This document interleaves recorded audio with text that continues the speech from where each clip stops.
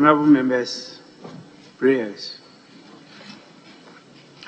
Let us pray.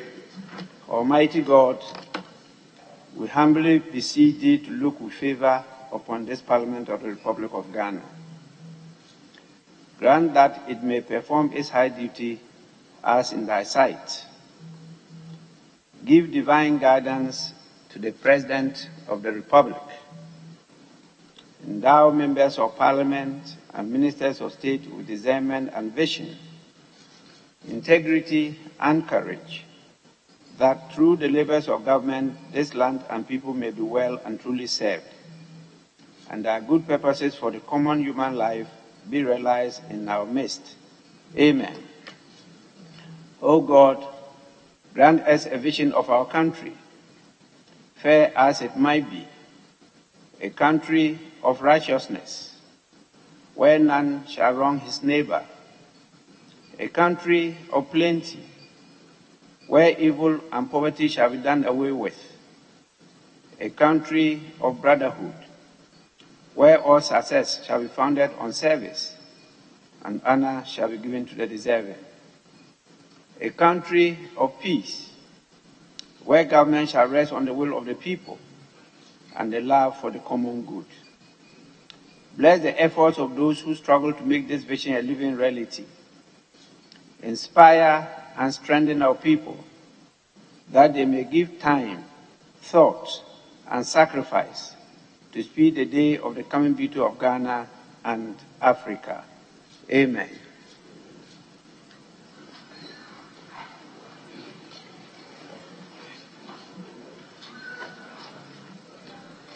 Give some more time.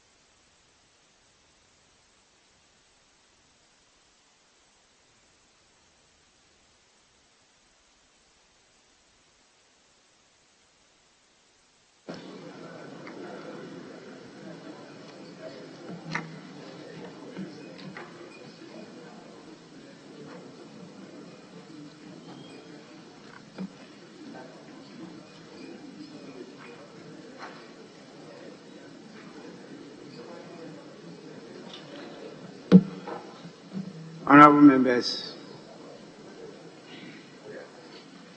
I'll suspend sitting till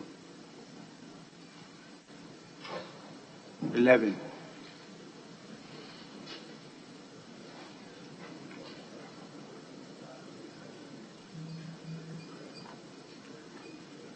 Sitting is accordingly suspended to 11 prompt. I'll be back to preside.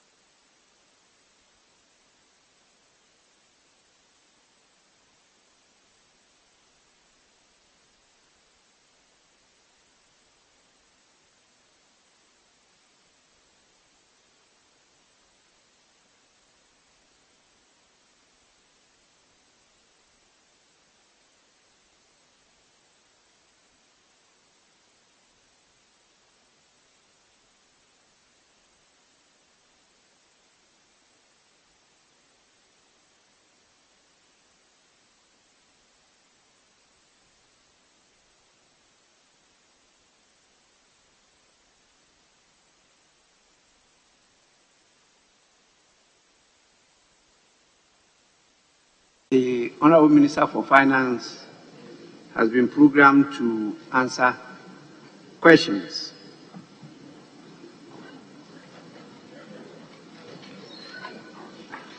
This morning, the order paper captured the questions, but the answers were not captured. And so we had to,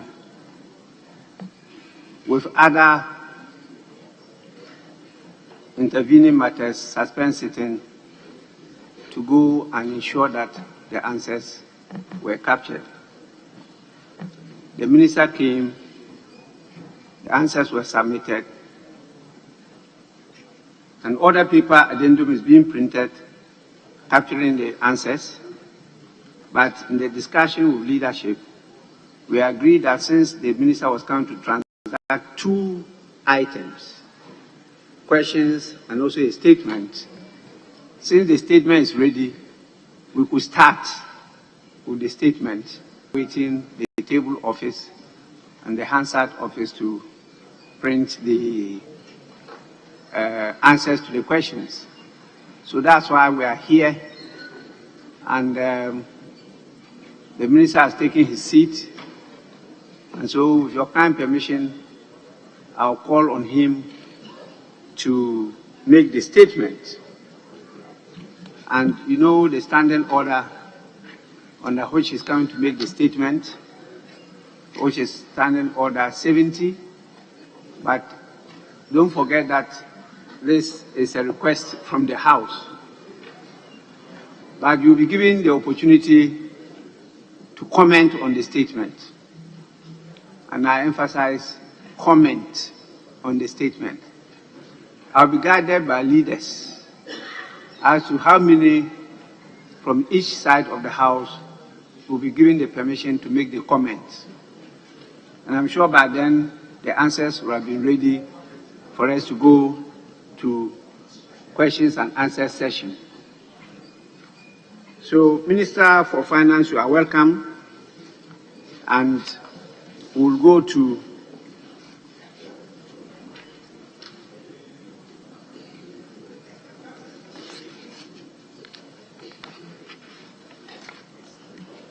we'll start with the statements, and we'll go to the statement is item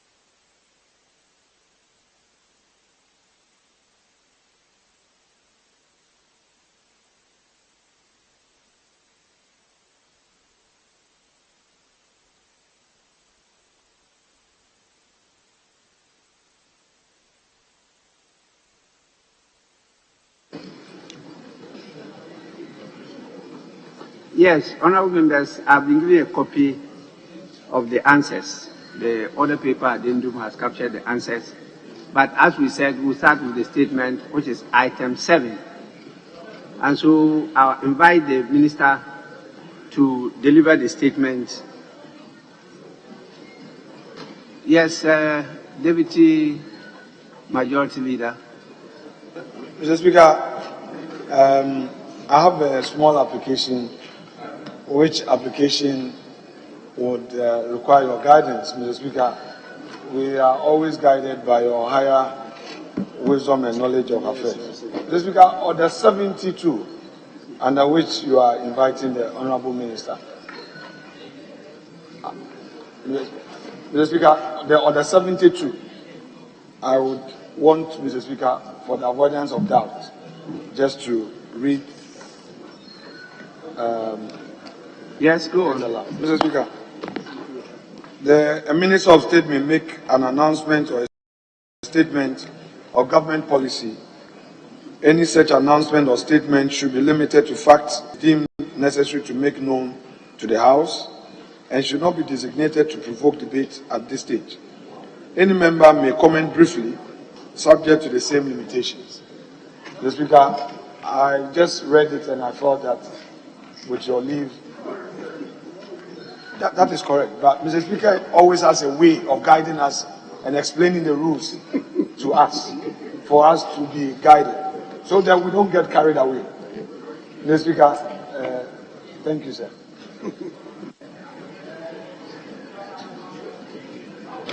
Well, I think he just amplified what I said earlier on. His comments, we make comment on his statement, but let me listen to the Deputy Minority Whip. Mr. Speaker, if I could hear the Deputy Majority Leader clearly, he's saying that the Minister is coming under Order 72 and that it should not provoke debate. Mr. Speaker, I think that is what this Order 72 says. By clearly, if after the statement the Ghanaian people still need certain facts to be made, how will we be able to equip them to know clearly what happened, or how can we account for them? Mr. Speaker, we must take that one on board as we progress. Well, I'm here to apply the rules, and the rules I will apply, definitely with a human face, and also being sensitive to the situation in the country. So please have confidence in me that I can do my job well. Minister, you are invited to deliver the statement.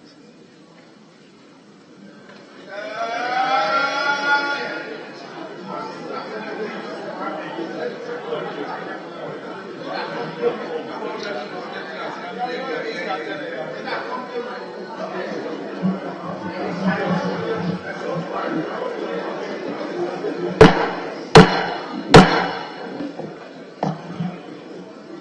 Honorable Speaker, honorable members, thank you very much indeed, and it's for the opportunity to be here today. It's always a pleasure to be in the House, and I truly appreciate this chance to deliver the statement, and I just want to assure the House, indeed all parliamentarians, of the onerous responsibilities you have in the discharge of your oversight functions, and in that regard I'm obligated, like all ministers, to respond to the House when one is called. Mr. Speaker, with regards to the COVID-19 pandemic statement, the Ministry, Mr. Speaker, allocates resources for various expenditures by the various bodies. The distinction between allocations for expenditure and actual expenditures incurred must be made. The two are not the same, and the Auditor General at the end of every year is required to complement the efforts of Parliament by auditing and reporting on the public accounts of Ghana to parliamentarians according to Article 187(2). The Auditor General must submit this report of audit to Parliament, drawing attention to any irregularities in the accounts audited in line. Mr. Speaker, in the governance architecture, Parliament is the body charged with the oversight responsibility to track and trace the usage of allocated resources. Resources are allocated to various ministries, departments, and agencies, the other arms of government, as well as the constitutional bodies, and also some state enterprises among others. The Ministry of Finance has a responsibility to do the allocation of resources of the state, and that's expressed in the budget statement presented to the House from time to time. After the allocations have been made, the various committees track these allocations to ensure that the nation has value for money. The ministry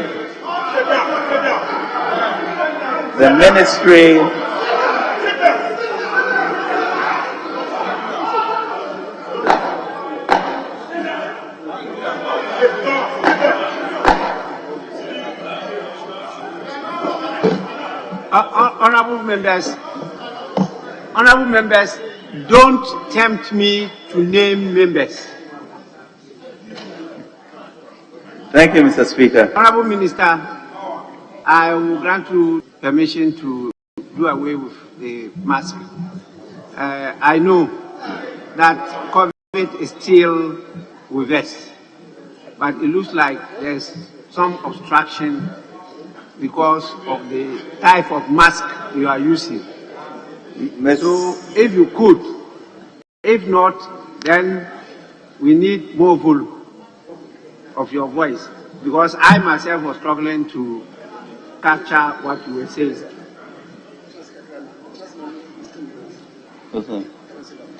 What? Yes, you can go on. You are finished.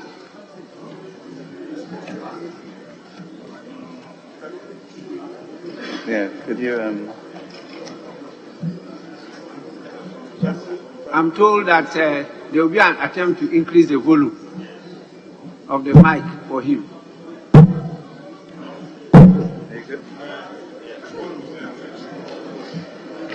Yes, Minister, you may go on now.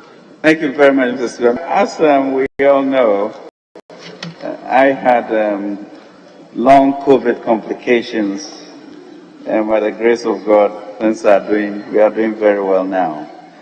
So with your kind permission, I would like to maintain the face mask and ensure that my voice carries. Thank you very much.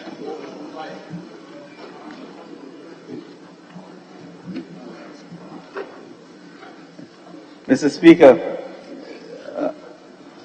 so the ministry, as midwife, as we call ourselves, will always be in readiness to work with any parliamentary committee.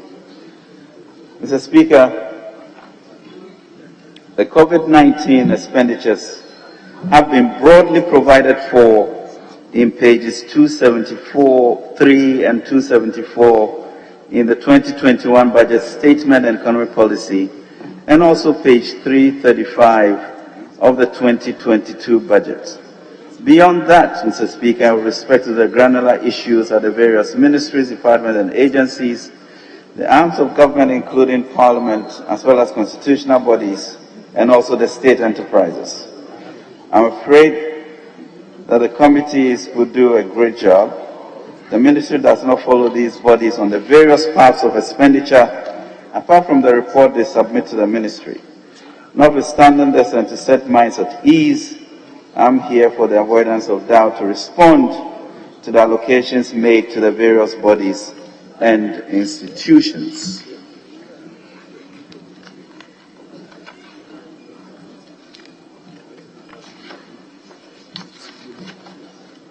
Mr. Speaker, on 11th March 2020, the World Health Organization declared COVID-19 as a pandemic. This moment has marked a defining moment in world history, and its impact still reverberates globally. Mr. Speaker, here in Ghana, we recorded our first 2 cases on 12 March 2020. His Excellency President Nana Addo Dankwa Akufo-Addo immediately put together a task force which spearheaded the development of a bold, comprehensive, and decisive strategy to ensure that we are not overwhelmed by the pandemic. In line with this strategy, the impact of the COVID-19 pandemic on the economy of Ghana was assessed and measures designed to address its immediate impact. However, the impact of the pandemic was even more severe than anticipated, both globally and domestically. It has upended and exposed the weaknesses in critical structures and systems in education, health, economic life, and communities. The pandemic triggered a sharp and heavy disruption in global supply chains as lockdowns and restrictions led to reductions in demand and production levels. Mr. Speaker, this has required us to undertake major fiscal measures beyond what we programmed prior to the pandemic, to finance the additional expenditure such as support to households, engagement of additional health personnel, deployment of security personnel, borders to enforce the COVID-19 protocols, as well as the procurement of personal protective equipment. Government has had to adopt major fiscal measures to accommodate the increased expenditures and the shortfalls in revenue. Though our response was bold, decisive, and compassionate, it has also been costly. Mr. Speaker, you may recall that on 30th March 2020, I made a statement to Parliament on the economic impact of the COVID-19 pandemic on the economy of Ghana, following which the implementation of the Coronavirus Alleviation Program commenced. Furthermore, during the presentation of the 2020 mid-year fiscal policy, I indicated that the supplementary request included a program funding of 19.3 billion from various funding sources to support the budget both directly and indirectly. On the expenditure side, an amount of 11.16 billion was programmed for COVID-19 related expenses, detailed attached as Appendix 1. The difference of 8.14 billion was programmed to provide for shortfalls in revenue. Mr. Speaker, in 2021, the budget programmed the total amount of 4.6 billion for COVID-19 related expenses, detailed attached as Appendix 2. It is worth noting that the Ministry of Finance mobilized the needed financial resources whilst the various COVID-19 interventions and related expenses were implemented by the relevant sector ministries and agencies. Mr. Speaker, to mitigate the impact of the pandemic on businesses and households, ensure that economic activities recover and minimize job losses, government mobilized 18.19 billion out of the program 19.3 billion in 2020 from various funding sources as shown in Table 1 to support the budget.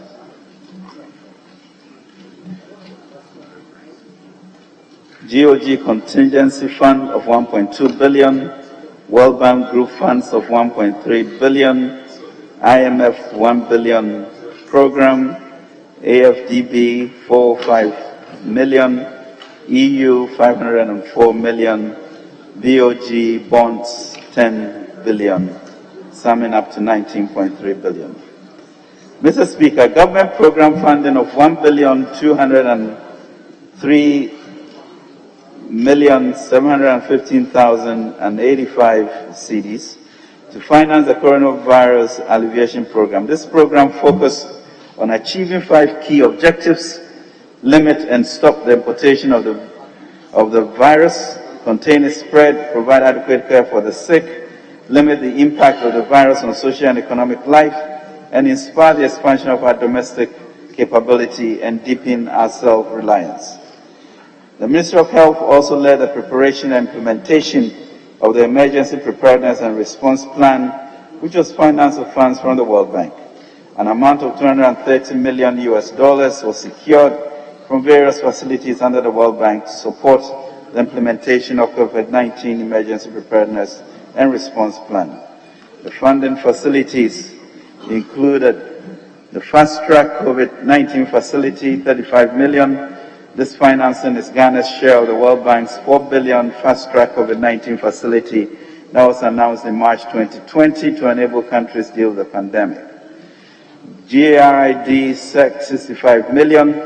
This amount was drawn from the existing World Bank-funded Greater Accra Resilient and Integrated Development Project by activating the contingency response component of the project.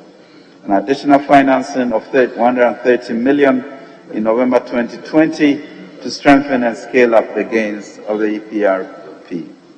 Mr. Speaker, an additional financing of $200 million was also secured in 2021, largely for the acquisition and deployment of COVID-19 vaccines to support other sources of financing of the vaccination program under this plan. The plan sought to achieve the following: strengthen coordination of the overall preparedness activities. Strengthen capacity of regions, priority health facilities and points of entry to prevent, rapidly detect, investigate and control any COVID-19 outbreak in Ghana. Strengthen national capacity for laboratory surveillance and diagnostics. Build capacity for early diagnosis, case management, contact tracing and infection prevention and control.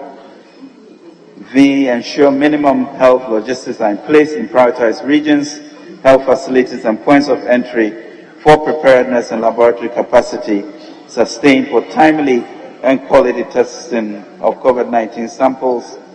And increase public awareness on COVID-19 risk mitigation and response measures. Budget support. Mr. Speaker, in addition to all the above sources of funds, other funds were sourced to support the budget. These include the $1 billion from the International Monetary Fund, 10 billion Ghana cedis from the Bank of Ghana, $69.3 million from the Africa Development Bank, and $99.7 million from the European Union. By the grace of the Almighty God, through our well-designed plans and the internal and external funds we mobilize, government provided support to the frontline health workers, protected livelihoods and job losses, demonstrated care to the vulnerable in society, and supported small businesses. Mr. Speaker, it must be noted that the status of utilization of the funds to finance the COVID-19 measure excludes funds of the National COVID-19 Trust Fund and the Ghana Private Sector COVID-19 Fund.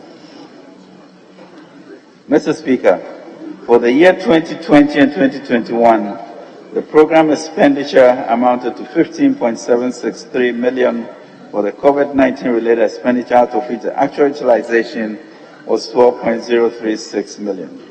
In 2020, a total amount of $11.162 million, this includes a cap, was programmed for COVID-19 related expenditure. Out of this amount, a total of $8.12 billion was utilized.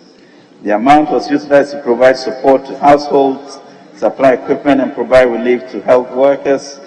health infrastructure, security operations, evacuations, quarantine and coordination, economic relief, stabilization and revitalization, and COVID-19 complementary releases. Mr. Speaker, a total amount of $4.6 billion was programmed in the 2021 budget for COVID-19 related expenses. At the end of 2021, total utilization was $3.9 billion, representing 85% utilization. Expenditure on COVID-19 falls within the following broad categories: supports to household, health responses, health infrastructure, security operations, economic relief, COVID-19 vaccines, other COVID-related expenditure, all summing up to the $12.03 billion. Mr. Speaker, at this juncture, I wish to dispel the notion that there have been inconsistencies in government data on COVID-19. His Excellency the President intimated during the State of the Nation address on 30th March 2022 that we had mobilized about $17.7 billion since 2020 to fight the pandemic. We subsequently reconciled the data, and I can report that as of end May 2022, we've mobilized $18.19 billion to mitigate the effect of the pandemic. Again, when His Excellency the Vice President indicated on 7th April 2022 at the National TESCON Conference that government has spent $8.1 billion on COVID-19, it was within the context of expenditures for 2020, as I've already indicated. Right Honorable Speaker, permit me to use this occasion to highlight the financial management and accountability framework for receipt and use of public funds, especially as relates to COVID-19. All public expenditures are incurred from funds approved by the Honorable House. These expenditures may be drawn from the Consolidated Fund, Contingency Fund, or other statutory funds earmarked for specific purposes. At the onset of COVID-19, the Ministry of Finance applied for and obtained approval of Parliament to lower the cap on the Stabilization Fund. This enabled the transfer of approximately $1.2 billion to the Contingency Fund. Upon approval by Parliament, $1.2 billion was drawn from the Contingency Fund to support government efforts to mitigate the effects of the pandemic. In the 2020 Mid-Year Fiscal Policy Review, revisions were made to the 2020 budget to reflect policy changes as well as executive decisions made to mitigate the effect of the pandemic.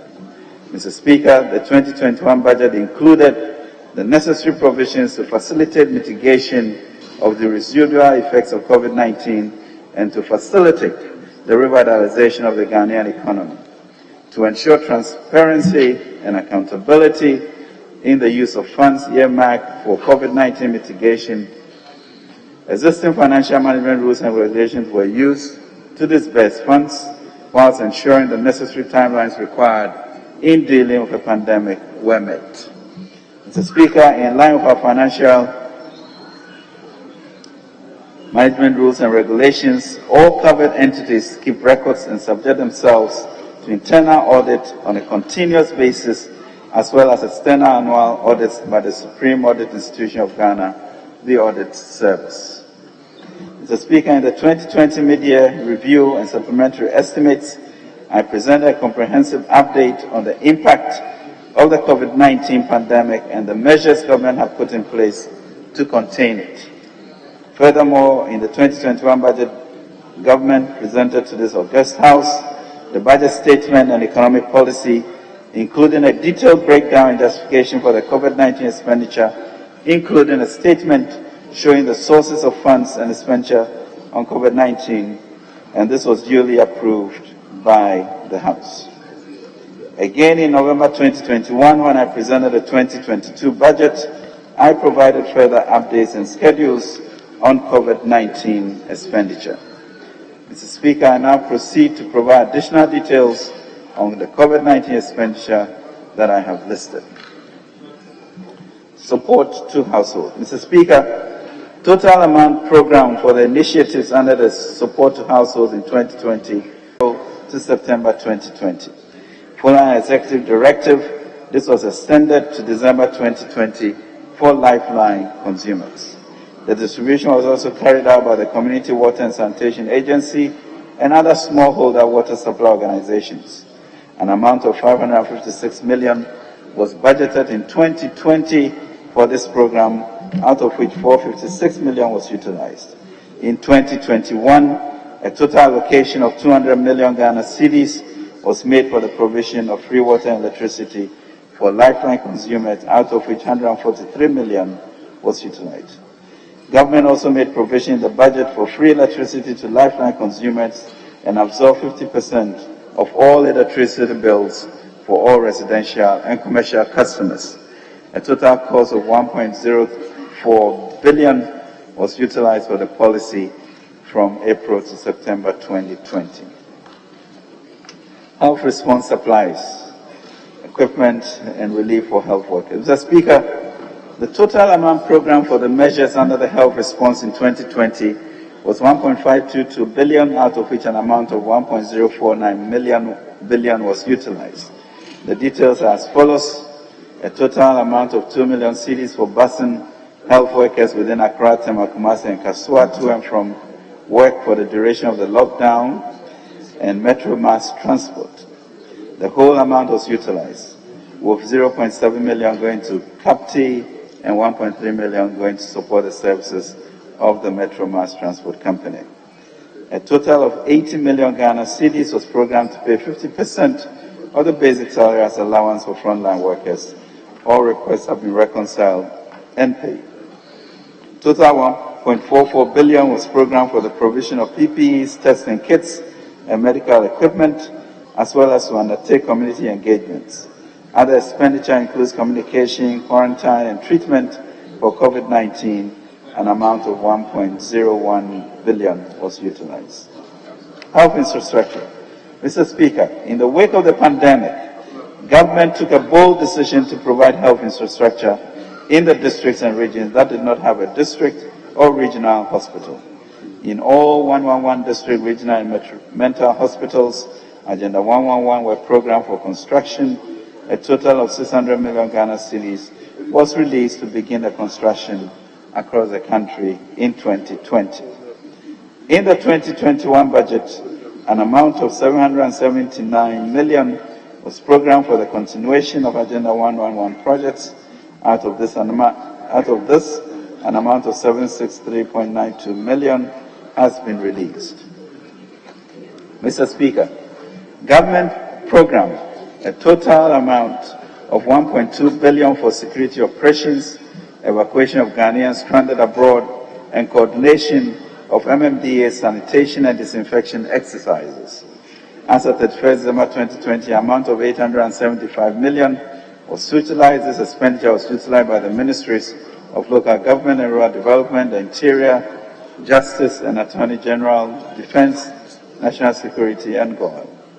Mr. Speaker, in addition, measures to stabilize the economy after the devastating impact of the COVID-19 pandemic, government also implemented programs to revitalize the economy and protect jobs.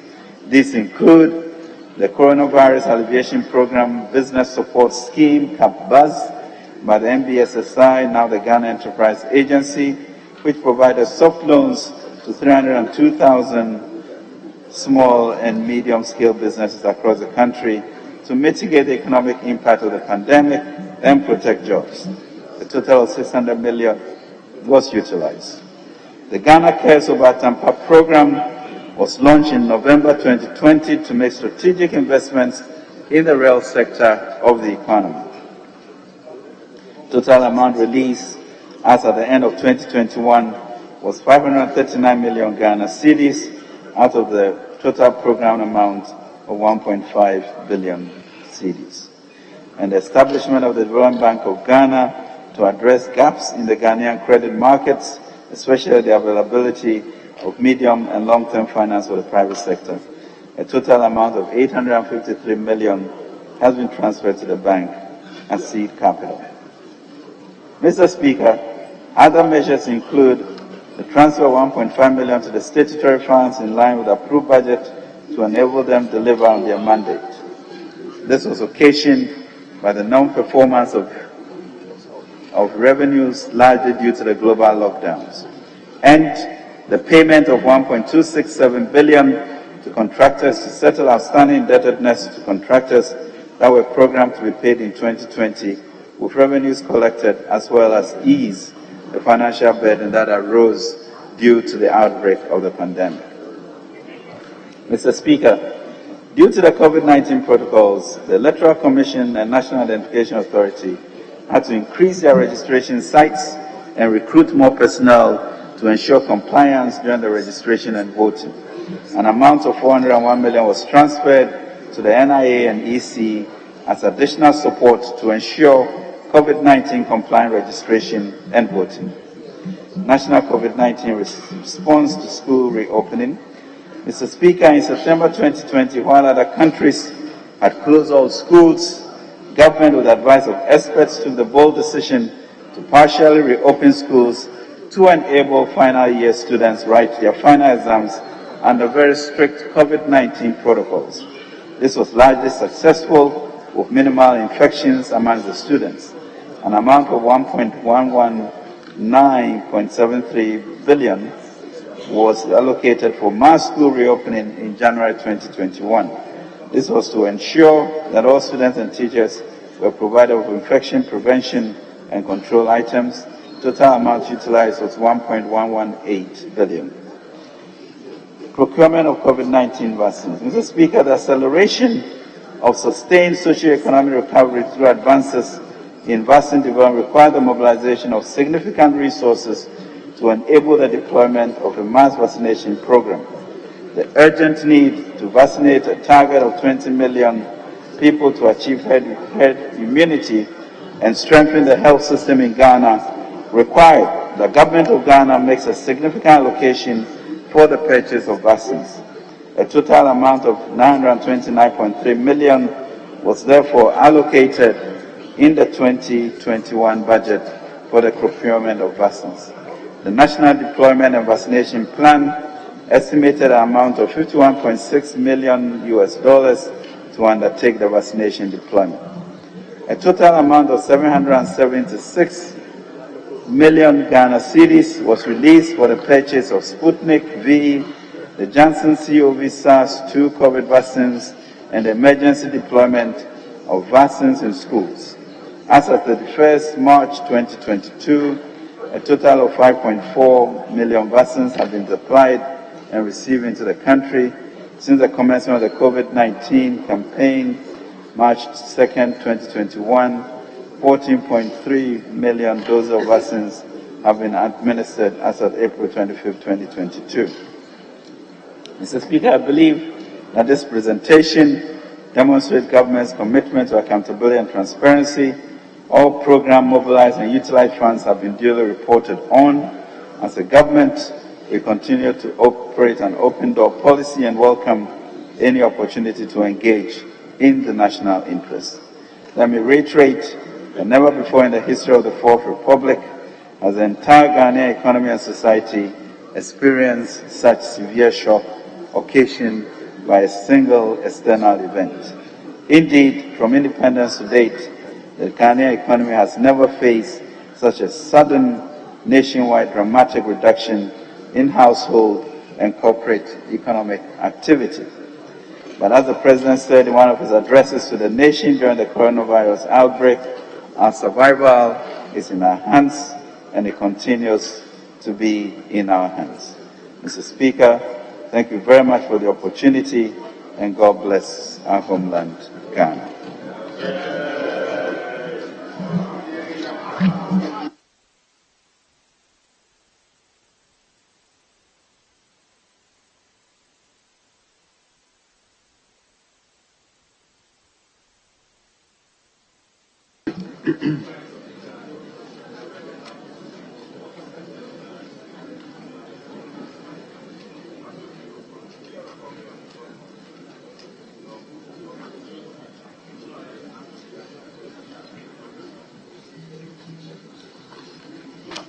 Honorable members, you've heard the Minister for Finance. I just want to remind you of Order 70 again. and will permit comments to be made by members. I have the guide from leaders that the intention is for me to recognize 3 members from each side of the divide plus 1. 1 being a member from each side of the leadership of the House. The left side have submitted the 4 names. I'm waiting on the right side to submit their 4 names. So whilst I wait on the right side, I will start by giving the left the first shot in terms of comments to the statement made by the Minister of Finance.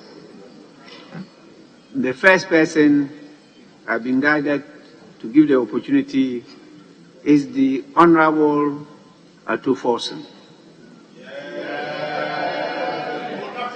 Honorable Member, comments.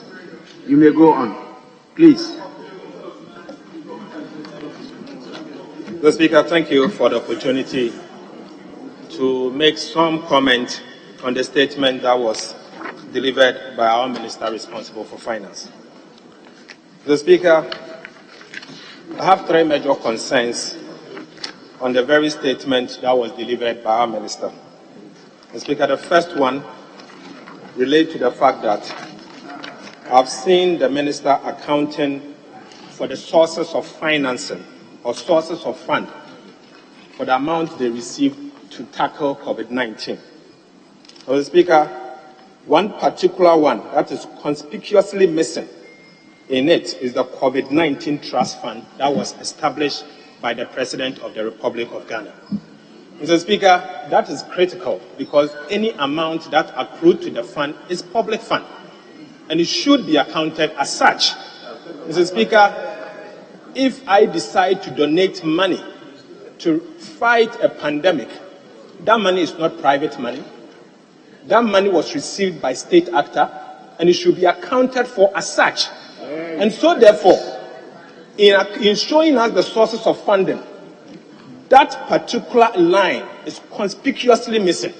And I urge the Minister to come again on that one because we need to get some accountability on that one. So, Speaker, that's the first point. So, Speaker, it does not matter. It is public money. And when you receive public money, you account for it. That is what you should do. So, Speaker, the second point has to do with the fact that our Minister responsible for Finance has said that he received money from 6 different areas. The first one is COVID-19 DOD Contingency Fund, 1.2 billion. He's gone on to say that World Bank Group Fund Health Intervention, 1.3 billion.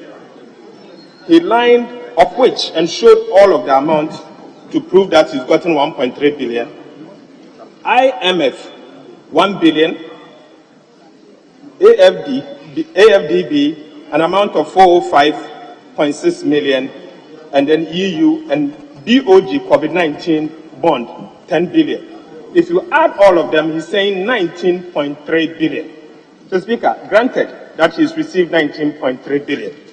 But what I can see here is that he has said that so far, from January 2020 to December 2021, he has spent 12 billion of that money. 12 billion.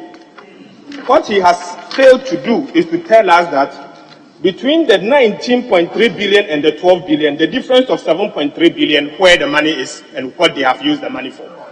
So, Speaker, you have mobilized 19.3 billion from your own document. So, Speaker, I make reference to the document. First, I'm making reference to page 4, table 1. Page 4, table 1. I receive it at the same time as you receive it. Page 4, table 1.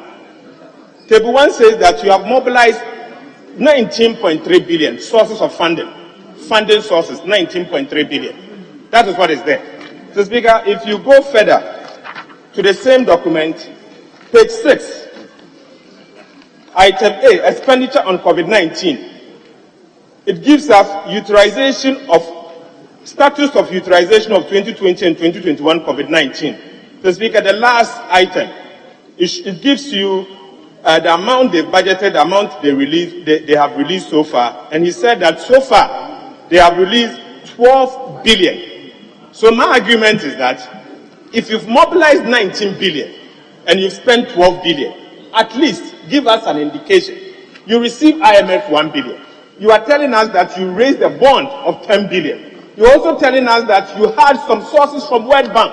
You've given us the numbers, but you have spent 12 billion. Give us an idea where the rest of the money is. The bond that you received, the IMF money that you received, where is the rest of that money? So, Speaker, I think it's a legitimate question. It is a legitimate question, and that is my second point.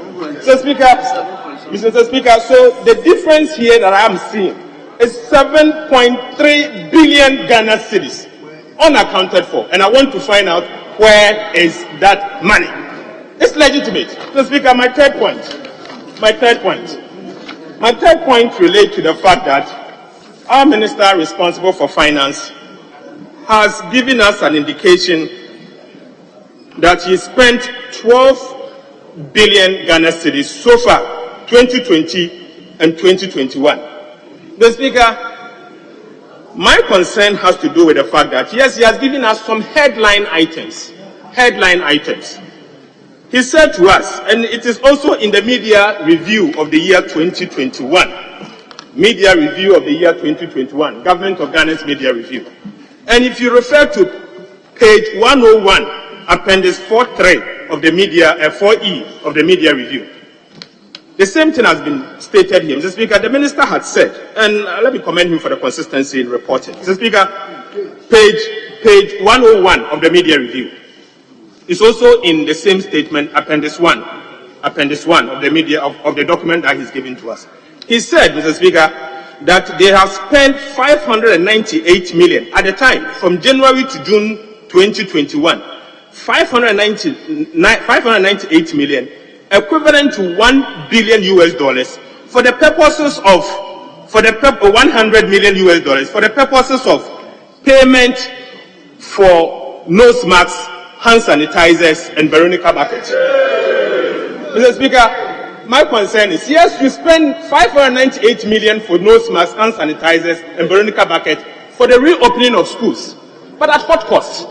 We need the fine details, expenditure returns of that. We will need expenditure returns. So, Speaker, you went on in your own document. You said that you paid 36 million for the design of Agenda 111. For who? 36 million. For what purpose? Design of Agenda 111. So, Speaker, in the same document, he went on to say, page 100 of the media review, again stated here, and that's what I'm saying, I commend you for the consistency.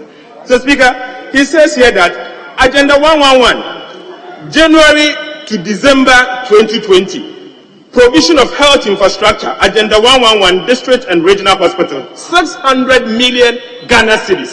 Mr. Speaker, my question is, you spent 600 million for Ghana cedis for Agenda 111. Noble idea. But have they used the money? And at what time? I know the president cut the sword for Agenda 111 in 2021. But this money was spent in 2020. So, Speaker, I think it is fair for me to ask this question. So, Speaker, on that basis, Mr. Speaker, I call on you, Mr. Speaker, to invoke Article 103 of the Constitution. Mr. Speaker, that says the Parliament shall appoint standing committees or any other committee as may be necessary for the effective discharge of its function. So, Speaker, we cannot sit here and say that the Minister of Finance should be the only one accounting for the COVID amount. So, Speaker, the Minister responsible for Finance is only a conduit of releasing the money. But the monies were spent at the various MDAs. And that is why, Mr. Speaker, I call on you, Mr. Speaker, to set up an ad hoc committee so that we can bring the various heads of the MDAs, in particular, that spent the money, to account for this in detail. I don't want to call your name.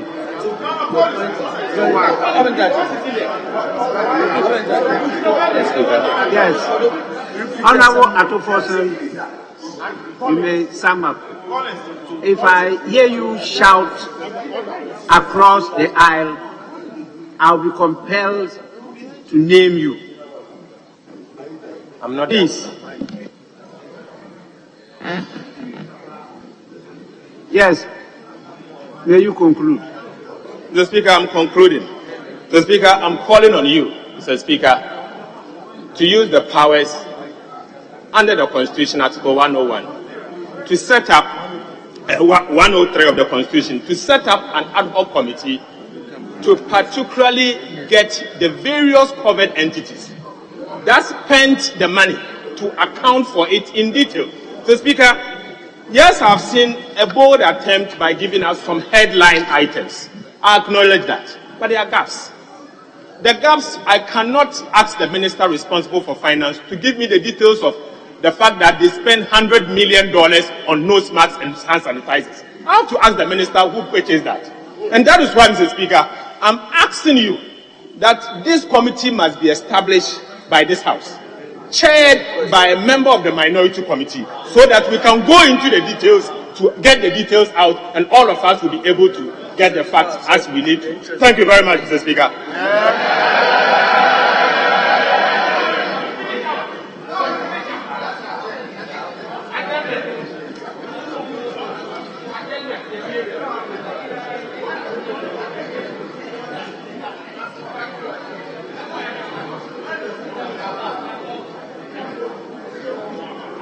Honorable members, I gave the ranking member for finance ample time because he's a ranking member on the committee for finance. I will apply same to the, I think it's the chairman, vice chairman, who will be speaking for on behalf of the chairman, the same time to also make comments. So chairman, vice chairman for the committee on finance, please, you can do so now. Make your comments now. Thank you very much, Mr. Speaker. Mr. Speaker, I'm very disappointed in my colleague, Honorable Atoforson. I expected much from him.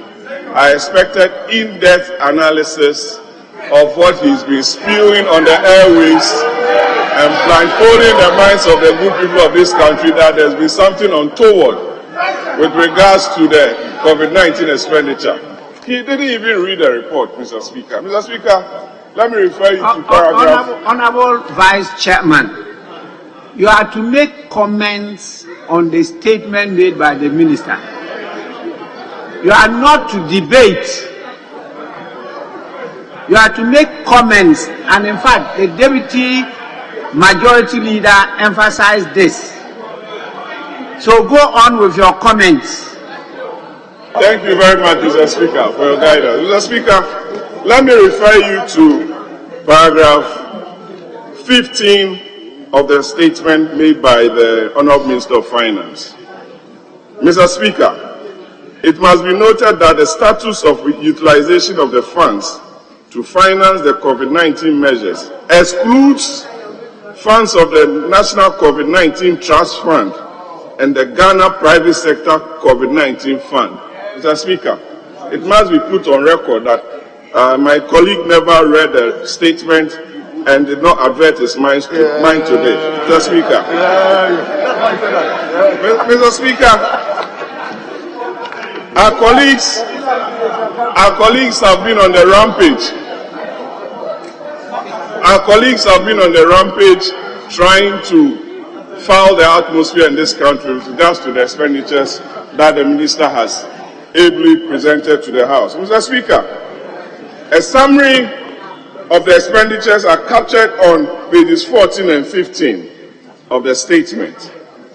Mr. Speaker, in March 2020, when the COVID-19 outbreak occurred, we all were very scared and did not have any clue about this pandemic. It took a responsible government to devise a very deliberate plan to protect us, Mr. Speaker. All the 275 members in this chamber are alive.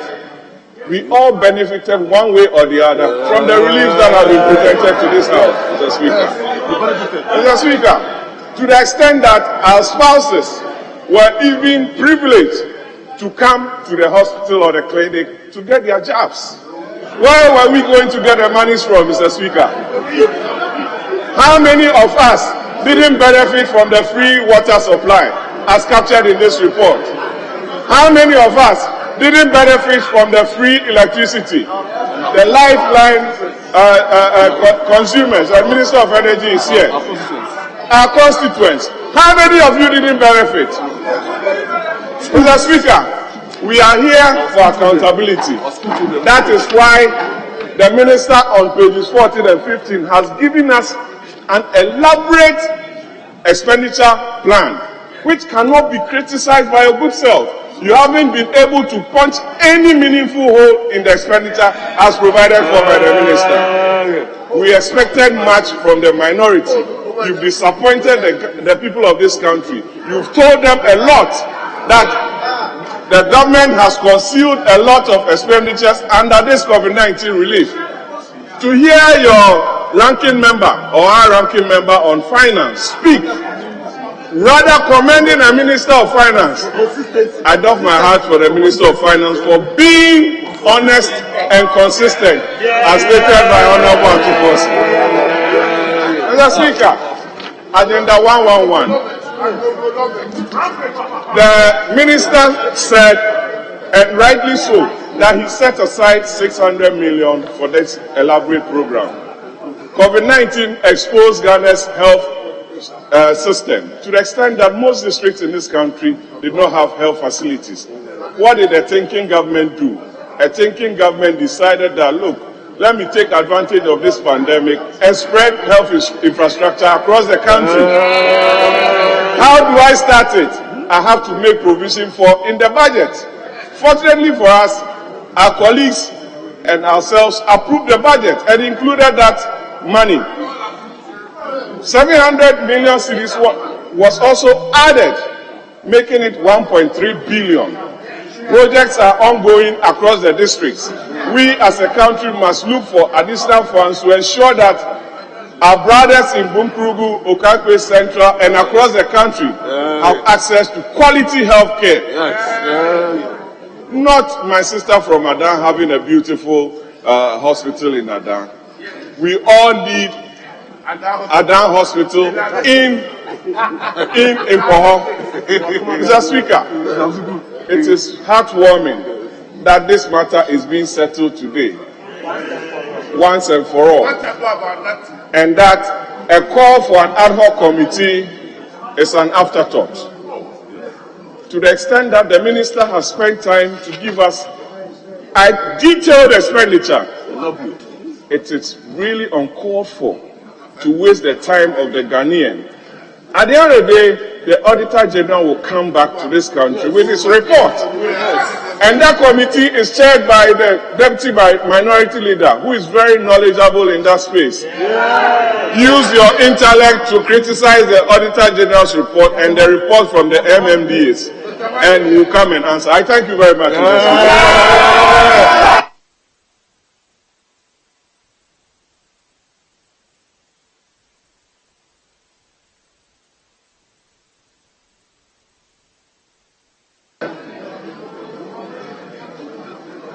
I think the Vice Chair has done well by making the comments within a very few minutes. I will now move on to my left side, and from the list submitted is the turn of Honorable Kwabena Akando.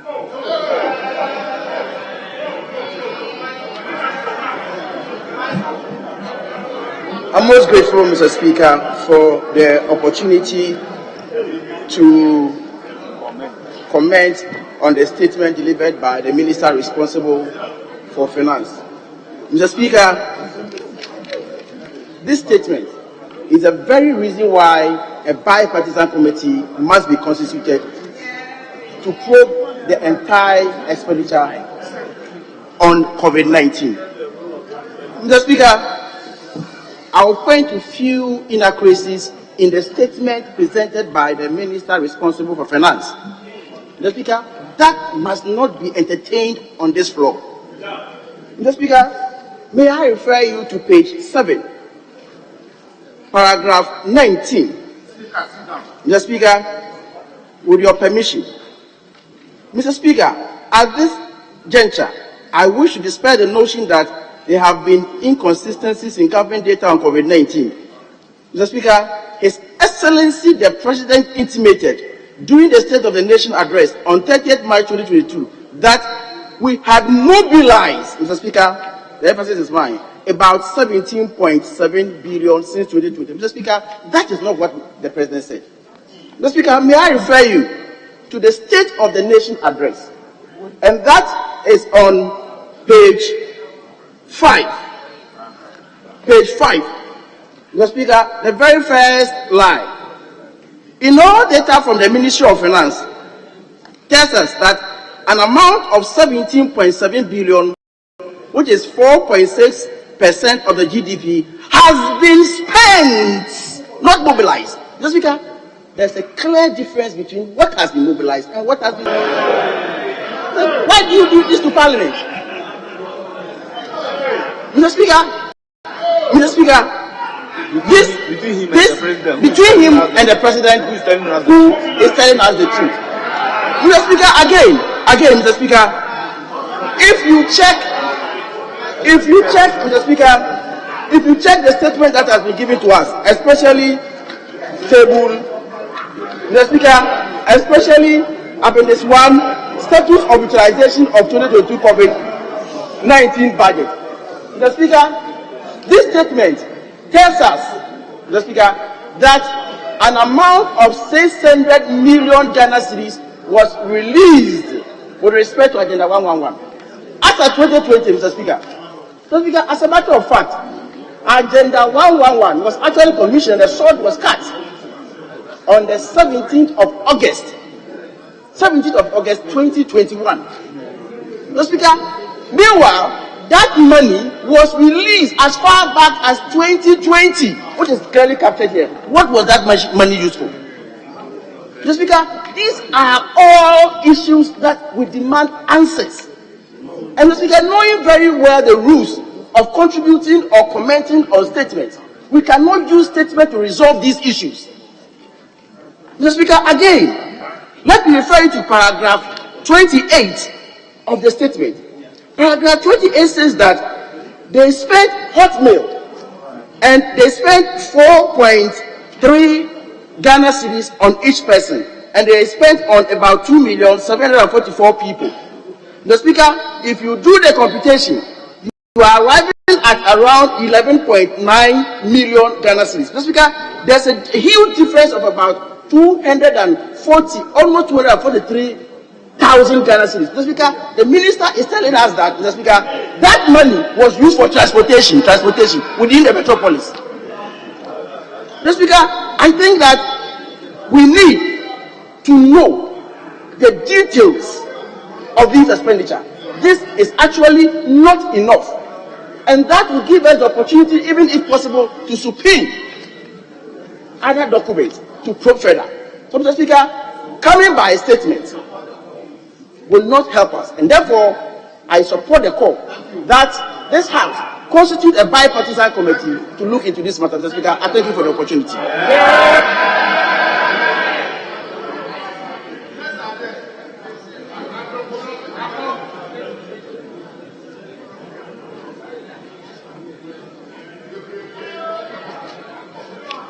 Honorable members,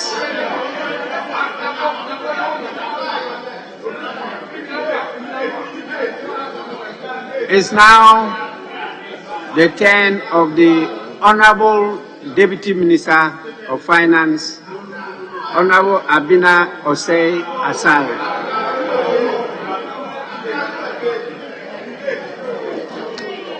Thank you very much, Mr. Speaker, for the opportunity to comment on the statements on the floor. Mr. Speaker, both speakers from the other side are missing one thing, and that if they had read,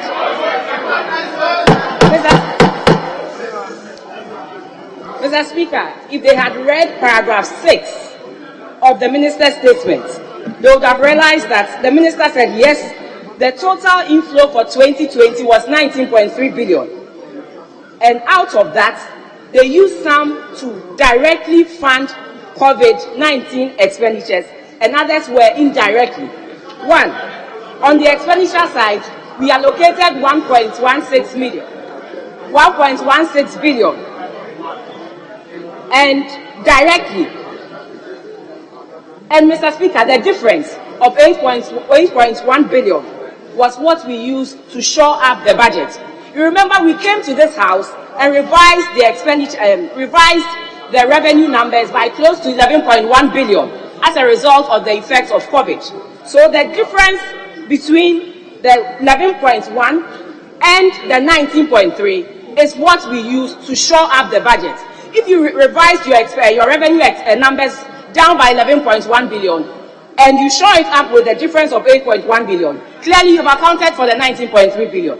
And then I want to also go to page 5. I also want to go to page 7, paragraph 19. And it was quoted that the president said they had spent 8.1 billion on COVID-19 fund. When you come to page 6, clearly it is correct. You see it here that what we utilized, what we spent, what we utilized is actually 8.1 billion. So clearly, today the minister has put to rest the inconsistencies being said or yes by our minority brothers and sisters. And today it is very clear that we have been consistent. Yes, it was 19.3 billion that came in. We have been able to account for the 19.3 billion. 8.1 billion was used directly for COVID-19 expenditure, and the difference was used to shore up the revenue numbers that dropped. Again, when you go to 2021, we put in the budget an expenditure of 4.6 billion for direct COVID-19 expenditures. And clearly, we've been able to account for the 3.9 billion. So, Mr. Speaker, I don't see the need why our colleagues on the other side are asking for a special audit in this. Clearly, the Auditor General at the end of the day will also look into this. This is what we have, and this is what I believe the Auditor General is also going to look at. One thing that I also want to point out that was out there was the specific inflows from the World Bank. Our colleagues on the other side also mentioned in various forums that this was not fully accounted for. Clearly, the $435 million that came from the World Bank has been accounted for on paragraph 11. When you look at it, it says that paragraph 11I, there was a fast track amount of $35 million US. And then when you go to paragraph 11II, it says there was another 65 billion which we have accounted for. And paragraph 11III, there's another 130 million US that also came from the World Bank. And in paragraph 12, it says 200 million also came from the World Bank. This we have all accounted for. So, Mr. Speaker, I'm very happy that today we are putting the matter to rest.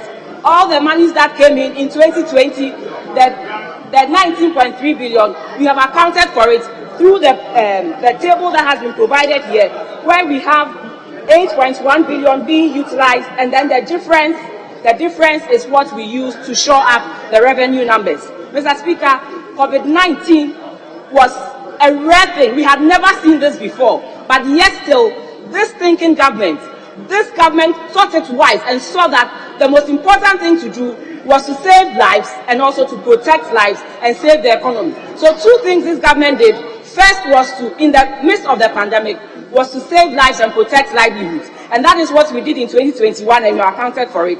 And then the second was to see how we can revitalize the economy after the negative effects of COVID-19 pandemic. And that is why we also put in 4.6 billion. And then we have accounted for the 3.9 billion that we used. Mr. Speaker, with this, I believe that we have brought the matter to rest. Let's admit that you thought we could, and we have now accounted for it. Let's put it to rest and then move on. The Auditor General at the end of the day will also come and account for. We'll also go through the books and account for every money that we have spent on COVID-19. both directly and indirectly. So, Mr. Speaker, we thank you for this opportunity to tell the whole of Ghana that clearly these monies came in and this is how we have utilized it. So I believe that from today, let us admit that we erred in telling Ghanaians that we have squandered the money. Clearly, it is all clear here that we have the money, we have used it, we have utilized it for the benefit of Ghanaians, and that is why, by God's grace, we did not see what we saw in other countries. If we had sat down and done nothing, maybe the effect would have been bad. But thanks be to God that He gave us our president in the person of Nana Addo Dankwa Akufo-Addo, and that is how come we are seeing the results we are seeing here. Let's admit it when it's right. When it's right, let us learn to admit it, that it is right. If it is wrong, we understand. But clearly, the way Ghana handled COVID, including its expenditures, is something that everybody can attest to it. Thank you, Mr. Speaker, for the opportunity.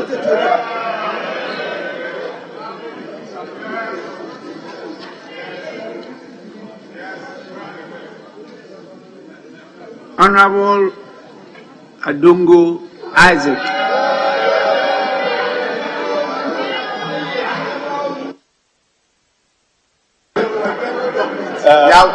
Thank you very much, Mr. Speaker. Mr. Speaker, I rise to make comments about the statement that the minister just read to us on COVID-19.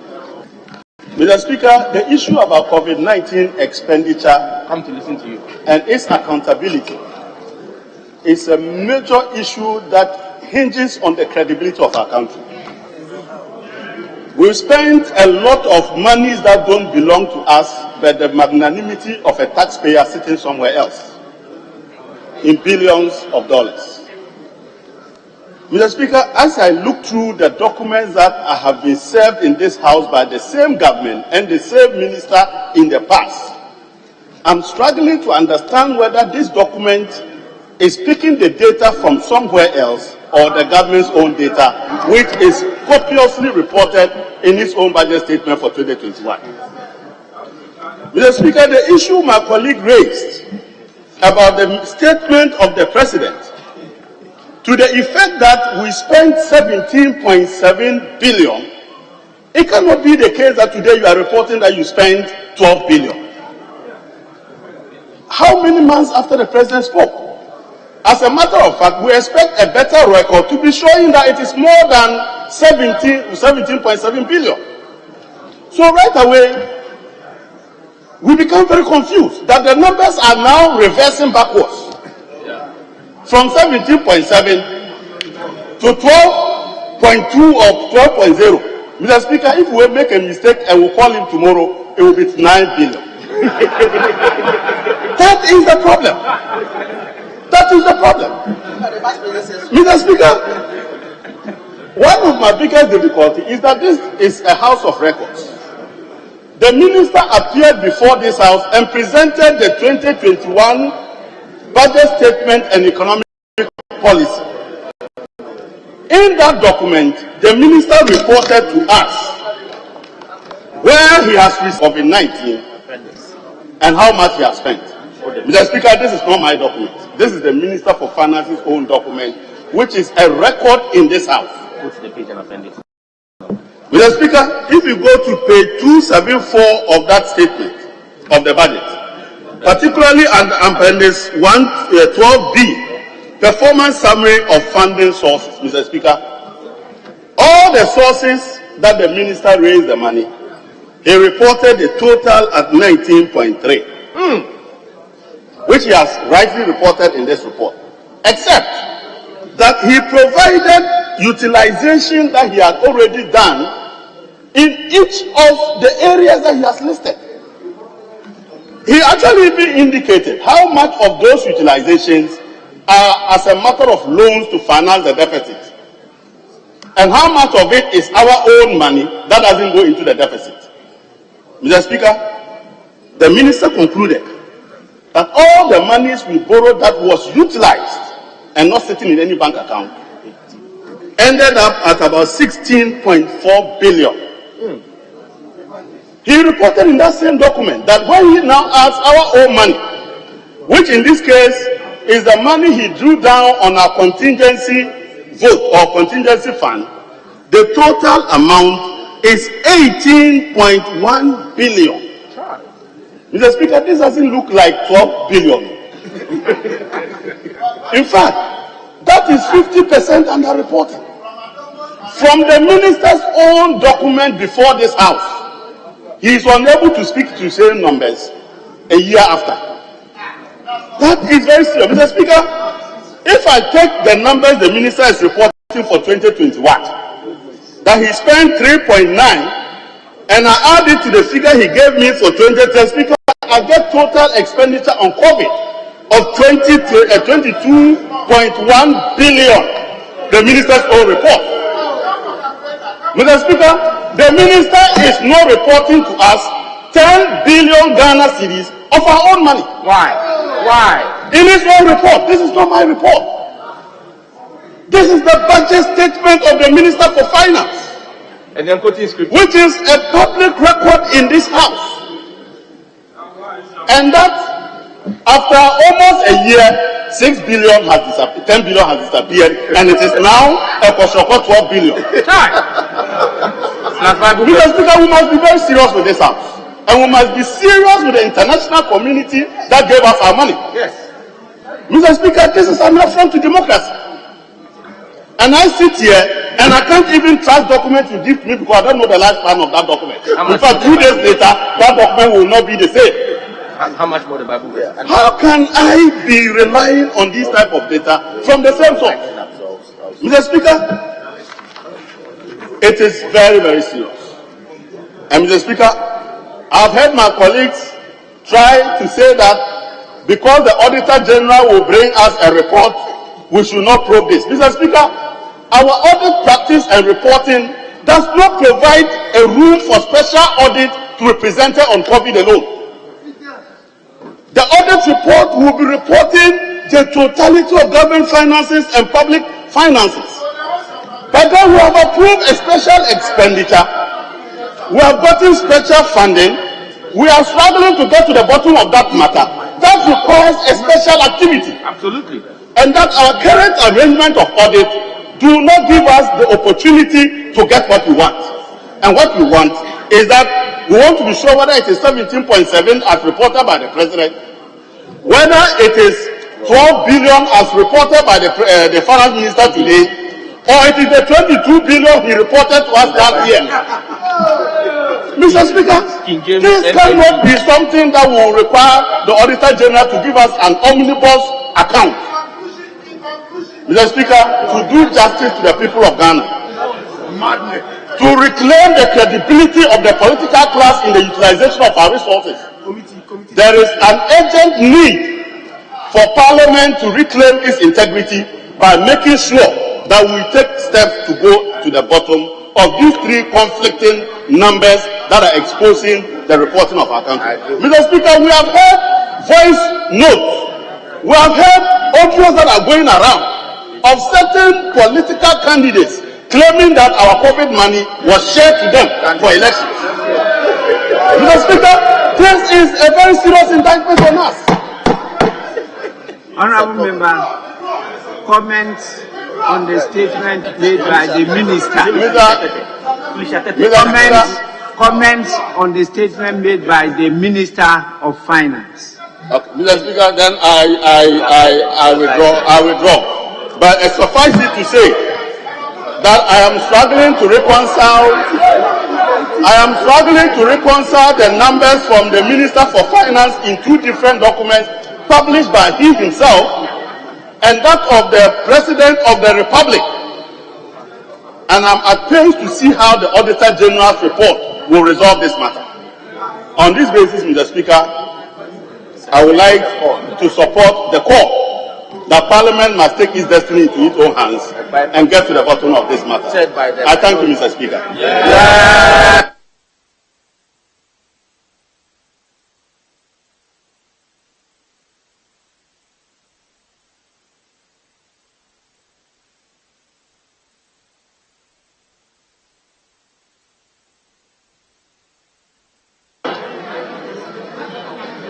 Honourable members, we now have to listen to the comments from the Deputy Majority Leader, Honorable Afinyo Markin.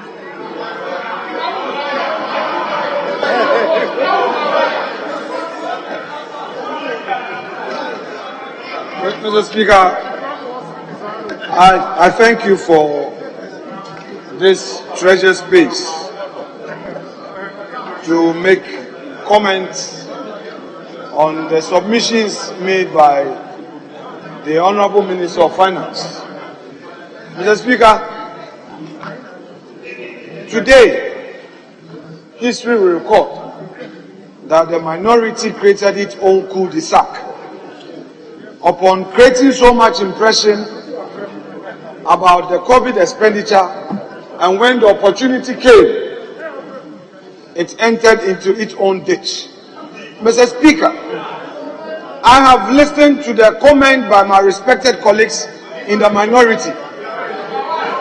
Mr. Speaker, so many inconsistencies in the comments coming from one side, whereas the Honorable Atufosin submits that the Honorable Minister of Finance must be commended for his consistency in reporting.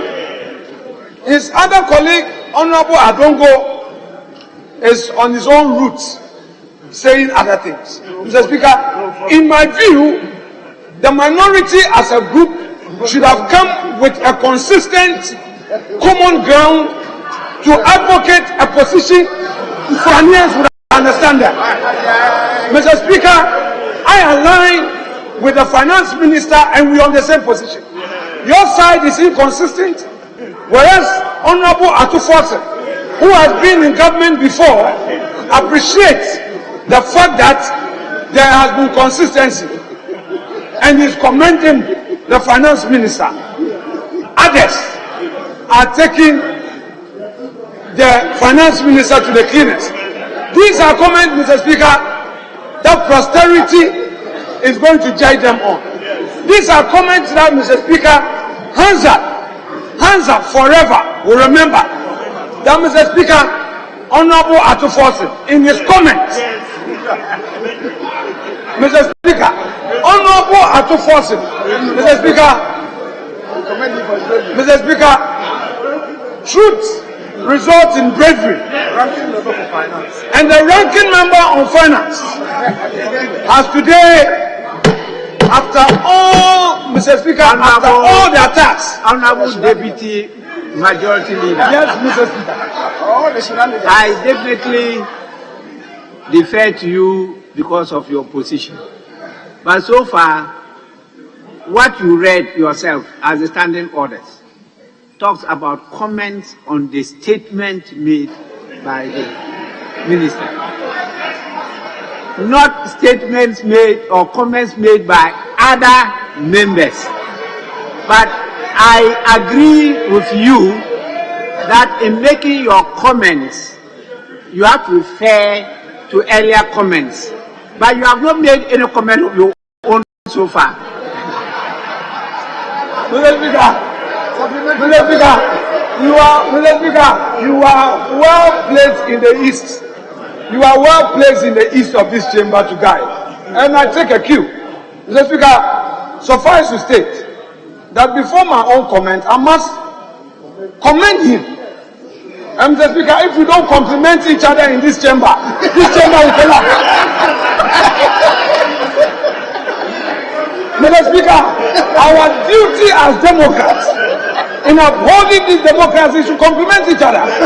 And my respected colleague Atufosin, Mr. Speaker, the ranking member. He has elected to be truthful. He has elected to be truthful today. He has elected to be former deputy finance minister. He has elected to be truthful today. PhD, etc., etc. Today He has elected to be truthful. has subjected himself to fact. Mr. Speaker, having said that, my own comment. Mr. Speaker,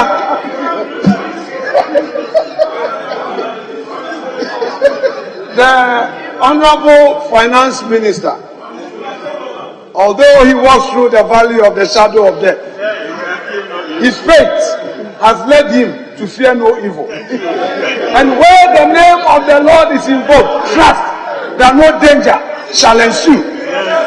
And today, Mr. Speaker, I shall refer my colleagues as part of my comment to Order 151 and 152 of the rules of this House. We should not, in our desperate attempt to bring down a government policy, or in our desperate attempt to get power, to render the rules odious. These rules are there to guide all of us. We have committees in Parliament.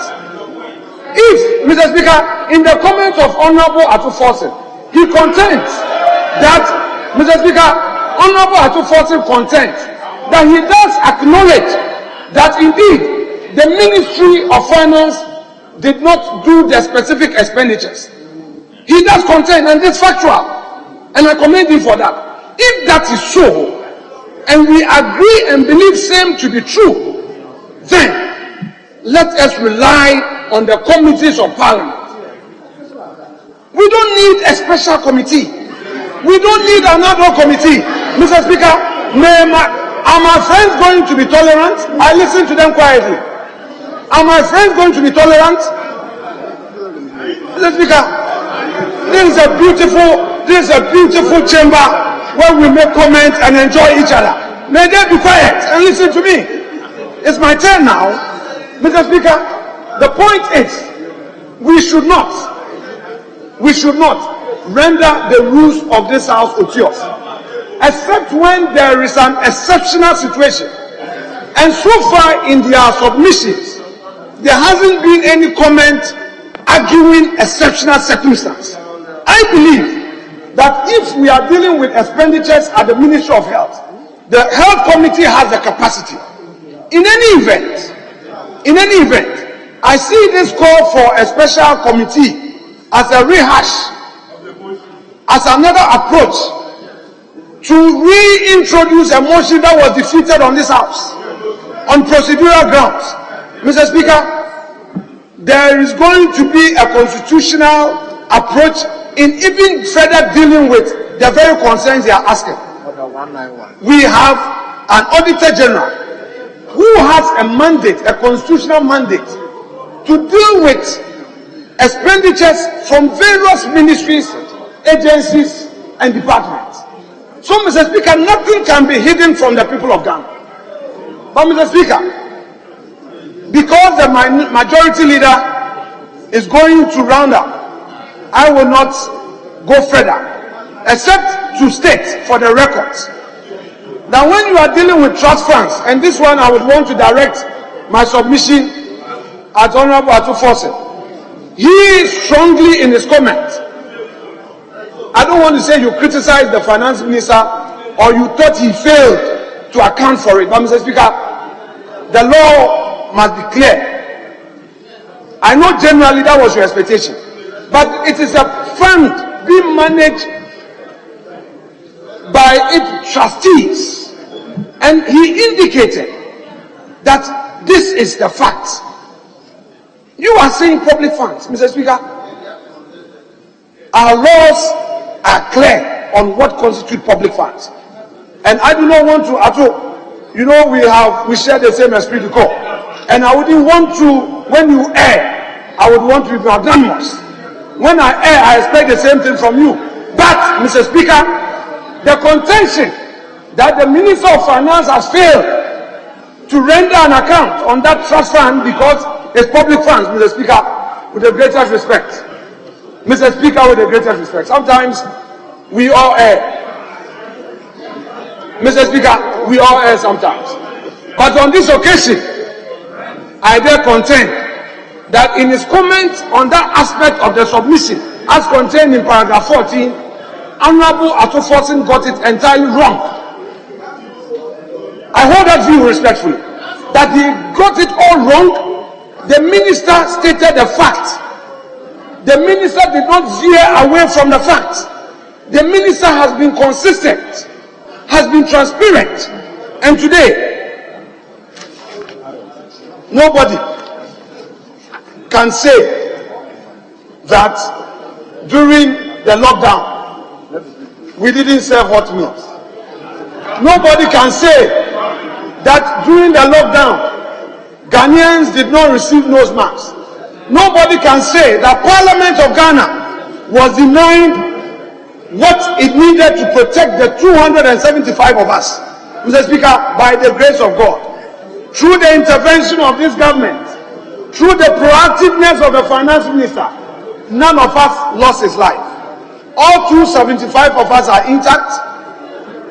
All of us are here. We took our job. We were protected. And Mr. Speaker, what more? Mr. Speaker, we are here to receive the facts. And when the facts are given us, we should at least be fair in acknowledging. But so far, I conclude by saying that the minority, putting all their comments together, say that their leader is here to speak. And I trust that he's going on the path of Atu Forsen. I know, because what Atu Forsen has said, nothing can take it away from the records. The standard he has set cannot perish this afternoon. Nobody can attempt to perish what Atu Forsen has said, that the minister was consistent, was transparent, and must be commended. On that note, Mr. Speaker, I thank you without further submission.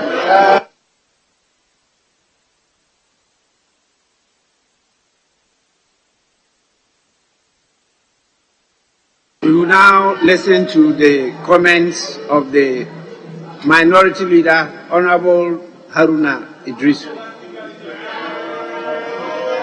Mr. Speaker, let me first of all thank you for the leadership you have provided in supporting this House, the Parliament of Ghana, to demand an exact accountability from the Honorable Minister for Finance in pursuit of our primary role of exercising oversight.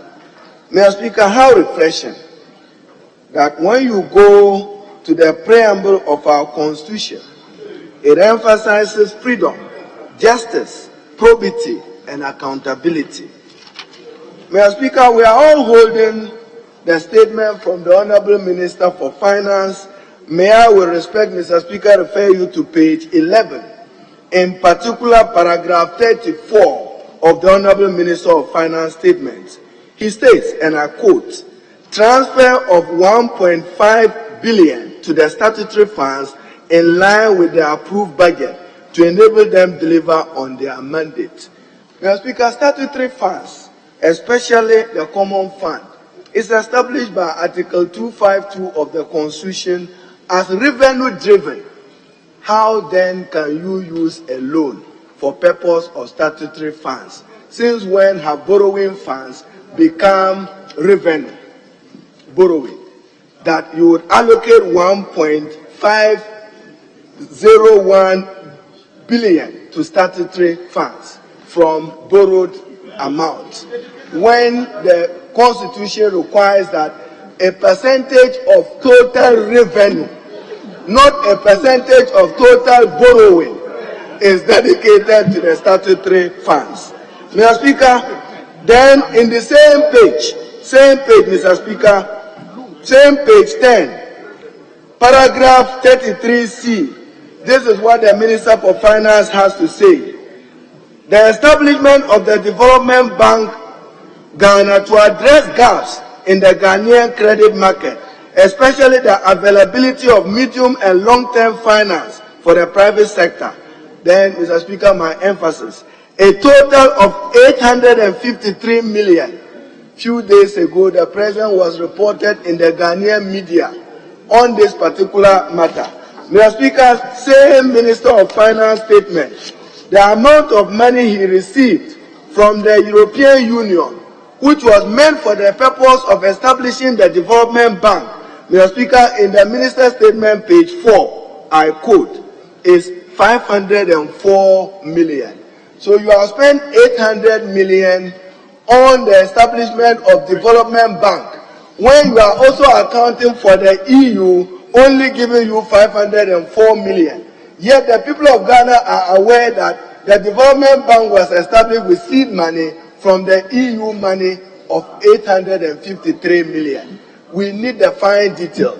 Here you are providing for 504 million in your table 1, paragraph 9, whilst you are reporting 800 million, a discrepancy of almost 300 million Ghana cedis. And we want to know, even the Development Bank is now established that is wholly established with statutory funds, even though we take note that this Parliament of Ghana was not given the opportunity to legislate on it, even with our sad experience of over 21 billion being spent on cleansing banks. You only need the Parliament to help you, to guide you in the establishment of new banks. We want reconciliation to it. Mr. Speaker, holding with me here message on the state of the nation by His Excellency Nana Addo Dankwa Akufo-Addo, presented to this August House Wednesday 30th March 2022 at Parliament House. And Mr. Speaker, I refer you to page 4, and I quote His Excellency the President. Mr. Speaker, in all, data from the Ministry of Finance tells us that an amount of 17.7 billion or 4.6% of GDP has been spent in containing the pandemic since 2020. President of Ghana, 17.7 billion. Minister of Finance, 12 billion. Who should we believe? Who should we believe? The president or the minister? 17 billion and 12 billion. Then, Mr. Speaker, who should we believe? Further, Mr. Speaker, the president also had this to say in the same page 4 of the State of the Nation address. It took an unbudgeted 1.9 billion to assure that our children and teaching staff went back to school. Mr. Speaker, President of Ghana, 1.9 billion. May I refer you to the Honorable Minister of Finance statement here, page 11, paragraph 36. The President says 1.9 billion Ghana cedis. Mr. Speaker, the Minister is reporting 1.119 billion. Another discrepancy in page 36, and I read, an amount of 1,119.73 million was allocated for mass school reopening in January 2021. Yet the President says in his State of the Nation 1.9 billion, and you are giving us 1.1 billion.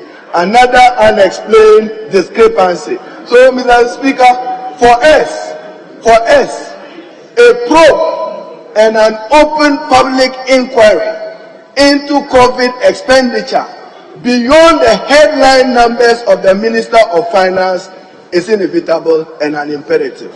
We are not looking for headline figures. I spent 12 billion. 12 billion on what? On what? We need the expenditure returns and expenditure details of every amount. Mr. Speaker, the Honorable Atufosin also raises the fundamental issue of accountability of the COVID Trust Fund, which is established by an act of Parliament. And Mr. Speaker, reason we are asking for accountability, we know that beyond public-spirited individuals who were determined to support the President to save lives, we are not questioning that he needed to save lives, but save lives in the arena of probity and accountability.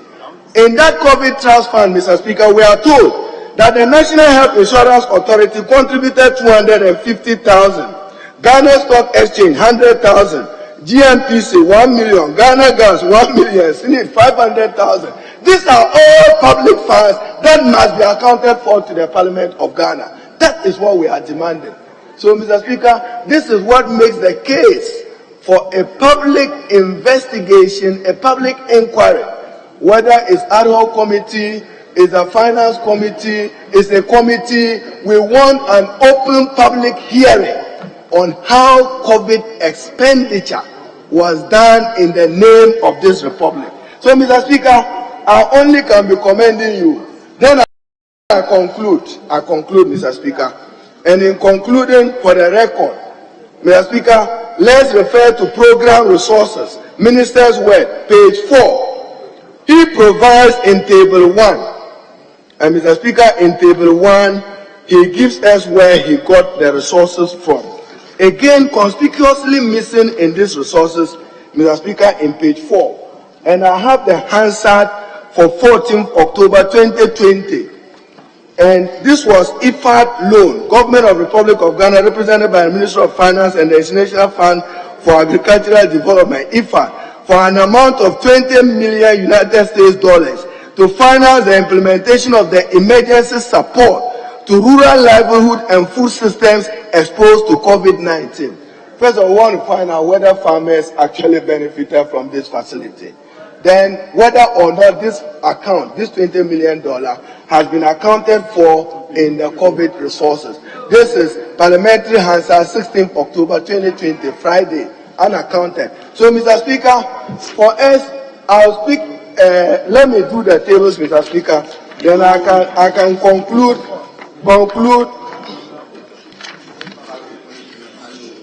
Mr. Speaker, page 4. The minister accounts for 19.3 billion 600 as program support received. Then, Mr. Speaker, when you come to expenditure on COVID-19, status update on COVID-19 expenditure, page 6, he accounts for 12 billion.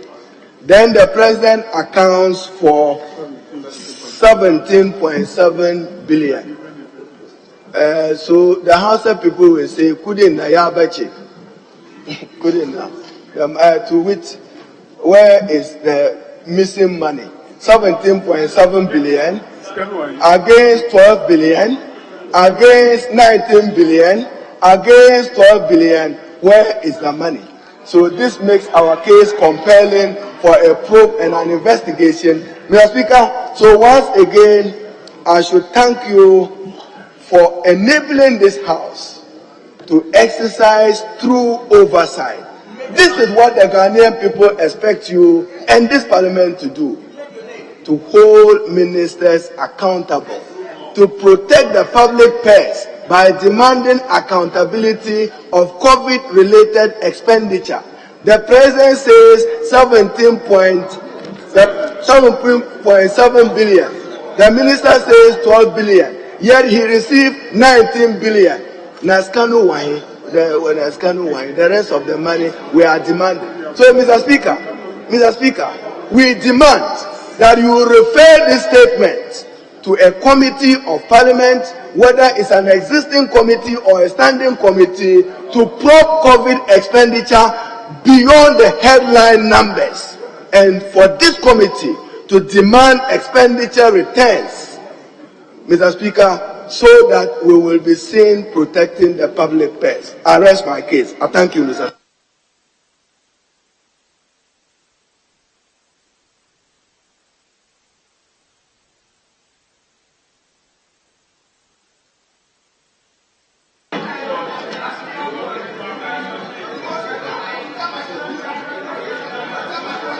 Honourable members, the last comment will be made by the majority leader and then leader of government business, Honourable Oseiche Mensah Bonsu.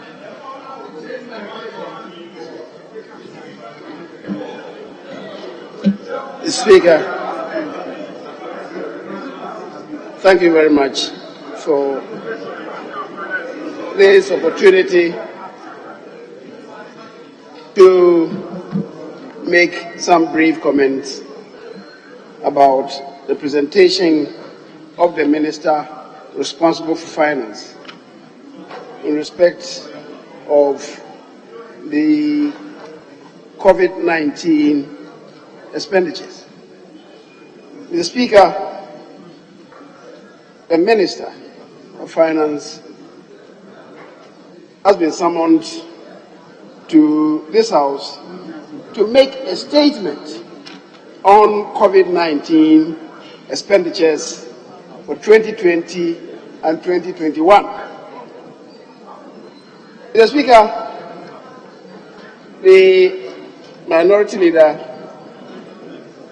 has reminded us that what we are doing is part of our oversight responsibilities. And I agree entirely with him that we need to position Parliament to be able to inquire into expenditures by way of providing oversight to enable this country to know whether or not we have value for money in the expenditures that we incur. Mr. Speaker, the Minority Leader has quoted the preamble of the Constitution to us, which emphasizes probity and accountability. And probity and accountability we must ensure within the strictures of the law. Mr. Speaker, it cannot just be populism. It must be done within the strictures of the law. Mr. Speaker, the Minister of Finance allocates resources for various expenditures by the various bodies, ministries, departments, agencies, the other arms of government, including even Parliament, the judiciary, constitutional creatures. He makes allocations for expenditures to these bodies. Mr. Speaker, it is not for the Ministry of Finance to follow them on the path of their expenditures. That indeed is reserved to us in Parliament, the various committees, to do that. So when you summon the Minister of Parliament to come and make a statement on expenditures given to the various bodies, as I said, including Parliament, in my considered opinion, it's a bit misplaced. But we can say so because Parliament was given resources to deal with COVID. So Parliament itself did that. Have we submitted any expenditures to the Minister for him to respond to Parliament? So you see what you are doing. It's completely misplaced. Mr. Speaker, we have committees in this House, and the committees, as provided for under Article 103, Mr. Speaker, I should say. And I'm happy the first person who spoke to the Minister's statement related to that. Mr. Speaker, it provides, and Article 103.3 says, committees of Parliament, the committee that we have established, the committees of Parliament shall be charged with such functions, including the investigation and inquiry into the activities and administration of ministries and departments as Parliament may determine. Mr. Speaker, we have the various sector committees, and I keep talking to this matter every time in this House. I don't want to say that our committees have been negligent. Honorable Majority Leader, I'm compelled to suspend sitting for 10 minutes. Mr. Speaker, We'll be back within 10 minutes to continue.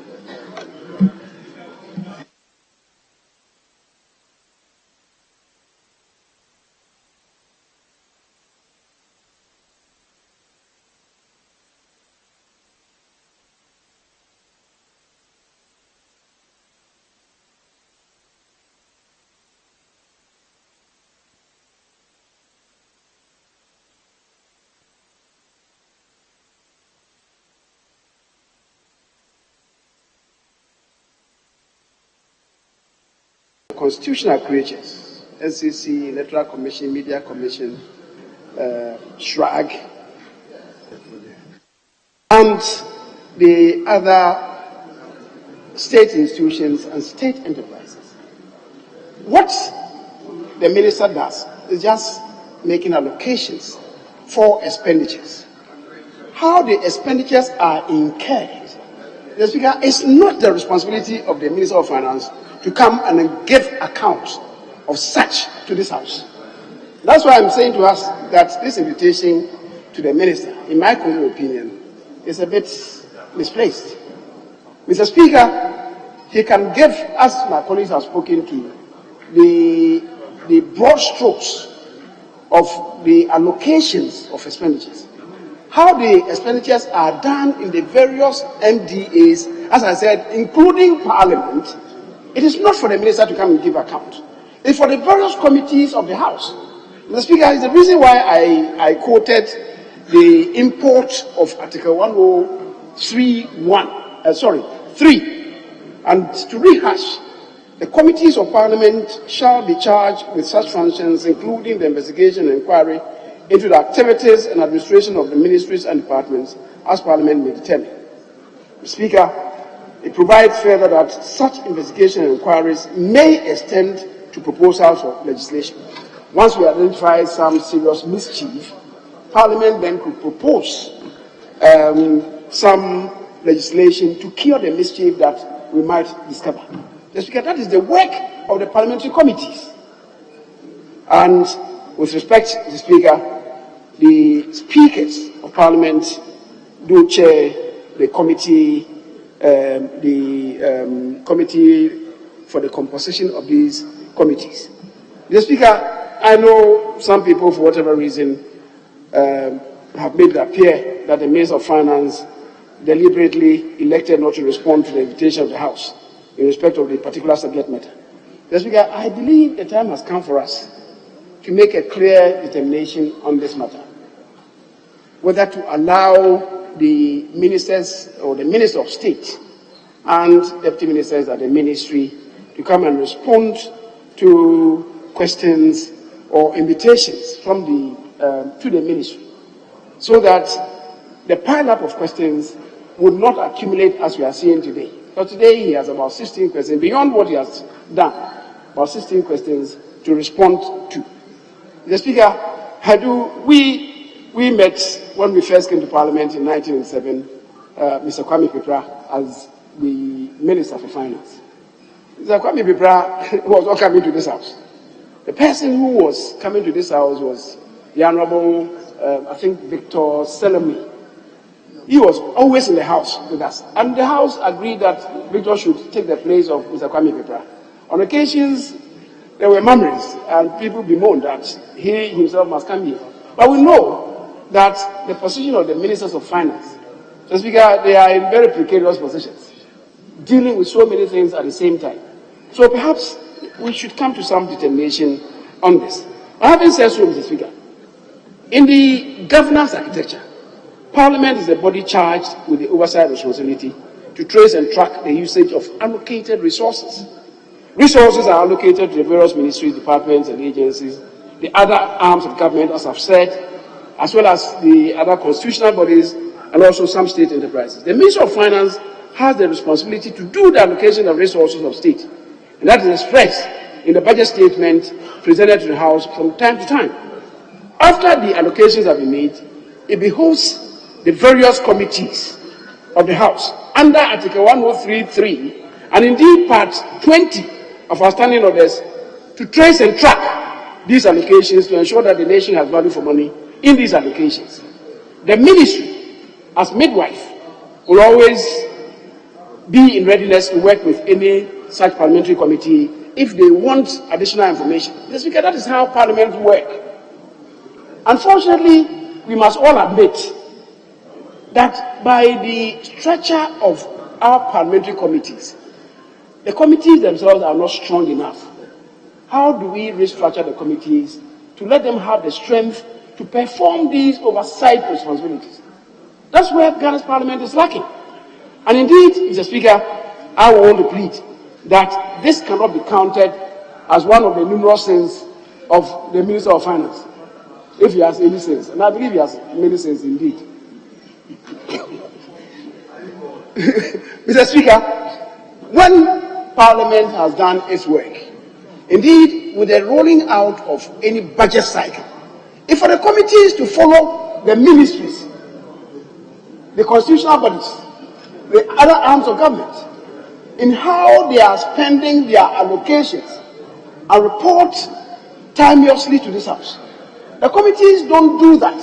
So we are always looking at the Auditor General to fulfill its responsibility once the year ends. That's not supposed to be the architecture of governance. If we want proper probity and accountability as stressed by the minority leader, the Speaker, the committees of Parliament should be made to work. And the Minister of Finance cannot take the place of the committees of Parliament. The Speaker, the Auditor General at the end of every year is required to complement the efforts of Parliament by auditing and reporting on the public accounts of Ghana to Parliament, and that is provided for by Article 1872. The Auditor General must submit his report of audit to Parliament, drawing attention to any irregularities in the accounts audited in line with Article 1875.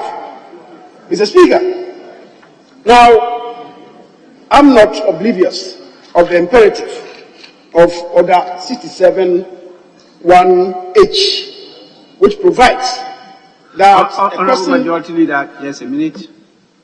Honourable members, in view of the nature of business before the House, I direct that business be held outside the normal prescribed hours. I so direct. Yes, Majority Leader, continue.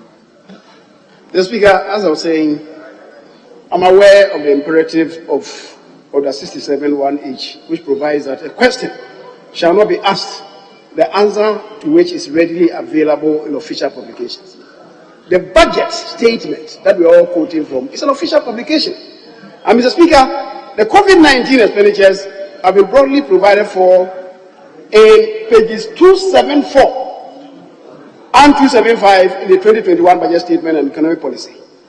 Then Appendix 1 of the 2021 mid-year review also provides for this, as copiously quoted from by the Honourable Atuforsen. These are official publications. Mr. Speaker, also on page 335 of the 2022 budget, these pieces of information that we require or we are looking for are provided in these official publications. And our orders provide that if they are provided for in official publications, then we should not ask persons relating to them. Mr. Speaker, beyond that, and with respect to the granular issues at the various ministries, departments, and agencies, the arms of government, including parliaments, as well as the constitutional bodies, as I was saying, I'm afraid the job of tracing and tracking expenditures is that of committees of Parliament and not the Minister for Finance. But notwithstanding, and I believe to set minds at ease, the Minister has been here, and for the avoidance of doubt, he has come to provide the information, the relevant information to us. Mr. Speaker, I think for the umpteenth time, it's important to go back to bullet 6 of the information that the Minister provided us, because some fetish is being made about some inconsistencies in figures that have been quoted by the President, the Vice President, and indeed the Minister of Finance. Mr. Speaker, it is abundantly clear that what people are referring to as the shortfall is provided for in bullet 6. And for the avoidance of doubt, Mr. Speaker, let me quote what the Minister said to us. He said, furthermore, during the presentation of the 2020 mid-year fiscal policy, I indicated that the supplementary request included a program funding of 19.3 billion from the various funding sources to support the budget, both directly and indirectly. On the expenditure side, an amount of 11.16 billion was programmed for COVID-19 related expenses. Details are attached as Appendix 1. The difference of 8.14 billion Ghana cedis was programmed to provide for shortfalls in revenue. So when people talk to that there is a shortfall that has not been explained, Mr. Speaker, it is here in bullet 6. Why are people elected to just close their eyes over this? Why? Mr. Speaker, clearly it's a deliberate attempt to position the minister and cause disaffection for him. That's trying to cover up. There's no cover up. The answer is here. Read and you see. Mr. Speaker, so it's much ado about nothing. Now, as I have said, Article 103(3) provides for the setting up of committees. Now, people are calling for the setting up of ad hoc committee. What's the business of an ad hoc committee in this? Mr. Speaker, our orders provide in Order 191. And let me quote Order 191.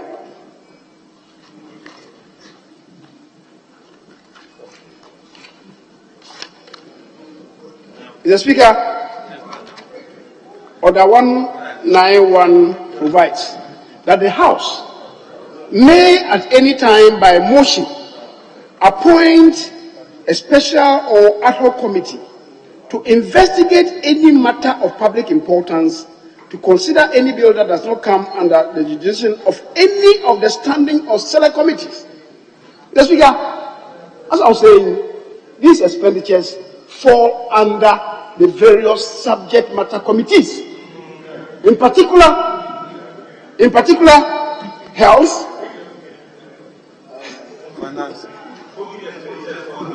Mr. Speaker, COVID expenditures were incurred by Parliament. COVID expenditures were incurred by the Ministry of Health, the Ministry of Education, the Ministry of Health, even Finance. Mr. Speaker, so these committees must be liberated to work and do better work. And when they have finished, they will submit their reports to us. So they are covered. They are subject matter committees that have the responsibility of tracing and tracking these expenditures. And if there are subject matter committees that can have responsibility, why can't we ask for the setting up of an ad hoc committee? Mr. Speaker, as far as I'm concerned, it has no basis. It has no basis. So, Mr. Speaker, I think we should, as I've said, liberate the relevant committees to work and bring us a report. If we want to have the reports, because there are so many matters that must be done, Mr. Speaker, we can, like we did with the committee that we charged, the Defense Committee, to go into the shooting incident. Mr. Speaker, we can say to them, Parliament is adjourning, I guess, on the 26th or 27th of July. We can then say that these committees, the relevant committees, must trace and track their locations with respect to COVID and report to us, maybe within 2 weeks, or maybe not exceeding 3 weeks. The Speaker will be doing justice to this House, rather than saying that we should set up an ad hoc committee. I don't see the justification in this talk. Having said so, I believe we should express our gratitude to the Minister for to this House to give us the briefing that he has served to this House. I believe listen to us objectively, and we know that the Minister has not made any attempt to. He's come out with the truth and nothing but the truth. There any other matters, can we refer them to the various committees to continue inquiries and investigations so that minds will be set at ease? And Mr. Speaker, if indeed something has been done, they are not about to forcing me saying that we should do a reconciliation of the committees. I don't know what this is not an appropriations committee. It's not an appropriations committee.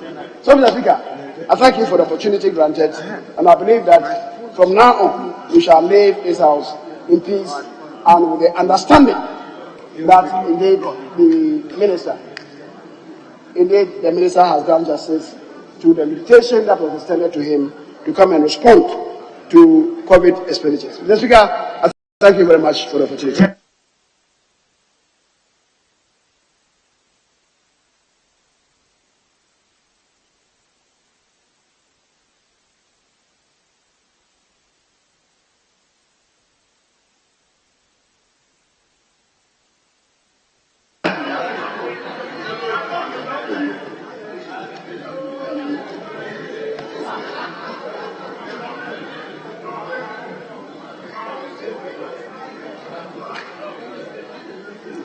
Honorable members,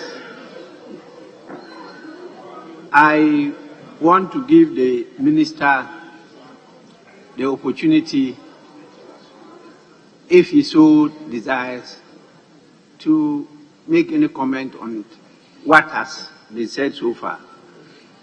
If he feels it's not necessary, I'll give my directives.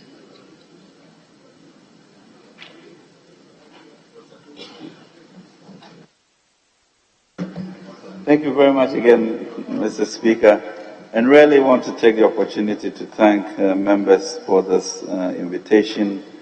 I like the spirited nature of the conversation, and I'm certainly available to support any further questions that people may have outside of this chamber to ensure that there's clarity, because I think in clarifying these things, it also gives confidence to our various partners and also supports the nation to know that the extraordinary measures that the President took, such that, Mr. Speaker, at the end of the day, over 6 million lives were lost in the world globally, accounted to by COVID.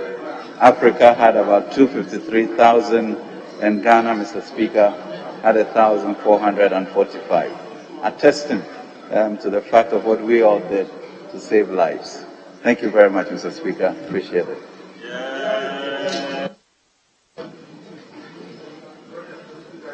Honorable members, the Minister for Finance responded to the call of the House to account for the utilization of the COVID-19 funds. The Minister has accordingly responded to that today through a statement under our Standing Order 70. The Standing Order 70 emanates from the article that has been quoted extensively by members, and that is Article 103, particularly Clause 3. Honorable members, I must say that Article 103, Clause 3 is not the same as the function of the Auditor General. There is a difference between investigating and inquiring into activities and administration of ministries and departments and auditing, which is usually conducted by the Auditor General. There is a difference. And so we cannot say that because the Auditor General is going to audit accounts, Parliament is disenabled from going into, by way of investigation and inquiry, into the utilization of the COVID-19 funds. And so we have the mandate to do so.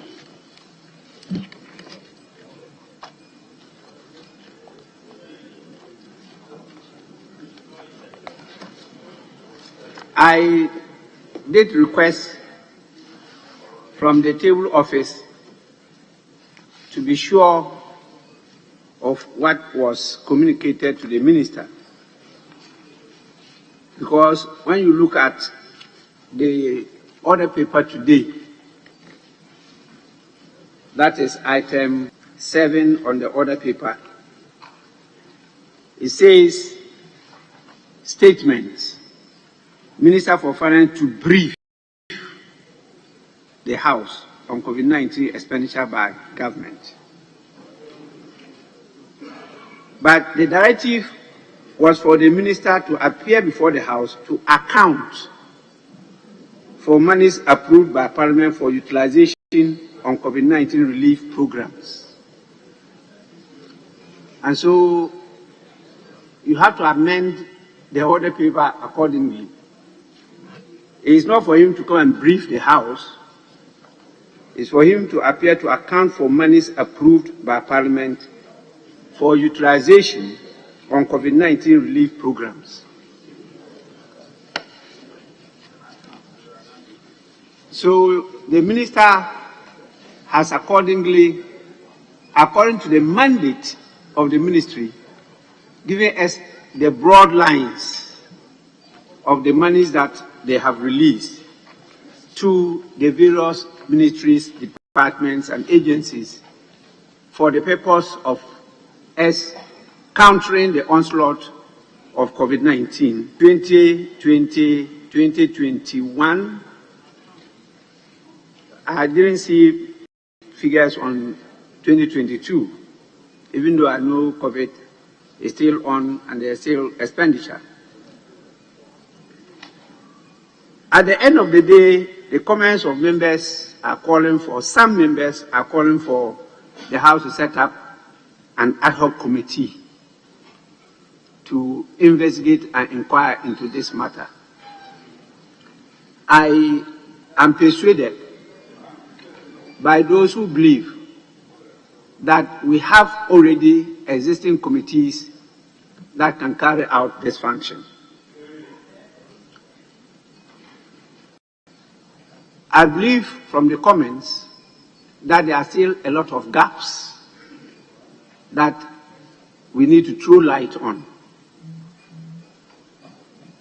Honorable members, apart from the figures that our attention has been drawn to, between what he said today and earlier statements which are contained in documents,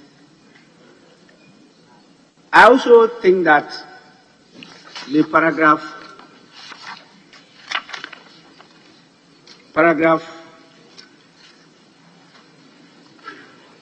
15 of the minister's statement, where he said, and I quote, Mr. Speaker, it must be noted that the status of utilization of the funds to finance the COVID-19 measures excludes funds of the National COVID-19 Trust Fund and the Ghana Private Sector COVID-19 Fund, unquote. As from this statement, if you read 78, I believe, Article 178 of the Constitution is when the monies become public funds. For the avoidance of doubt, it's good I refer to the article for the edification of all of us.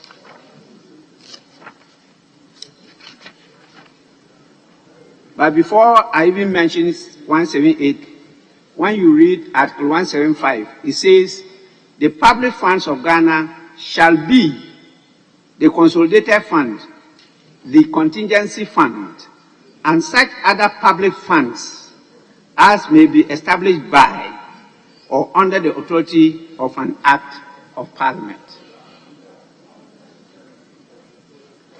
Now, the fund in question falls under the ambit of Article 175 and therefore qualifies to refer to as public fund. That fund, was it paid into the consolidated fund or it was being utilized by the trust? In that case, if it was not paid into a consolidated fund, it will not be possible for the Ministry of Finance to account for that, which meant that the trust will have to account for the utilization of that fund. This means that there's still the need for further investigation and inquiry into this matter. The 178 talk about withdrawals. No money shall be drawn from the consolidated fund except the relevant one at 178(1) B Roman 4, It says, no money shall be withdrawn from the consolidated fund except B, where the issue of those monies has been authorized, Roman 4, by rules or regulations made under an act of parliament in respect of trust monies paid into the consolidated fund. And as I said, from the statement, one cannot tell whether it was paid into the consolidated fund or it was received by the trust and kept by the trust, and the trust itself was expending it. And so we need to go beyond the minister and to get in touch with the trust to be able to unearth these things. And therefore, there's a need for further investigation. It's with this direct that the Committee of Finance, ably supported by the Committee of Health, should investigate and inquire into the total receipts referred to as COVID-19 funds and how those funds were applied for the betterment of the people of this country. Definitely, we know without those funds, I don't know how many of us would have been alive by now. And we are lucky as a house that 275 of us survived. At least a number of caught by it, including the Minister of Finance himself, even though he's not a member of the House. We lost some good Ghanaians, quite painful, but at the end of the day, we performed far, far better than many, many countries in the world. Some parliaments lost members of parliament. Some countries lost ministers. Some lost judges. And so many other important dignitaries, both traditional and social. And so some work has been done. But that doesn't justify that we should not perform our function of ensuring that the money was utilized efficiently, effectively, and economically. It's very, very important for us to do that, to allay the fears of Ghanaians. And this matter is of serious public concern. And so with this, I want to add that the committee should expedite action on this matter. You now know the ministries, the agencies to invite, including the Ministry of Finance. They have given us, for us to look at the figures between the ministry and that of the presidency and the others, try to reconcile them, and also now go into the details of the expenditure of the monies that the minister has released to the ministries, departments, and agencies. It's with this, I want to commend members for a very spirited conversation, as the minister will refer to it, and also to commend the minister for coming to respond to the call of the House, but to urge him that is in the interest of him, the ministry, and the government, for the people of Ghana to always constantly be informed about their tax monies or revenues generated for and on their behalf. There is no witch hunting in these matters. That's one of the very effective tools of good governance. And I'm happy the minister has come to respond to it. I also agree that the minister has a lot of work. And that is why this House always accepts representation. Luckily, the minister has about 3 strong men and 1 strong lady. There's a minister of state and then 3 deputy ministers. Or now there are 2. Oh, it's been reduced to 2. Okay. Yes, my friend, honorable member for Obuasi, is no more a deputy minister. He is the chairman of the committee now. So he lost out. So we now have the Minister of Finance with a Minister of State and 2 deputy ministers. And so when, Honorable Minister, you are caught up with other duties, please kindly ensure that you are effectively represented in this house by any of the 3. Yes. It's true that I was here when the late Honorable Victor Silumi was virtually the one transacting the business in the House for and on behalf of the Minister of Finance, Honorable Kwame Pepra. He only came on very serious business and not the normal questions and other things, but very serious business like budget and other things. So that is the spirit with which we work, and I want to end here by emphasizing the directive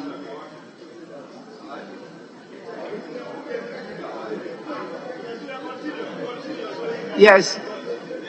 So the directive is for the Committee on Finance, supported by the Committee on Health, to investigate and inquire further into the application and utilization of all the revenues received, referred to as COVID-19 funds, and to report to the House. The timelines, because we are going on recess, and in view of the agenda of the rest of the meeting, I will want the report to be presented by the first month of our next meeting. First month of the next meeting will be in October, because by the 27th of this month, the House will be on recess. And the committee will need more than just these few weeks to do the work. So you have ample time to do your work, and please submit to us a very comprehensive report to settle this matter once and for all. I thank you so much for your patience and attention. I have been looking to see whether these are available. Good. So I will, at this stage, hand over to the second deputy speaker, because I have to attend to another urgent matter. I'm behind schedule, but I hope to catch up with that. So, Minister, you are not yet discharged. You still have about 12 questions or so to answer. I wish you all the best. Thank you so much for coming. Second deputy speaker to take the chair.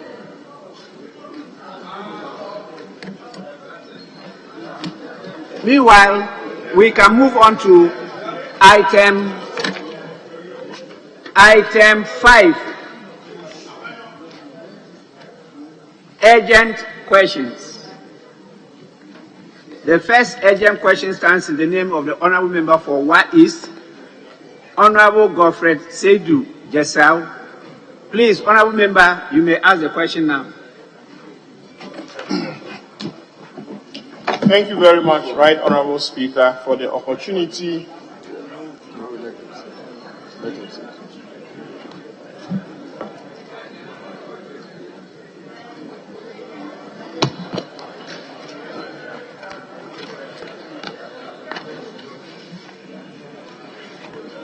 Yes, Honourable Member, let's hear you.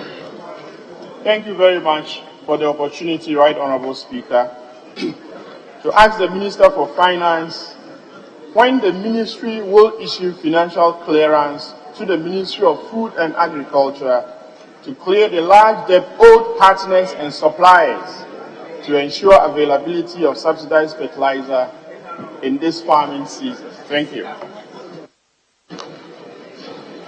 Yes. Before the Minister responds to your question, we have so many questions, And therefore, if the question is constituency specific, the owner of the question will be entitled to the question. And even the supplementary questions, I will only allow only one supplementary question. One supplementary question. That's what my majority does.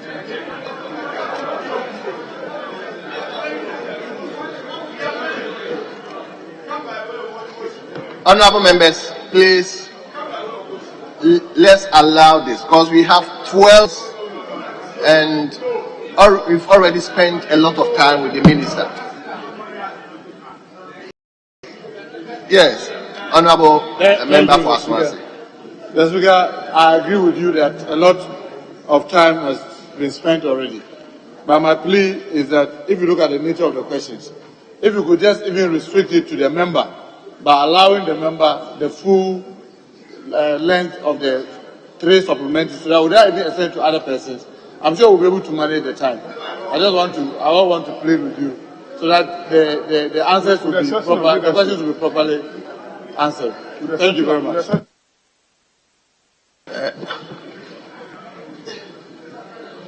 Honorable Leader. Mr. Speaker, as you said, there are 12 questions and 16 questions.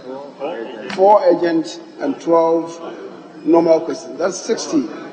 So, Mr. Speaker, I believe, as has been applied by the Chief Whip, we can limit it to the person asking the question.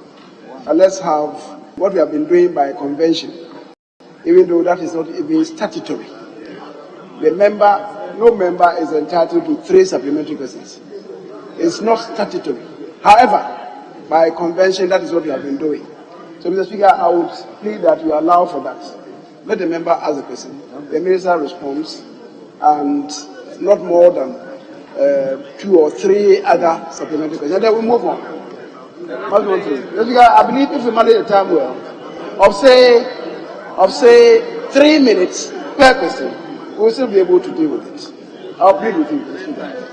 Mr. Speaker, I'm saying so because outside there, it's being made to appear that the minister is running away from his responsibilities. He's here today.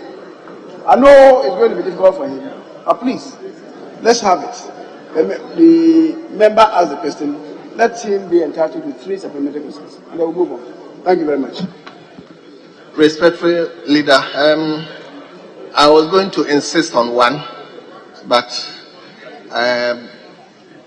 nobody will have more than 2 supplementary questions. So I will limit it to 2.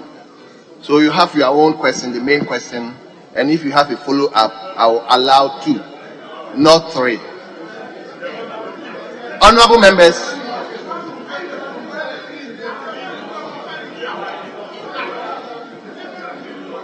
Honorable members, please, this is my position. The owner of the question will have his main question. He will have not more than 2 supplementary questions. So you can have 2 supplementary questions. Yes. So, honorable member, let's start with you.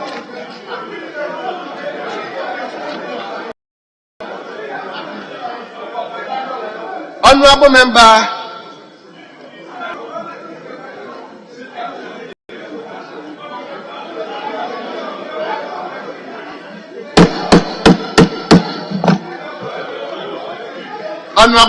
it is our own good to manage the time. It's now 2:30.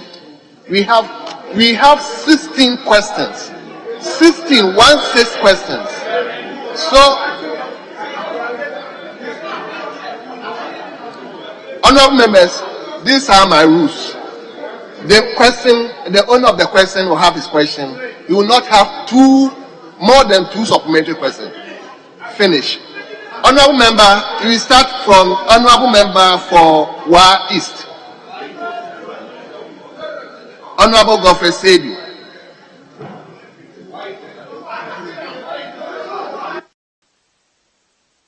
Keep quiet.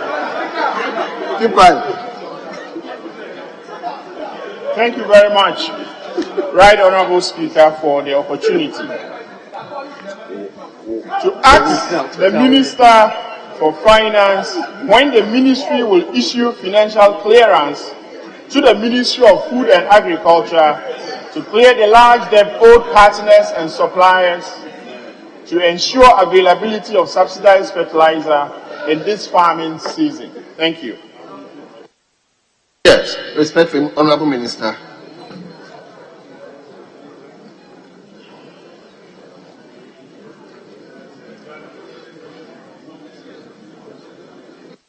They are afraid of him. Oh, me if he gives me. Thank you very much, Mr. Speaker, and really would like to thank the House and the Speaker for the way in which we'll continue to engage and in therefore allowing my dependable ministers of state and deputies to be able to handle, some of the issues when I'm otherwise distracted. But Mr. Speaker, it is truly an honor to be here, and I intend to continue to honor my statutory obligations and also the privilege to update members on various economic issues. I have appeared in front of this House many times, including voluntary requests on COVID-19 issues. Let me assure you, Mr. Speaker, that I will honor this august House always, and I will not shirk from the responsibilities. Mr. Speaker, I'm here today to respond to the questions, but if you may allow me, let me please comment on the very difficult economic circumstances that the nation finds itself in, reeling at the onslaught of global uncertainty created by COVID-19 and the Russian invasion of Ukraine. The world is experiencing all-time inflationary pressures, resulting in a sense an effect on our own inflation rate of 26.7% and the currency depreciation of over 16%. Mr. Speaker, this administration was confronted with difficult economic headwinds in 2017, and we overcame it. We were also impacted by the COVID-19 pandemic, and we conquered that. And now the impact of Russia's invasion of Ukraine. That too, Mr. Speaker, shall pass. Like the 2 fishes and 5 loaves in 2017, we shall see the days of harvest even through this. But Mr. Speaker, we must be resolute in speaking one language of unity as a people, and the Lord promises us that there will be no restraint as to how far we can go as a nation then. So, like Elijah, let us agree on a new bowl of unity and spice it with age-old salt, and our waters will be healed. There shall not be death or a barren land in our country. Mr. Speaker, I believe we'll become victorious through these difficult times, and the Black Star will surely rise. Mr. Speaker, to the question by Honorable Jassal. Mr. Speaker, at the end of 2021, an amount of 86.31 million was outstanding under the PFJ program. This amount has now been released to Ministry of Agriculture for payment. This year, Ministry of Agriculture has requested for an amount of 485.9 million for payment under the PFJ program. An amount of 278.57 million has subsequently been released to MOFA. Mr. Speaker, the Ministry of Finance has, over the last 5 years, 2017 to 2021, made budgetary provisions to enable the Ministry of Food and Agriculture allocate funds to cover all its programs and projects, including the PFJ. During this period, Mr. Speaker, there has been a cumulative release of some 2.47 billion to the Ministry of Food and Agriculture to pay for commitments under this program. Thank you. Thank you very much. Yes, Honorable Seidu. Any further question? Yes, Mr. Speaker, I have a follow-up question. Mr. Speaker, this follow-up question is against the background of the fact that there are shortages of fertilizer in the market now and farmers cannot afford to pay what is on the market. Mr. Minister, when exactly and how much did you release for payment? When will the payment, not just release, when will the payment be effected? Honorable Member.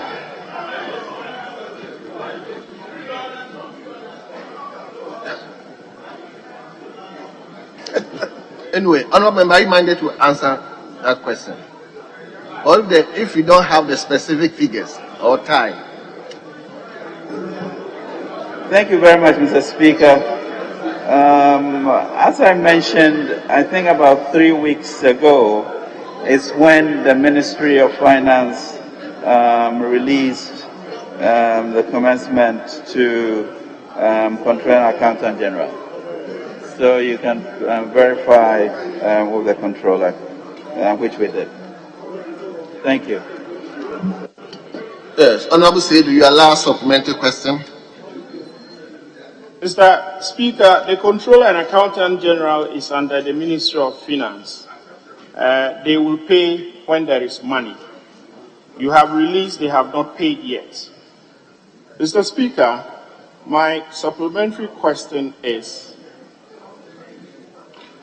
critical as fertilizer is to production of food in this country, will the finance minister, and owing to the fact that we have owed this for over 2 years, they have taken bank facilities and credit, will the Minister of Finance consider negotiating with banks and financial institutions to give these suppliers some long credit lines to be able to repay debts that are owed, because you have not been able to pay them in time? Thank you. Yes, Honorable Minister.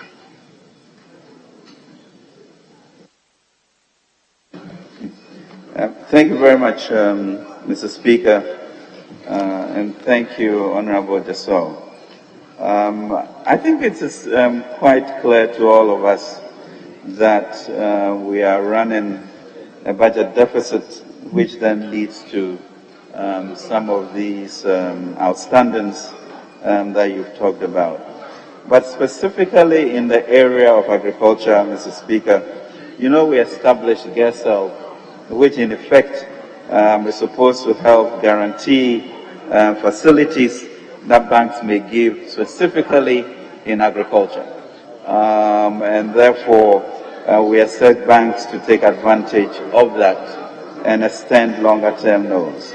Mr. Speaker, more importantly, with the emergence of the Development Bank of Ghana, one of the specific areas in which they are going to support is agriculture, and already an MOU understanding is being developed between them and ADB Bank to look at this whole perennial long-term problem of financing of agriculture, not only access with regards to funds, but also long-term end rates.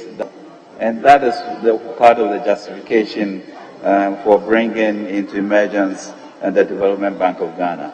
So we look forward to better days ahead. Thank you so much, sir. Very well. We move to question B. Question B. And the question stands in the member for Ablekuma North, Honorable Sheila Battles.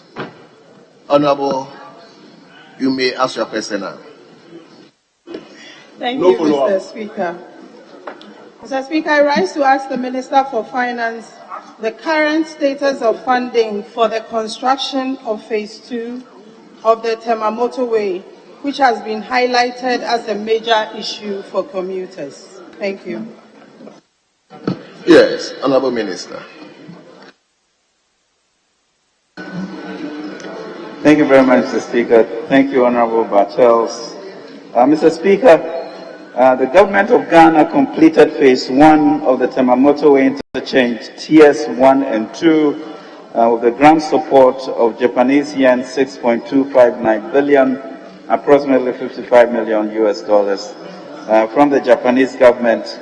And this was commissioned by His Excellency the President on 15 June 2020.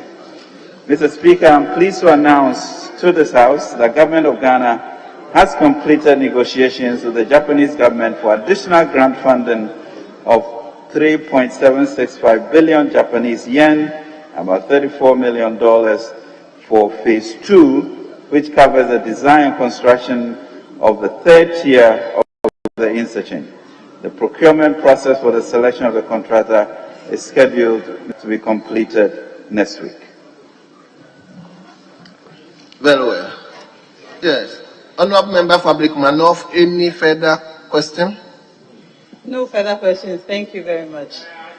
Very well, thank you very much. We now turn to question C. Question C. And the question stands in the name of a member for Botiano English Amanfrum, Honorable Sylvester Tete. Honorable, you may ask your question now. Right, Honorable Speaker.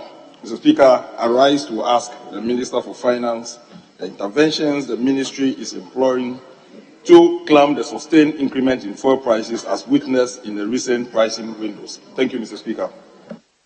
Yes, respectfully, Honorable Minister, you may respond to the question.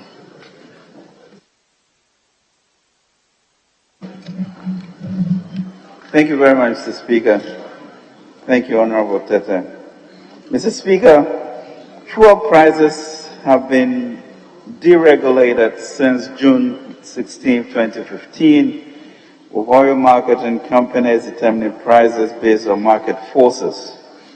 The increment in ex-pump fuel prices have been occasioned by volatilities in external crude oil prices and foreign exchange effects. Since January 2022, international crude oil prices have increased from some $74.17 per barrel in December 2021 to a high of $133.89 per barrel in March 2022. As of yesterday, 21st June 2022, crude oil prices were still high at $115 per barrel. Government has intervened to reduce price increases on Ghanaians. In October 2021, government suspended the price stabilization and recovery levies on petrol, diesel, and LPG for 2 months. In addition, government reduced the margins in the petroleum price build-up by 15 Ghana pesos per litre in April 2022. Mr. Speaker, government will continue to monitor the developments and act where possible. Thank you, Mr. Speaker. Thank you very much. Yes, Honourable Member, any supplementary question? Yes, Mr. Speaker. Mr. Speaker, the volatility of the industry, it's obvious that we are not seeing an end to it anytime soon. I would like to ask the Minister, in case this continues, what will be government intervention to the good people of this country? Because, Mr. Speaker, as we speak, currently the crude oil is hovering around $115 per barrel. It is. Is it your question?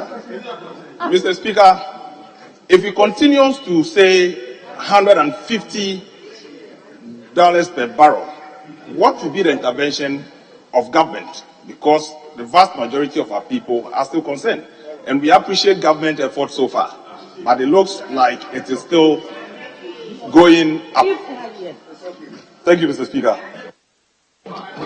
Yes, yes, Honourable Minister. Honourable Member for Tamale North. Thank you very Tamale much. Central, please. Thank you very much, Mr. Speaker. a very, thank you, Honorable Tete, a very important question. But as we know, we are not an oil producer. The ratio is about 1 to 5 between what we get in royalties, etc., and what we use as a nation.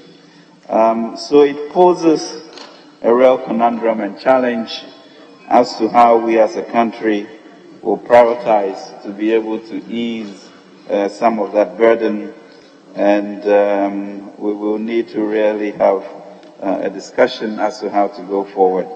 But in the end, the issue would be to at least ensure, Mr. Speaker, that we move on to have better mass transit systems to reduce the cost of transportation and find means of hauling food, etc., to our urban centers to also reduce that.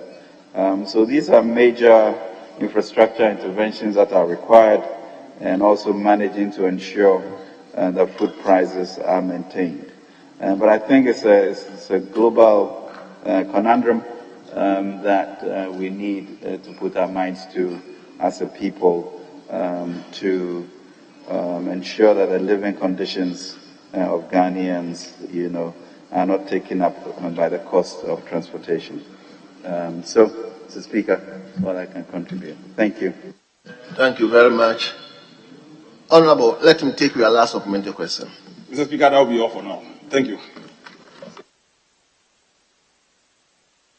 Yes, Honorable Deputy thank you, Mr. Speaker. Minority Leader. Thank you, Mr. Speaker. Mr. Speaker, I want to find out from the Honorable Minister of Finance the budget for 2022 actually projected revenue for oil based on the crude oil price. Currently, the price is more than or above the estimated figure used in determining the revenue from crude. Now, since Ghanaians are buying the fuel based on the price determined by the world market price and inflation, or the value of our currency, government, on the other hand, is also reaping in some windfall. What can the minister do to use part of that windfall to cushion the consumers of crude? Thank you. Yes, Minister.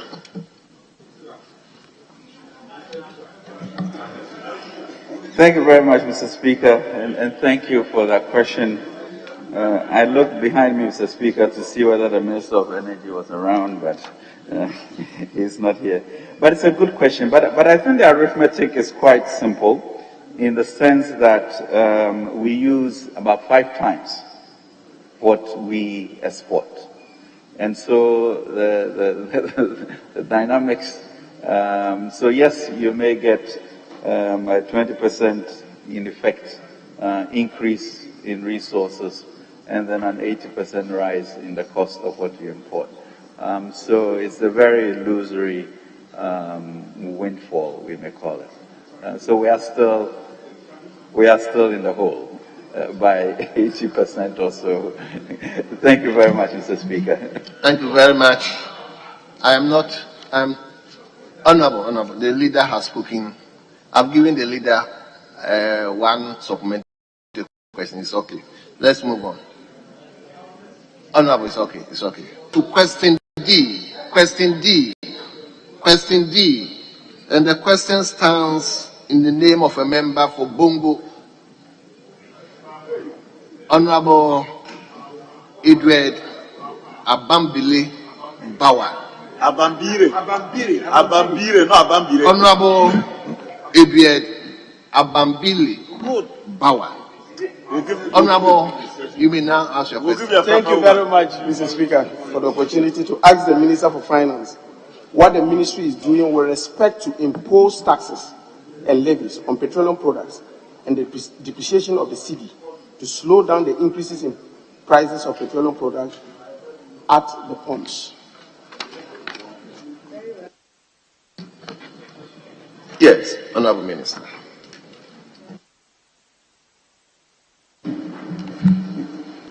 Thank you very much, Mr. Speaker. Thank you, Honorable Bauer, for the question.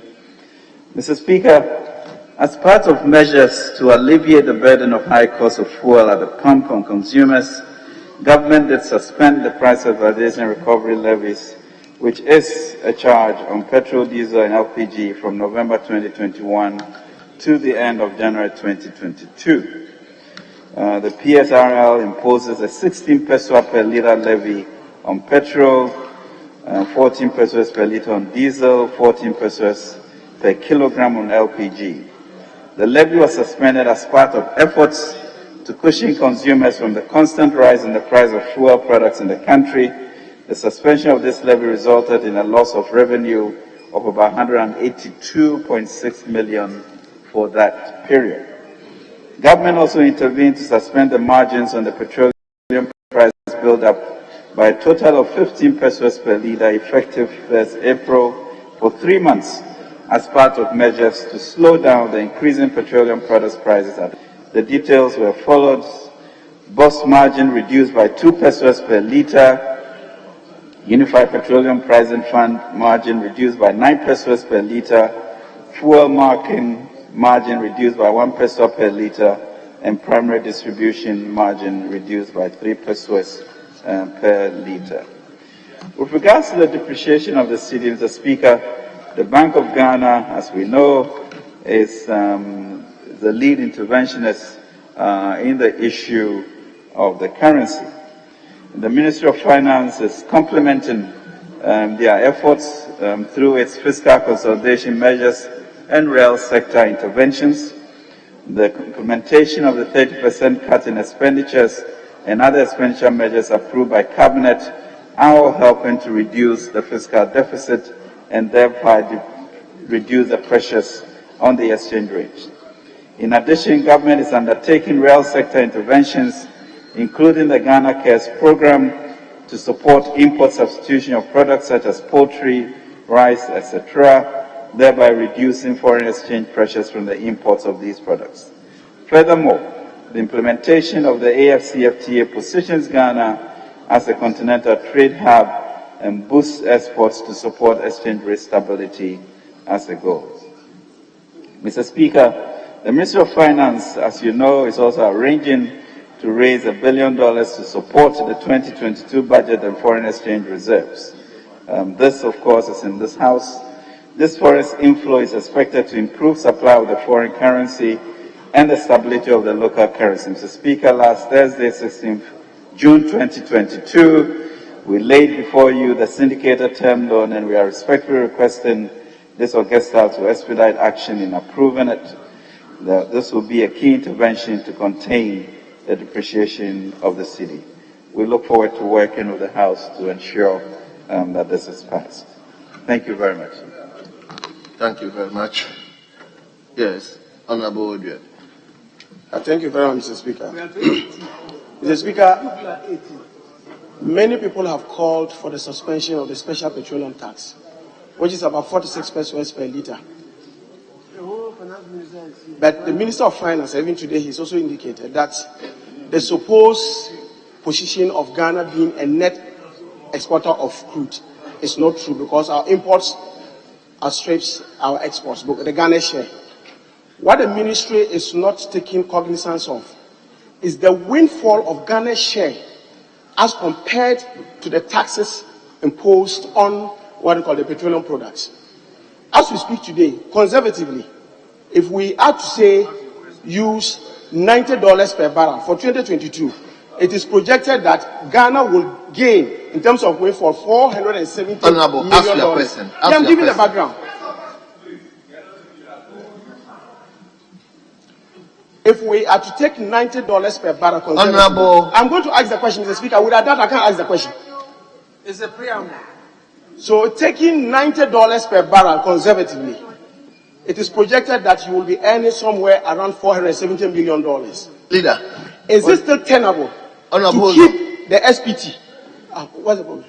Honorable, hold on. Leader, what is it? Mr. Speaker, we are all fully aware of the rules.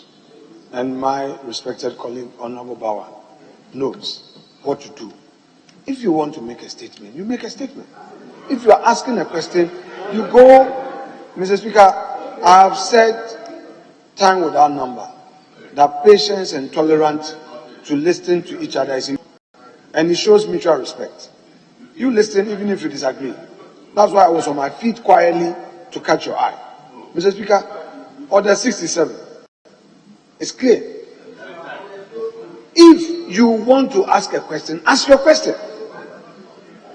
Mr. Speaker, Mr. Speaker, it is my submission. That well noted. Mr. Speaker, yes. So you should do the needful. So, Honorable. Mr. Speaker. Mr. Speaker. Yes. In asking a question, it is also important to have an educated background to the question so that people will know the preamble under which you are making those points. Honorable Member for Tamale Central.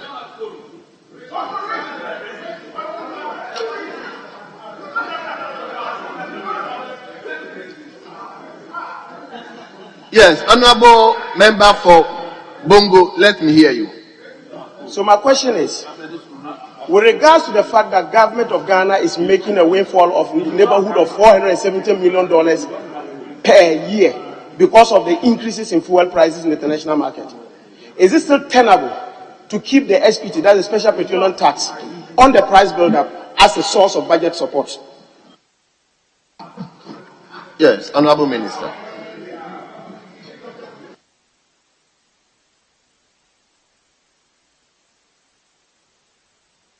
Thank you very much, Mr. Speaker, and thank you, Honorable Bauer, for this. I think I did try to respond to Honorable Afeji about the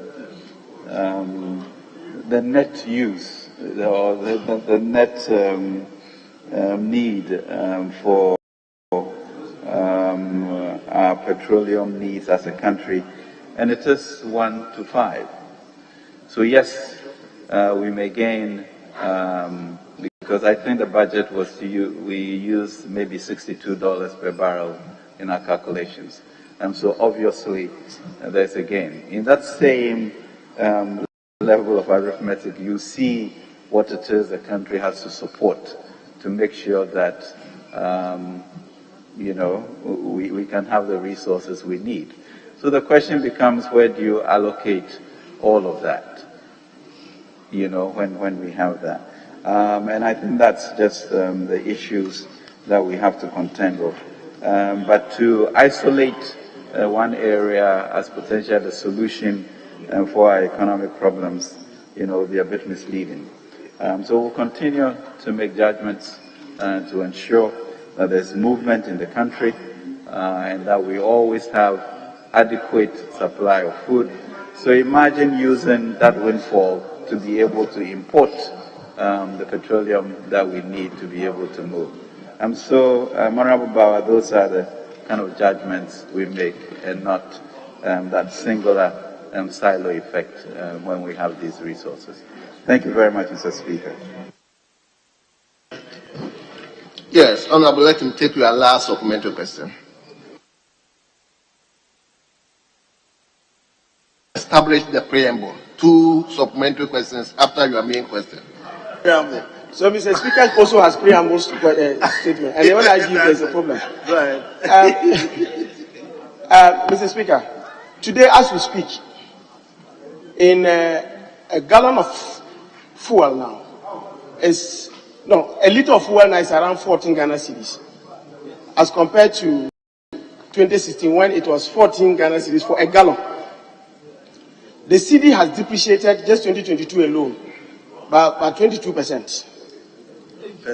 And this has triggered your inflation as at May to 27.9. And this is all creating problems as a result of these fuel prices.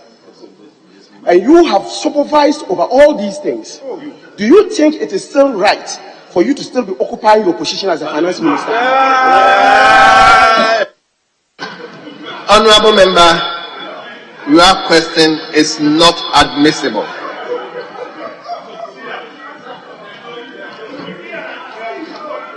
Honorable members, please. Please allow me to handle my. Honorable member, your question is not admissible. Okay, Mr. Speaker, then I'll ask myself. If it's not admissible, I'll ask a question. Okay, I'll go ahead rephrase and one. ask Okay, different questions. I'll not rephrase. I'll ask another question. As we speak today, Bloomberg has reported that if you look at the total import bill for just the petroleum sector, is about $450 million. A month. Just a month. Bank of Ghana is only able to auction about $100 million. It's not about what's the problem? Let me ask your question. What arrangements is your government doing to ensure that there's forex available to importers of petroleum products into the country? Yes, Honorable Minister, you may answer the question.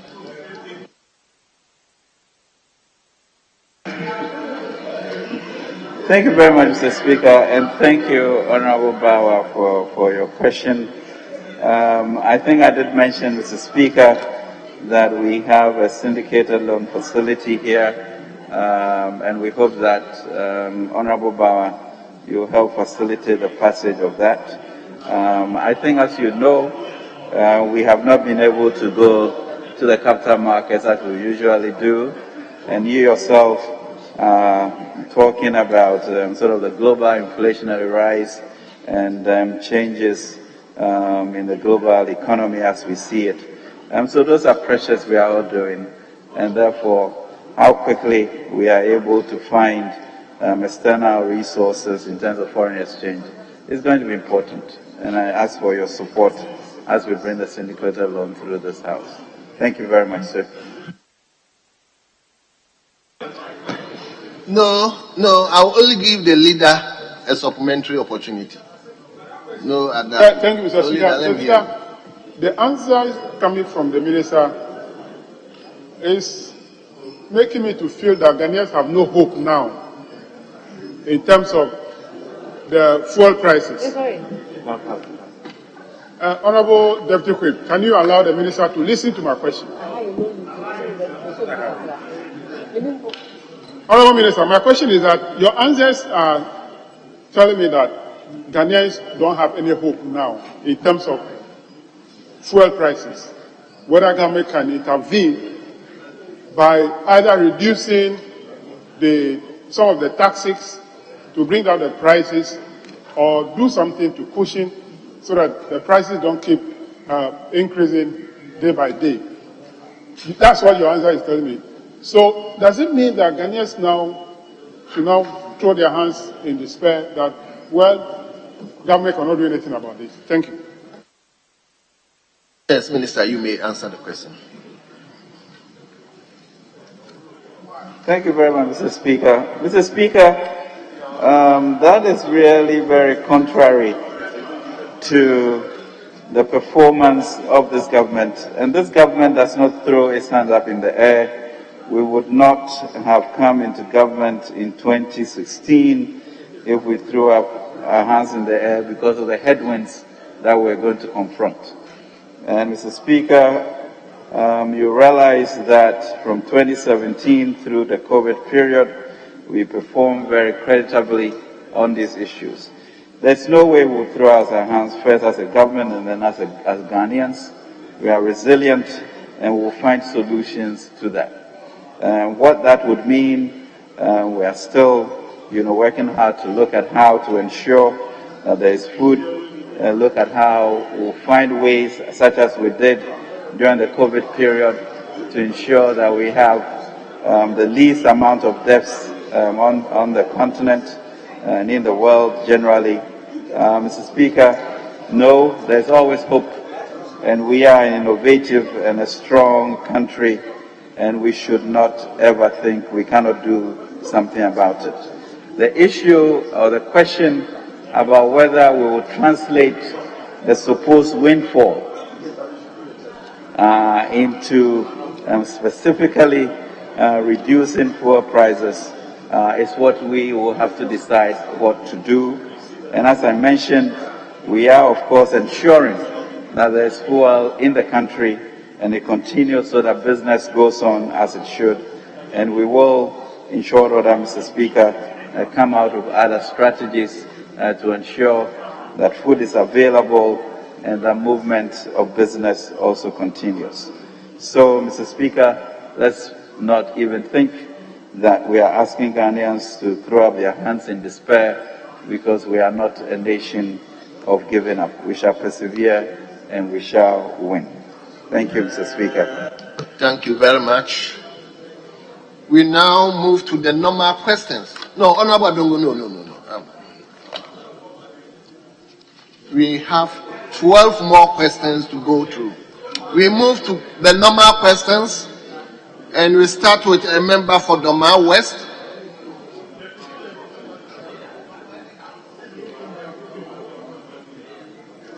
Honorable Vincent Opong Asamoah on question 236. Question 236. Mr. Speaker, the honorable member for Doma West is unavoidably absent and has asked me to ask the question on his behalf, seeking your leave. Well, you can do that, but there wouldn't be any opportunity for supplementary question. Yes, Speaker, this is on his behalf. Maybe as a leader, you will give me the opportunity. Let's hear you, Honorable Member. Mr. Speaker, I rise to ask the Minister for Finance whether the ministry will consider sourcing additional funding for infrastructural development at the University of Energy and Natural Resources, UNE, in Sunyani, just like it was done in respect of the University of Health and Allied Sciences, UHAS, in Ho, the University of Environment and Sustainable Development at Somani, and recently the proposed university at Bonsu. Yes, Honorable Minister. Thank you very much, Mr. Speaker, and thank you, Honorable Ahmed. Mr. Speaker, arranging for additional financing for a project is usually based on a request from the institution under which the project falls. In this case, it is the Ministry of Education, and so far, no such request has been received by our ministry. Until the project proposal is received from the sector ministry or agency, the Ministry of Finance cannot recommend the appropriate funding modality. Additionally, Mr. Speaker, it is difficult to provide a term sheet for a project when the sector ministry or the agency involved has not initiated the project. Per the Public Financial Management Act and the Public Investment Management Regulation, the cost of any such project can be determined only after a concept note and a pre-feasibility study have been completed by the sector ministry or agency. Mr. Speaker, once received, we will subject it to public investment project approval processes for consideration and for funding when fiscal space is available. Thank you, Mr. Speaker. Thank you very much. Honorable members, let me remind all of you, you know we are not supposed to use more than 1 hour for questions. So that is all these things I'm saying, we shouldn't allow more supplementary questions. It's just to adhere to our own standing orders. So please, if the owner of the question is not here, if ask the main question, please allow me to move on. Thank you, Mr. Speaker. Mr. Speaker, this particular question was a joint caucus from the region, together with the regional House of Chiefs and the Bono regional minister. Let's hear you, Honorable Member. So, Mr. Speaker, the University for Energy and Natural Resources was just a school of forestry converted into a university. Is the Minister for Finance telling us that he has not received any recommendation from the Ministry of Education concerning the challenges that the university is confronting, which necessitates additional funding like the other 3 universities that I've mentioned? Yes, Honorable Minister. Mr. Speaker, I'm kind of not sure what the difference that are being outlined here, whether the question is whether it's in the improvement of the facility or extension of it, or whether it's goods and services financing that is required. But as I mentioned, those are two very different issues, and if it is for public investments in that will require origination from them, I'm not aware of this specific request, and I can look into it, and whatever interventions that we are capable of doing, we will then do. So thank you, Mr. Speaker. Thank you very much, Honorable. Thank you, Mr. Speaker. Thank you. We will channel it through the Minister of Education. Thank you. So we turn to question 383. Question 383. And the question stands in the name of a member for Cape Coast South, Honorable George Kwaku Rickett Hagan. Honorable, the Minister is Mr. Speaker, I have to switch. My machine is not working, so I'll switch to the next one. Thank you very much, Mr. Speaker. Mr. Speaker, I rise to ask the Minister for Finance which companies were used as local transaction advisors and local legal advisors for the 2021 Eurobond, and how much were they paid in fees as individual companies? Thank you. Yes, Honorable Minister. Thank you very much, Mr. Speaker. Thank you, Honorable Rickett Hagan, for this question. Mr. Speaker, for the 2021 Eurobond, the 5 co-managers, local use were Fidelity Bank, Data Bank, IC Securities, Temple Investment, and Cal Bank, while CQ Legal and K&K Legal were the 2 local legal advisors. The 5 local co-managers were each paid $166,375, whilst the 2 local legal advisors were each paid $75,000.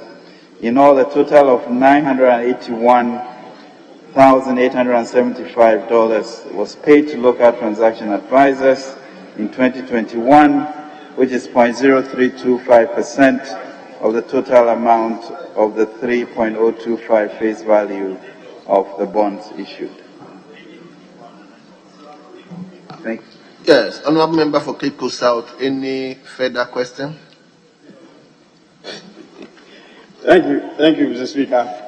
Mr. Speaker, from the Minister's answer, almost $1 million is paid to these local transaction advisors and legal advisors. But up until 2016, they were paid a flat fee of $50,000. Their role is basically to build capacity, and that hasn't changed. So I want to find out from the Minister, why is it that now they are not being paid a flat fee of $50,000, but they are being paid $166,000? Because they are not the lead managers, they are not the book runners, they are not the billing and delivery agents, they are not the duration managers. They don't play any role in the issuance and the marketing of the bond. It's all done by the international transaction advisors. So why are the local being paid this amount of money instead of the flat fee of $50,000 that they used to receive in the past? Thank you.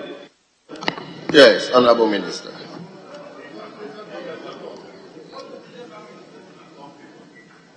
Thank you very much, Mr. Speaker, and Honorable Rickett Hagan. Really very, very good and important question. And it is important because you pay the international advisors, as you said, each maybe over $1 million and change in these transactions. And I remember in 2007, when we went for the first issuance abroad, and the ministers and civil servants were admiring the buildings that we were in for the international advisors. And I was asking them, if you keep paying $50,000 to your local advisors, when do they grow? When do they get the capacity? When do they become those big banks? And those are fundamental questions as to how we grow our institutions. And so, Mr. Speaker, yes, we change it from a flat fee to increase it almost triple what it was. But it's a good reason for us to be very clear and deliberate about how we support local companies, for them to grow, to become as big as those companies that we choose to admire. Thank you, Mr. Speaker. Yes, your last supplementary question. Honorable Member for. Mr. Speaker, as I indicated earlier on about the rules that the international transaction advisors play, I want to find out, apart from capacity building, what role does Data Bank, Fidelity Bank, IC Securities, Temple Investment, and Car Bank play in issuance of the Eurobond? Yes, Honorable Minister. Thank you very much, Mr. Speaker. I believe the issue that Honorable Hagan is talking about goes to the heart of how we develop our capital markets to be equivalent to those people who keep advising us on the things that we do. I think by being able to reward them a lot more, they are able, beyond the capacity building on the local front, to also be able to send their employees into certain internships outside so that they can do more on the advisory side. Mr. Speaker, when we get into these transactions, the more knowledgeable your local advisors are, the better you are able to negotiate when it comes to the floor and when it comes to pricing. And those become really important intrinsic parts of the transaction. And so this leads to the type of knowledge that may reduce your coupon rate from 8.025 to 8%, which results in considerable savings when we go forward. But I think we should have also a clarity on the deliberateness in building these companies to be able to replace these international advisors. And the only way to do that is to give them more resources for them to continue to be confident when we get to the market. There's a lot of confidence play, and there's a lot of need to know, and that's what we have to do if we are going to turn this place into an international hub for financial services. Thank you, Mr. Speaker.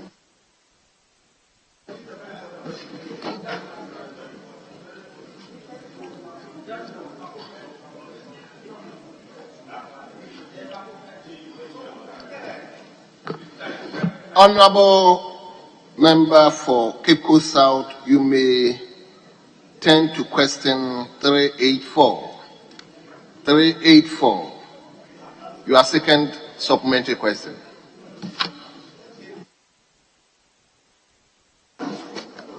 Thank you, Mr. Speaker. Once again, my next question is to ask the Minister for Finance how much government realized, and that is net proceeds, from the Eurobond issued in 2021, and how much it has spent on fees and related roadshow expenses. Thank you. Yes, Honorable Minister.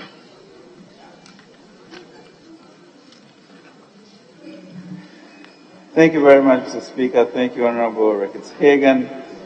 Mr. Speaker, a total amount face value of $3.025 billion was raised with proceeds of 2.883 billion, and some of the bonds were issued below par discounted price, which is approximately $142 million.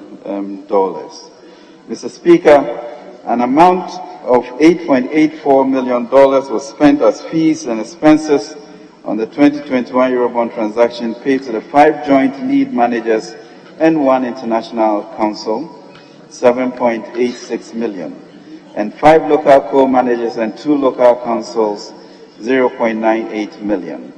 The joint lead managers for the 2021 Eurobond transaction were Bank of America, Citibank, RMB Bank, Standard Chartered Bank, and Standard Bank.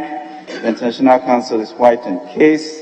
The 5 co-managers local used were Fidelity Bank, Data Bank, IC Securities, Temple Investment, and Car Bank, while CQ Legal and K&K Legal were the 2 local legal advisors. Thank you, Mr. Speaker. Thank you very much. Yes, Honorable Rickett Hagan. Thank you, Mr. Speaker. Mr. Speaker, the minister's answer, both the verbal answer he's just given and the written answer, does not answer the last part of my question. The figures is given, and the last part of my question is to do with related roadshow expenses. The figures the minister has here, which is 8.84, is of which 7.86 relate to international transaction advisors and counsel, and the 0.9 relates to local advisors and counsel. That gives you the 8.84. It doesn't answer the bit about the roadshow cost for government and the Bank of Ghana. That is the government delegation that go on the roadshow. How much did they spend? It's not covered here. Thank you. Yes, Honorable Minister. Thank you very much, Mr. Speaker, and thank you, Honorable Rickett Hagan. Honorable Speaker, the beauty or some of the good results of the COVID year was that we all did a lot of things by Zoom. And so amazingly, that was one of the years in which, by sitting at Kempinski, we were able to complete a roadshow virtually. That's why the expenses are negligible. Thank you, Mr. Speaker. Yes. Honorable Member, you may take your last supplementary question. Honorable Adongo. Adongo, yes. Yes, leader. Mr. Speaker, respectfully, pursuant to time management, you said we're going to restrict the questions to those of them who are asking the questions. Because there cannot be any modifications in the course. Please, with respect. If he is asking the question, let him so do. If he says it's not, he moves to the next question. Respectfully.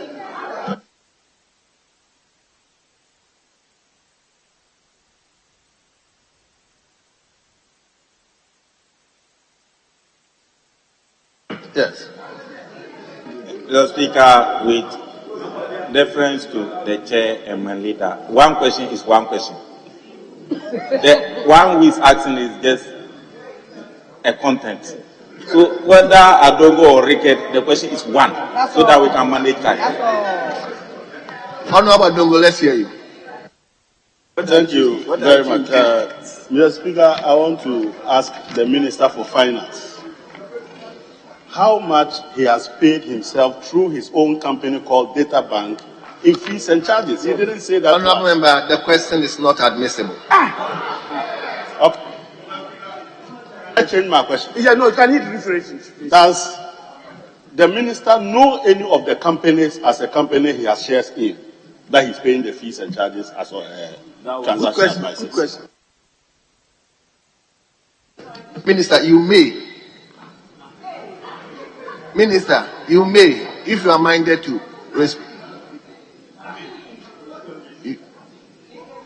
Else, please, you file a substantive question. No, honorable members. Honorable members, will you please listen to me? This house is a house of records. If he's not with the figures, why should you come and guess? And so please, I will entreat you to file a substantive question if you are desirous. Speaker, are you saying the minister doesn't know a company he has shares in? His own investment, he doesn't know. He should just tell me that. Honorable member. Mr. Speaker. Mr. Speaker. Media. You should engage the media. Mr. Speaker, I don't know the import of this person. He, Honorable Adongo, knows the company. So if he says that, if he's asking the minister whether he knows the company, I know a company called Data Bank. And Mr. Speaker, with respect, the Companies Act that we just passed enables any one of us to go to the Registrar General to inquire about the shareholding. And that is in an official publication. That is in an official publication. You are required to know that. You are required to know that. This is an abuse of our process and procedures. Can we go? Honorable members, the question is not admissible. Let's move on.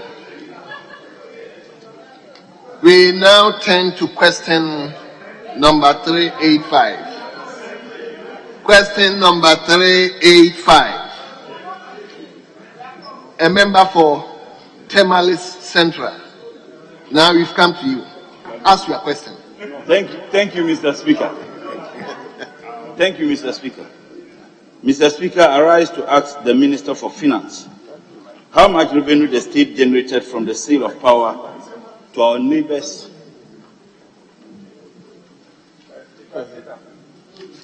Yes, Honorable Minister.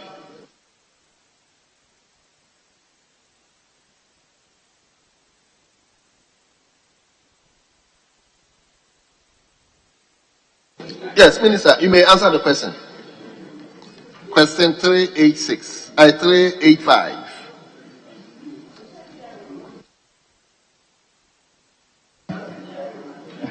Thank you very much, Mr. Speaker.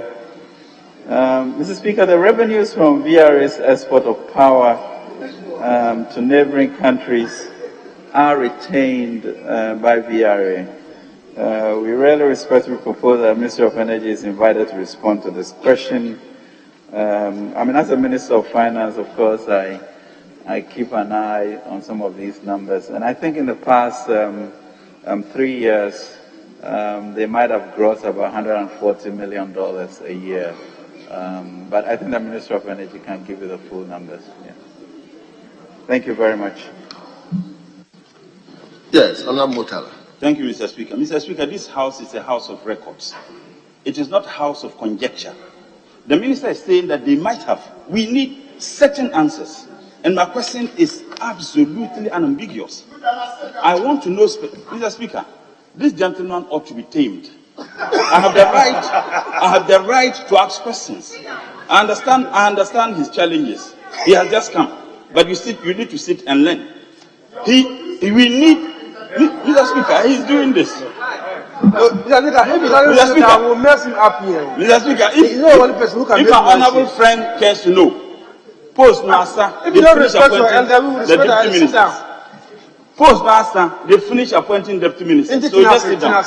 Mr. Speaker, I need response. My question is absolutely unambiguous. So if the minister is telling us that they might have, this is not a house of conjecture, Mr. Minister. We need specific answers, and I want him to tell us if he doesn't know. I understand. If he thinks that he doesn't have the answers now, he should tell this house, but he can't tell us that they might have. This is not a house of conjecture. This is a house of records, Honorable Minister, with all due respect. Thank you. Yes, Leader. Mr. Speaker, the question number 385, as we asked. And the question reads, to ask the Minister for Finance how much revenue the state generated from power sale to neighboring countries. The Minister has responded. The Speaker, revenues from VRA's exports and power to neighboring countries are not paid to the consolidated fund, but paid into VRA's accounts. The superintending ministry is the Ministry of Energy. So he says, we respectfully propose that the Ministry of Energy is invited to respond to this question, which just means that your question has been misdirected. What question is misdirected? So he's just proffering an opinion that this is how maybe the total is. But, Mr. Speaker, our orders are clear, and the orders provide in Order 62. 1. Questions may be asked of ministers relating to public affairs with which they are officially connected. The minister is telling you that he's not officially connected with that. So, Mr. Speaker, you will guillotine this and then we move on. Because that is what it means, that he's not responsible for this question. So he goes on to suggest to you that the Minister of Energy is the one responsible. So please, so direct your question. That is how it is. Yes, because so can you call the Minister of Finance? That was your own. Why are you getting up again? Yes, Honorable. I'm not speaking to the microphone. Honorable Leader, I think the minister is desirous to even say something. So, Mr. Speaker, thank you very much. I think the issue, Mr. Speaker, of cordiality is very important. And the issue of mutuality of respect is also going to be very important. I was very clear that this is a question for the Ministry of Energy. As respected honorable members, I then let you know what I thought those numbers were. But I find it quite abusive in the way in which the response was made. I think if we are going to be able to continue this and also encourage each other for me to become in more, already the Speaker has given us clearance that we can have the Minister of State and the Deputy Ministers do that because of the enormity of the work that the ministry does. It's going to be very, very discouraging if a sense of hostility is maintained. And that is how I feel about it, different from how you feel about that. So that was just to offer respectful information so that even as you leave, you'll get a sense of what those numbers were. But to be thrown back and abused at it, Mr. Speaker, is unfortunate. And I look forward to a lot more cordiality as we move forward. Thank you very much, Mr. Speaker. Mr. Speaker, why? Mr. Speaker, I don't know who is hostile to him. If we ask you a question and you are not comfortable with the question, that is not hostility. It is as simple as that. I pose a question that I believe is of interest to me.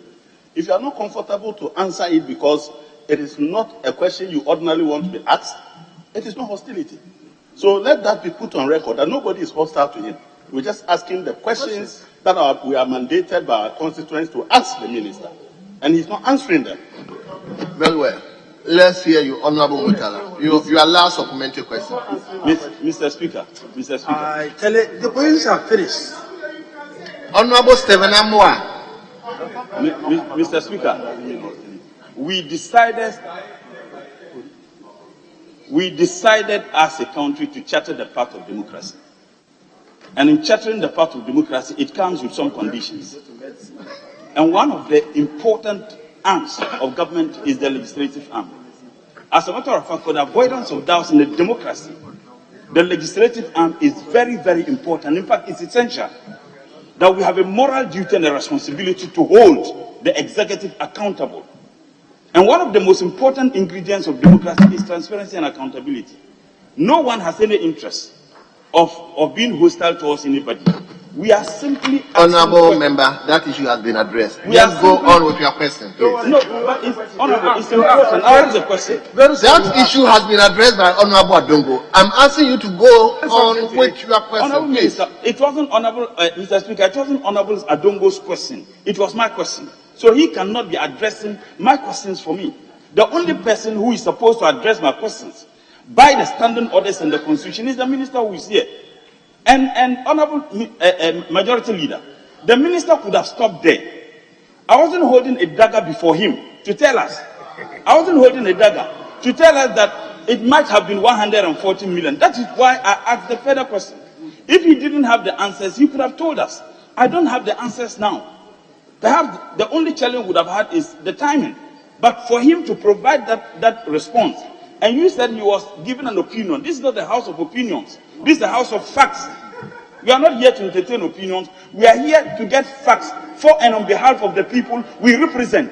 The people of Tamale Central. Honorable. Enough with that. So you didn't ask any question. Honorable, you didn't ask any question. My question is very simple. The question is that the minister is the minister who manages the finances of this country. And therefore, whichever agency or ministry takes that supervisory role, at the end of the year, they account to the Minister for Finance. So he should be able to tell us how much they generated. But he provided... That is why the leader of the House has given us the directives. Per standing order 62, there's responsible ministry for power and related matters is the Minister for Energy. So at least the leader of the House has given us a clue. Let's abide by it and move on. Yes. Thank you, Mr. Speaker. Mr. Speaker, this is not the first time a question has been asked and it has to be redirected to the appropriate ministry. And I don't see why we should be belaboring that point. However, Mr. Speaker, I could see that maybe the Minister for Finance is tired. Well, he's been here since morning. He has read the statement and he's gone ahead to answer questions. Even the chair, with deference to the chair, has been changed. If maybe out of that stress, that is why he made that statement concerning the hostility, which is unparliamentary. Well, if you go to Order 93.2, it is clear it shall be out of order to use offensive, abusive, or unbecoming words. The best word that we use for each other here is the honorable gentleman. So, we who should be referring to each other as honorable gentlemen, then when we are using words like offensive and those things, and Parliament or life does not end here. They are members of Parliament, and we will do business with the Minister for Finance up to the end of this 8th Parliament. So that portion of the word is what is generating this. And if that is the case, you can direct that the word offensive, listen, hostility, or we being hostile to him. But today is a special day, and this Facebook Live, everybody is watching. So if that happens between we and our finance minister, I don't think it's good of us. But I want to plead to my colleague, the Honorable Mutala. The door is still not closed. You still have to redirect the question, if that is the fact that you want. But the minister could have said, it doesn't, I don't have it here, I'll go and get it for you. But to go the extra mile to say that it is lie within the purview of the energy minister, it's just a matter of you redirecting the question. So let sleeping dog lie and let end it there. But I still want to plead with the chair that you direct that portion of the statement, hostility should be expunged from the Hansard or the records. That there is objection that the minister used a word that they've been hostile to him, which to them it is not. They are doing their lawful parliamentary duties. And you cannot, by Order 93.2, later you know it is clear. And the conduct of members can also not be raised, even the chair. So that portion, I'm not happy with that. But Mr. Speaker, if the minister is tired, you can suspend. Truly, he's been sitting since morning, and I believe sometimes when you are tired, anything goes. So that is my plea. Very well. Honorable members, okay.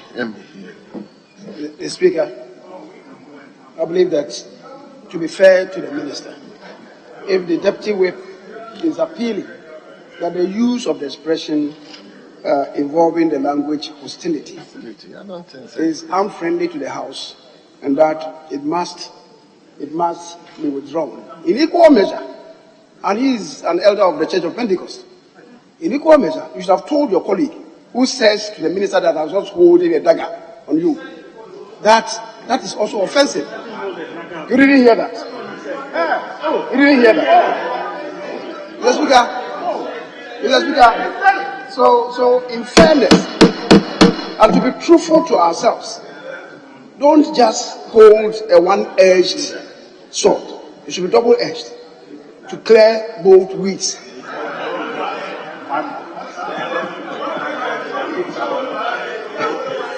Yes, Speaker, but I think that we can move on.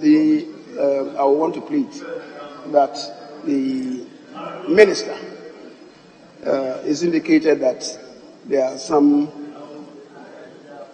meetings that are holding in his office, which is kept on hold since 2 p.m. If he may be allowed to exit to attempt to do so. I think the questions have been listed and the answers have been really given by our orders. Indeed, 1 hour after question time, questions that are not answered should be just printed and given to the members asking the questions. However, we have a Deputy Minister here.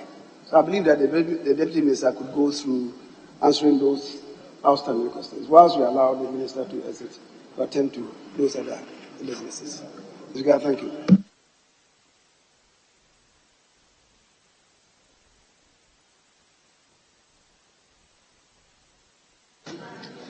Honorable members, I think before the majority leader came in, Honorable Deputy Minority Leader agreed with both caucus agreed that the Finance Minister has been here since morning, and they agreed that I will leave him to go and attend other meetings and ask the Deputy Minister to hold on the rest of the questions. And I think it's something that has already been agreed. I was informed by the leadership. So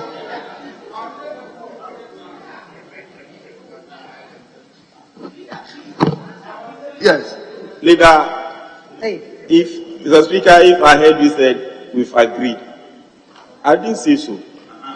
What I said, you weren't here at that time. I said the Minister for Finance had been here since morning, and therefore, out of stress, maybe that's why he used. Honorable member, I'm not making reference to you. I said it had been agreed when Honorable Afeji was here. You weren't here at that time. So, okay, Mr. Speaker, it was a decision that has been taken by the leadership. Yeah, Mr. Speaker, what I meant was that you can say the Minister had been here since morning his time, but to say he's leaving this work to go and continue some work somewhere, Mr. Speaker, is what is making my back very offensive. Because this is a very important work. By our standing, what can be more important than parliamentary go on beyond 1 hour? We've almost spent 2 hours in question time.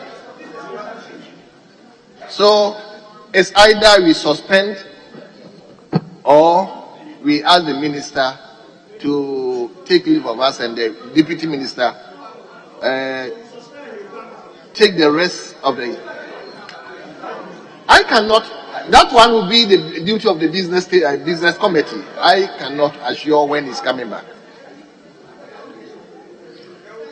So please, my directive is that I will leave the Honorable Finance Minister and the Deputy Minister, who is part of us, will take on the chair to respond to the rest of the questions.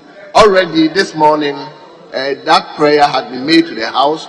The Speaker has admitted that prayer, that the Minister of State or Deputy Ministers can take charge of finance minister's duty in this house if he's not.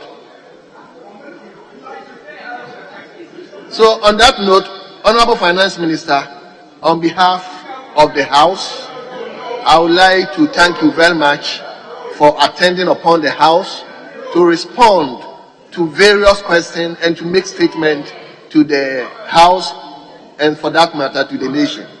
We are grateful to you, we wish you well, and you are hereby discharged.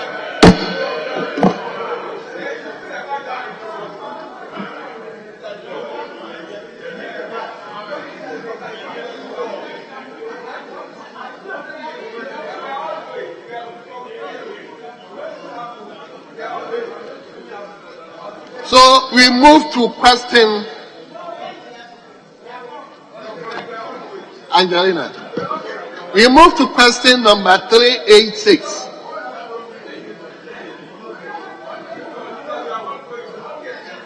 Question number 386.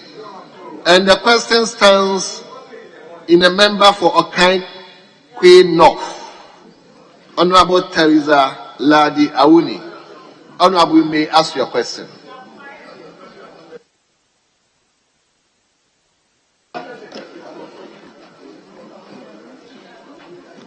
Thank you, Right Honorable Speaker, for the opportunity. But honestly, my question has been in this House for close to 6 months. So in all fairness, the minister should have answered me before leaving. For over 6 months, this question has been hanging in the House. My dear sister, but I'll go ahead and so ask my question. The answer is already provided. I needed the finance minister to answer me.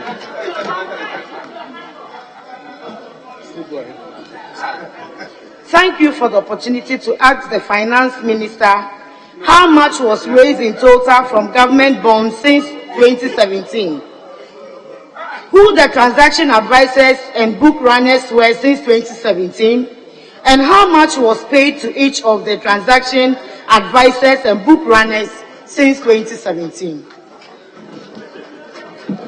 Is it not the same question that has been asked? Very well.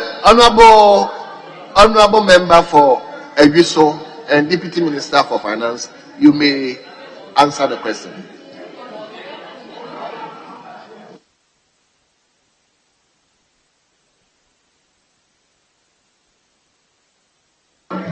Thank you very much, Honorable Speaker. Mr. Speaker, Government of Ghana launched the domestic bond issuance program in 2015 under the name Edinkra program. The joint book runners were Barclays, Stanbic, and Strategic Africa Securities. The mandate was for 2 years. In 2015, 517 million cedis was raised and 0.5% was paid to the joint book runners. In 2016, 4.4 billion Ghana cedis was raised and fees of 0.48% was paid. Mr. Speaker, in 2017, government through the Ministry of Finance renewed the engagement with 3 book runners, namely Barclays Bank Ghana, now Absa Bank, Stanbic Bank, and Strategic African Securities, under a 2-year mandate as joint book runners. The JBRs were to advise and arrange the issuance and marketing of all government of Ghana longer dated bonds, 2 years and above, through the book building approach adopted by Ministry of Finance in the year 2015. Mr. Speaker, in 2017, a total of 17.3 billion cedis in 3, 5, 7, 10, and 15-year local currency government bonds and 221.4 million US dollars in domestic USD denominated government bonds was raised from the domestic market with the assistance of the joint book runners.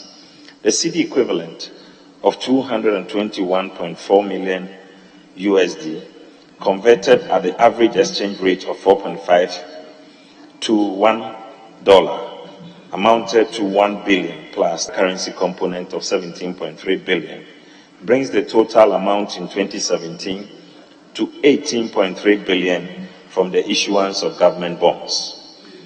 An amount of 30.41 million Ghana cedis was paid to each JBR, totaling 91.24 million cedis in 2017, which is 0.5% of the total amount raised.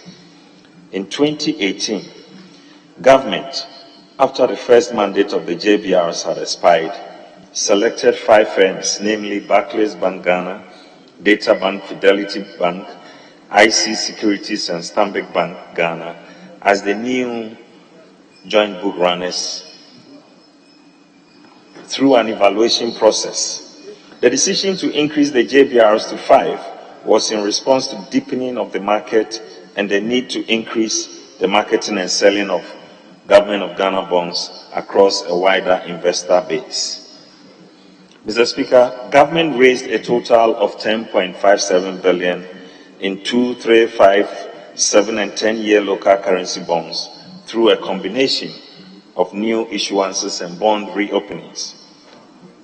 An amount of 52.84 million was paid as fees to the JBRs, where each received 10.57 million in 2018. This was approximately 0.5% of the amount raised. Mr. Speaker, in 2019, a total of 9.88 billion in the medium to longer dated bonds was raised. A fee of 9.88 million was paid each JBR, totaling 49.42 million for the 5 joint book runners engaged in 2018. This makes 0.5% of the amount raised. In 2020, the 5 JBRs executed 20 new transactions across 2-year to 7-year tenors and reopened the 20-year bond. These transactions cumulatively raised about 16.6 billion in local currency government bonds and $388.9 million in domestic US denominated treasury bond. A total amount of 18.78 billion was raised, and each JBR was paid 18.83 million, totaling 94.14 million, which constitutes 0.56% of total amount raised. The performance of the joint book runners, as against the backdrop of seriously challenged macro-fiscal environment and tighter financing conditions induced by COVID-19 pandemic, which muted offshore demand for local currency issuances, leaving local investors to take up a large proportion of the year's treasury financing operations. In May 2021, based on the new primary dealers, PDS, and bond market specialists, BMS guidelines, government selected new PDs, out of which 9 institutions were given the mandate as BMS to be in charge of the book running process. The 9 institutions were Stanbic Bank, EcoBank, Absa Bank, GCB Bank, Car Bank, Fidelity Bank, IC Securities, Data Bank, and Blackstar Brokerage. From May 2021 to December 2021, they raised a total of 13.818 million US dollars. They raised a total of 13.8 billion US dollars in 2-year to 7-year bonds, 10-year and a tap-in of a 6-year bond. They undertook a 5-year US dollar bond of 168.98 million US dollars.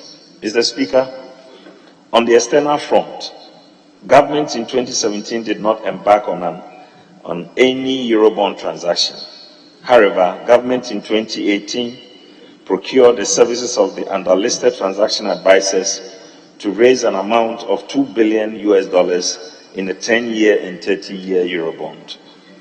4 international lead managers, JP Morgan, Bank of America, Citibank, and Standard Chartered Bank, and 3 local transaction advisors, Fidelity Bank, Data Bank, and IC Securities. White and Case was procured as international legal advisors, and JLD and MB Benchientil and Lecha were procured as local legal advisors. Mr. Speaker, the 4 international transaction advisors procured were each paid $2 million, whilst each of the 3 local transaction advisors were paid $375,000, and the 3 legal advisors each paid $90,000. The international legal advisor was paid $379,159. The total paid the transaction advisors, foreign and local, was $9.98 million, which is 0.49% of the amount raised. In 2019 and 2020, government raised a total of $3 billion in each year. From 2019, government took a proactive stance to build the capacity of domestic financial institutions with exposure and skill for future active roles in our Eurobond transactions. In view of this, government for the 2019 and 2020 transactions procured services of 3 local co-managers, Fidelity Bank, Data Bank, and IC Securities, and 2 sub-co-managers, GCB and SAS Investment. For the issuance, they worked alongside the 5 international lead managers, White and Case as the international legal advisors, JLD and MD and CQ Legal as the local legal advisors. Mr. Speaker, the 5 international transaction advisors procured were each paid $1.55 million each, whilst each of the 3 local transaction advisors were paid $375,000. Each sub-manager was paid $50,000. The international legal advisor was paid $399,661, and 2 local legal advisors each paid $75,000. In all, a total of $9.55 million and $9.7 million was paid to international advisors. International legal advisor, local transaction advisor, sub-co-managers, and the local legal advisors in 2019 and 2020 respectively, which is 0.3% of the total amount raised in 2019 and 2020. Mr. Speaker, government once again for 2021 took a proactive stance to procure all the necessary transaction advisors, international joint lead managers, local and legal advisors required for the Eurobond program. The 5 international joint lead managers procured were Standard Chartered Bank, RM Standard Bank, Bank of America, and Citibank. The 5 local transaction advisors procured were Fidelity Bank, Data Bank, IC Securities, Temple Investment, and Car Bank. White and Case was procured as the international legal advisors, whilst CQ Legal and K&K Legal were procured as the 2 local legal advisors. The 5 international joint lead managers were each paid $1.497 million. The 5 local transaction advisors procured were each paid $166,375. The international legal advisor was paid $375,000, whilst the 2 local legal advisors were each paid $75,000 to raise a total amount of $3 billion. In total, the international and local transaction advisors were paid $8.843 million, which is 0.29% of the amount. I thank you, Mr. Speaker. Thank you very much. Honorable Lydia, I think this is an elaborate answer. Do you still have supplementary question?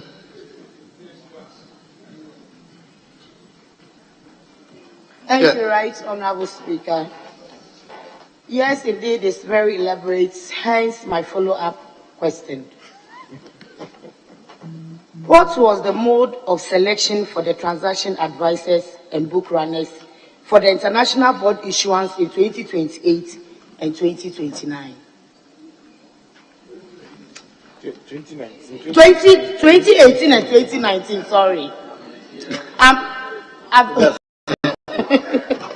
Let me repeat my question again. What was the mode of selection for the transaction advisors and book runners transaction bond issuance in 2018 and 2019? Yes, Honorable Minister. Thank you, Mr. Speaker. Mr. Speaker, this was done by international competitive bidding process and open evaluation process.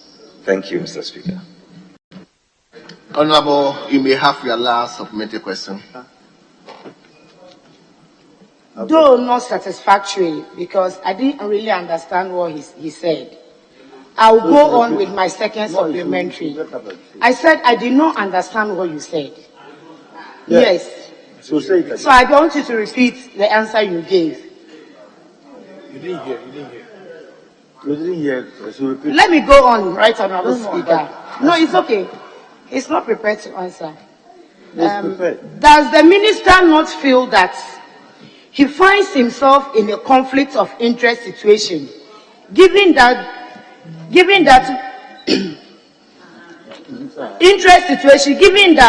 he is the one who makes the decision on bonds issuance, and his firm Data Bank is the book runners and transaction advisors for the bond issuance? Yes, Honorable Deputy Minister.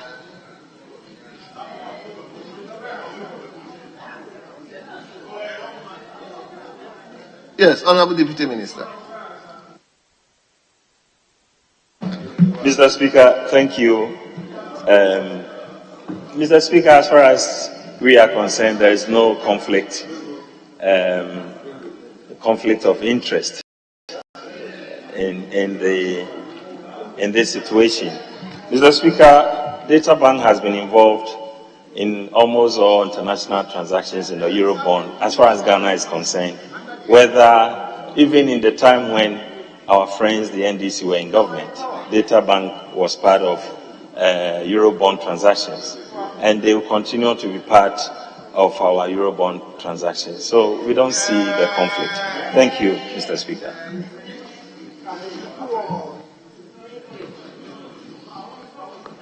Honorable Adongo, don't you think we've had enough?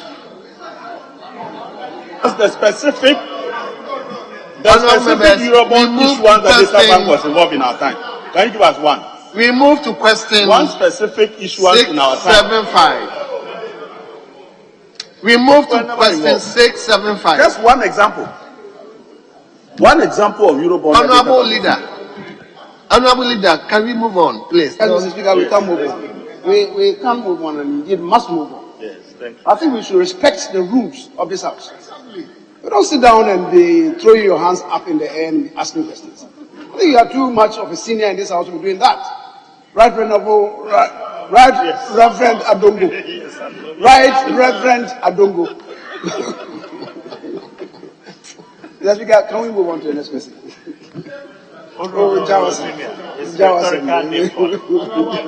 Yes, honorable members, we move to question 675.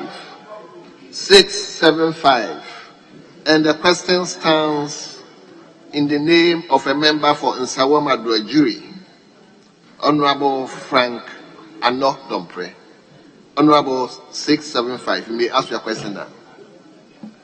Speaker, I'm grateful. We are right to ask the Minister for Finance how the 2022 budget will ensure that all the major issues, increased taxes, increased fuel prices, and unmaintained roads, which were raised during the course of 2021, will be tackled efficiently. I thank you, Speaker. Yes, Honorable Deputy Minister. Thank you, Mr. Speaker, and thank you to the Honorable Anodompre for the question. Mr. Speaker, government has proposed the passage of a new tax measures as part of the 2022 budget.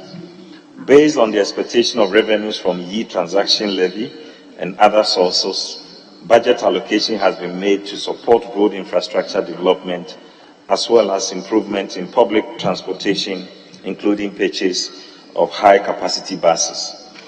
The new taxes increases would support the drive towards raising the tax-to-GDP ratio to align with our Ghana Beyond Aid target of 20%, and also reduce the amount of borrowing required to meet our developmental obligations.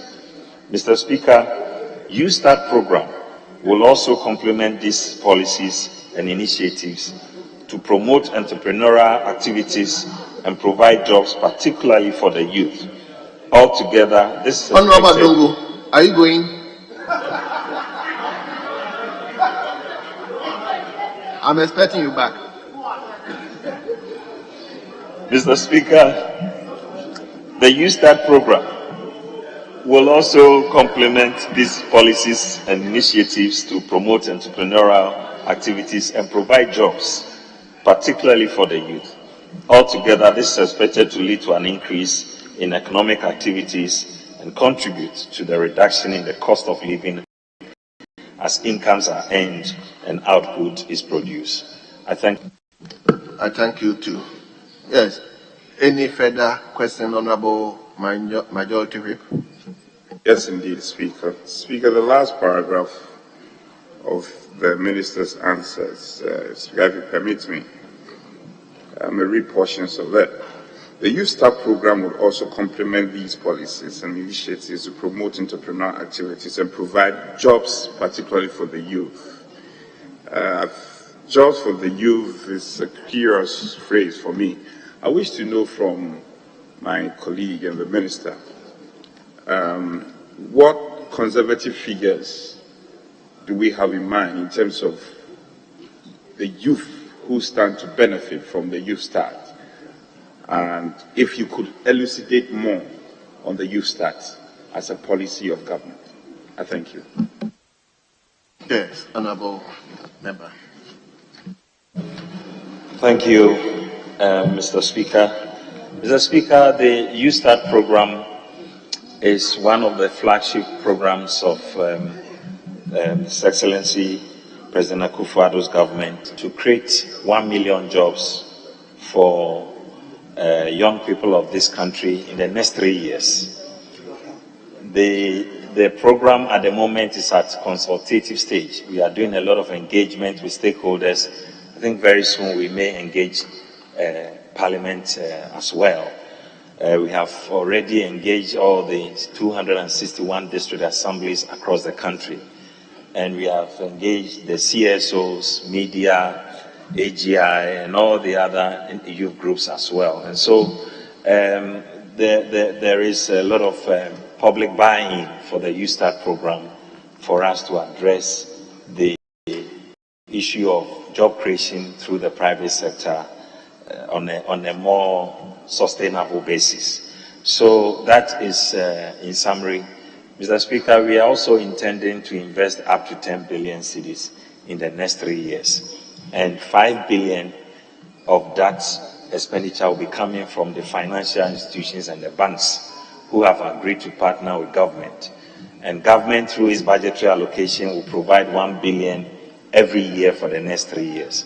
And then our development partners are expected to raise the additional 2 billion to make up for the 10 billion.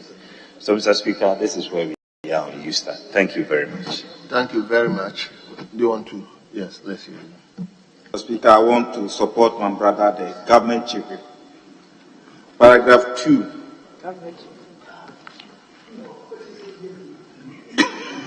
That's my brother.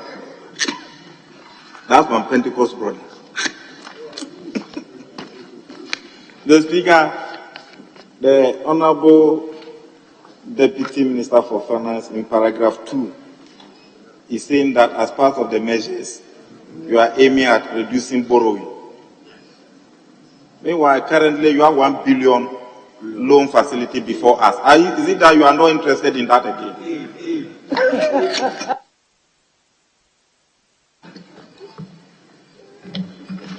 Mr. Speaker, thank you. Thank you, Honorable Ahmed, for a very important question. Mr. Speaker, the current request before the House was factored as part of the annual 2022 budget. So we needed that to fill the fiscal space. But even when you look at that, it is a reduced borrowing approach compared to what we did last year and previous years. So we'll gradually come to sustainable levels. Thank you very much, Mr. Speaker. Very well. Thank you very well. So we move to question 676. Question 676. Honorable Dr. Sewamua, you want to speak from here? You want to speak from here? Okay, let's see. Mr. Speaker, thank you very much. My question is so simple. My question is to ask the Minister for Finance the plans the government has established through the Ministry of Finance to reduce the debt stock, which stood at 76.1% in the first half of this year. Thank you, Mr. Speaker. Yes, Honorable Minister. Thank you, Mr. Speaker. Mr. Speaker, Ghana's debt stock as a percentage of GDP performed better than earlier publications by government. The Ghana Statistical Service published the latest GDP figures for 2020 and 2021 in April 2022. In the publication, the 2020 GDP growth was revised upwards from 0.4% to 0.5%, and the nominal GDP also increased. Consequently, the 2020 debt to GDP ratio was previously published at 76%, has now gone down to 74%, indicating a 200 basis point reduction. The 2021 GDP growth also exceeded target by 100 basis points from 4.4% to 5.4%. Additionally, the nominal GDP elevated by more than 20 billion cedis. Consequently, the 2021 projected 80.1% debt to GDP ratio falls to 76.6%, indicating almost 350-point reduction. Speaker, for the period January to April 2022, debt developments have significantly been impacted by price shocks, especially the sharp depreciation of the local currency in the first quarter of 2022. Consequently, Ghana's debt stock in cedis increased from provisional figure of 351.7 billion in January 2022 to 391.9 billion in March 2022, before moderating to 387.9 billion in April 2022. It moderated because the BOG at its 105th MPC meeting deployed its monetary policy tools to combat the exchange rate depreciation. And this was enough to moderate the nominal debt figures in April 2022.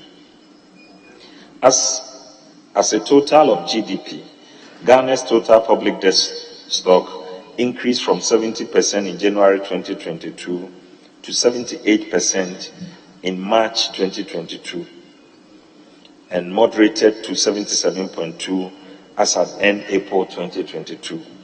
It is insightful to note that this was largely because of the exchange rate depreciation.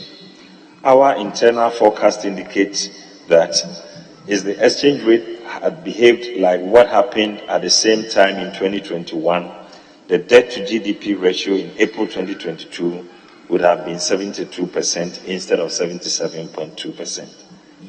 On the other side, if Ghana's debt is measured in US dollars, we observe that the debt stock reduces from a provisional figure of $58.4 billion in January 2022 to $54.5 billion in April 2022. This indicates the effect of exchange by dynamics and does not in any way indicate that government borrowed by that margin. Mr. Speaker, in view of the above, the following are the plans to reduce the debt stock. The government's fiscal consolidation plan for the medium term, which includes a reduction in discretionary expenditures by 30% for MDAs for 2022. Since the COVID-19 pandemic, the domestic primary balance has been recording a negative performance and by extension, indicated debt accumulation. The 2022 budget targets a positive domestic primary balance, and this is intended to reverse the debt accumulation.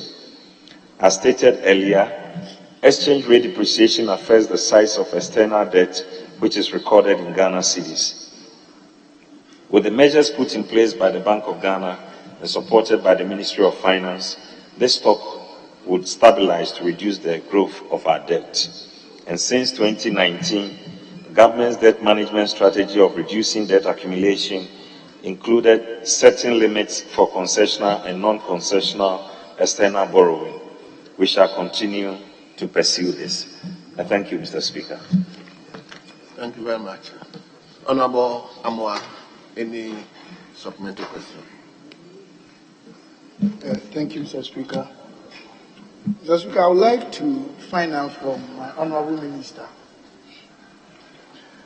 for the minister to tell the House how they've been able to manage our relevant primary macro indicators comparable to even the giant economies where U.S. inflationary rate has gone beyond 370%, the highest over 41 years now.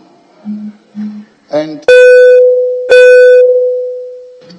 did I hear U.S. inflation rate as what? 2.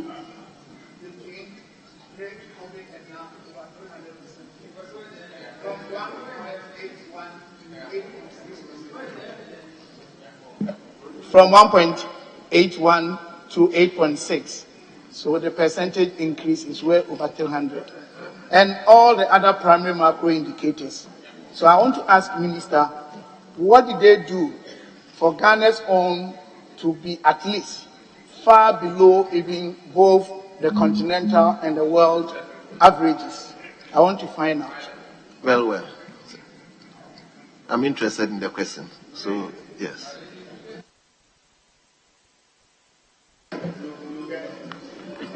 Mr. Speaker, I want to thank the Honorable Stephen Amoa for the question.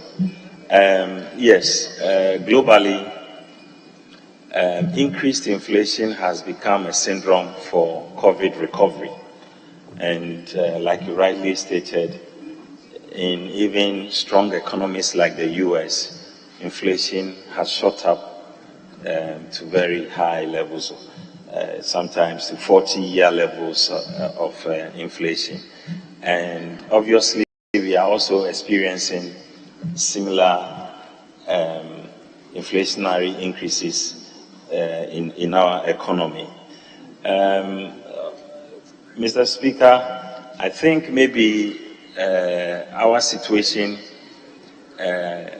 has been better because of our previous performance. If you check the growth rate and the performance of the economy from 2017, 2018, and 2019, the pre-COVID economic performance of the economy indicated that Ghana's economy was on a strong path of growth before the COVID struck. And I strongly believe that, Mr. Speaker, it is because of this strong economic foundation that is why we have managed to contain the difficulties that has come as a result of the pandemic, the COVID pandemic. I thank you, Mr. Speaker. Thank you very much. We turn to question 677. Question 677. Anyway, let me. I always want to Mr. Speaker, give the opportunity to leadership. For that opportunity. I have with me here the annual public debt report 2020 for the 2021 financial year. I know you quoted from this. In page 6, paragraph 26, the nominal public debt stock as at end of December 2021 was 351, which you quoted. if you proceed, it said it, however, excluding financial sector cost, energy sector cost, banking sector cleanup cost. So if you are to add all those costs to your 80.1, what will it be?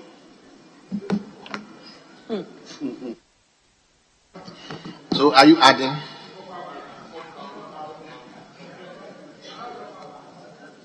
Mr. Speaker, I don't have the figures immediately to add up, so when we add up, we can communicate to you. Thank you, Mr. Speaker. So return to question 677. Question 677.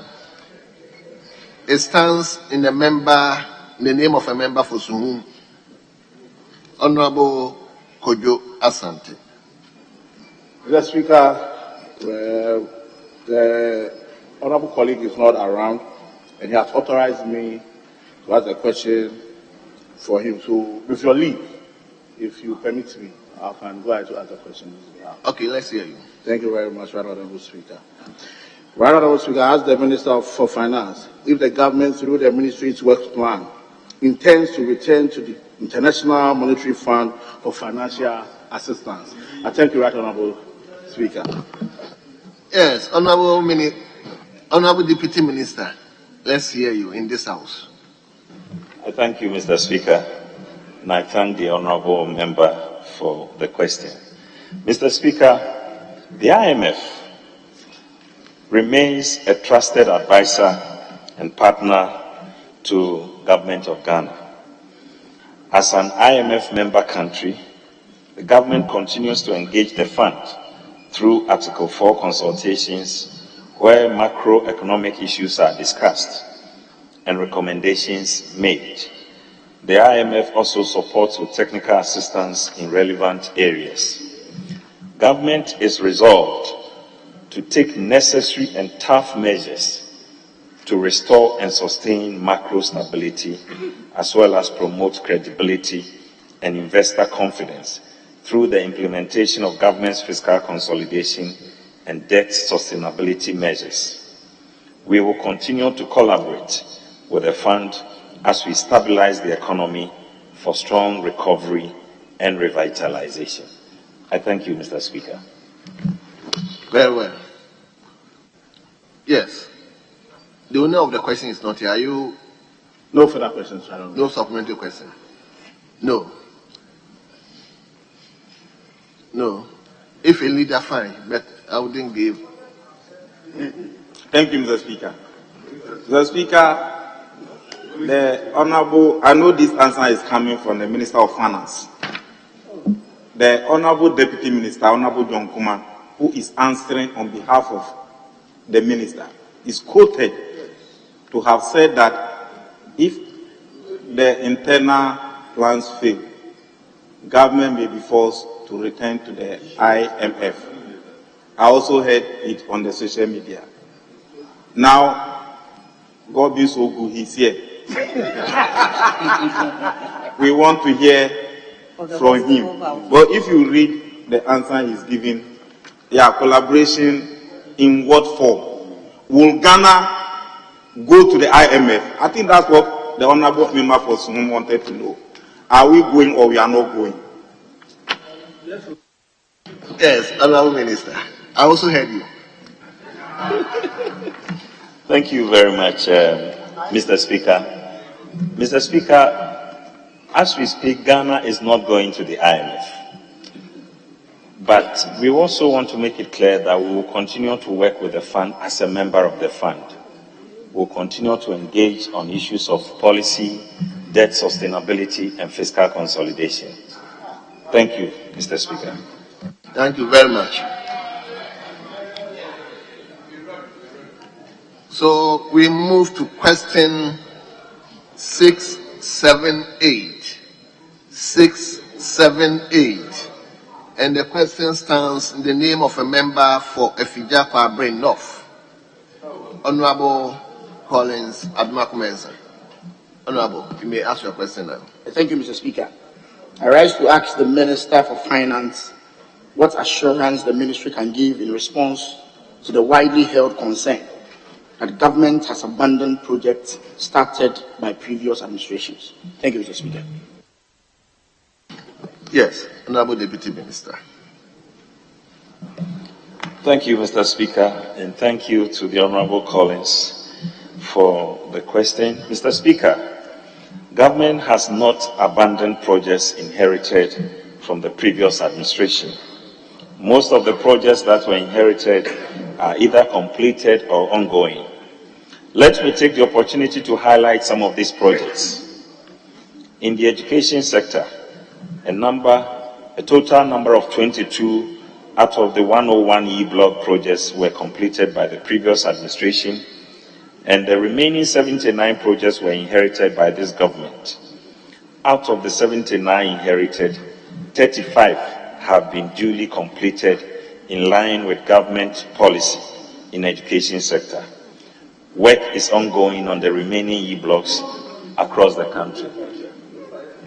Mr. Speaker, it is also worth noting that a total of 4 out of 8 critical sea defense projects were at various stages under the previous administration. They have also been completed. These are in Brekuso, Amam Fukuma, Abuazi, New Takrade. In addition, the Dansuman and Azim Sea defense projects, which were started after 2017, have been completed. Mr. Speaker, the government inherited a total of 11 projects under the Ministry of Defense from the previous administration. And so far, 4 of these projects have been fully completed, including 4-story block of 16 flats at Bema Camp, Accra, and similar ones in Wa and Tamale.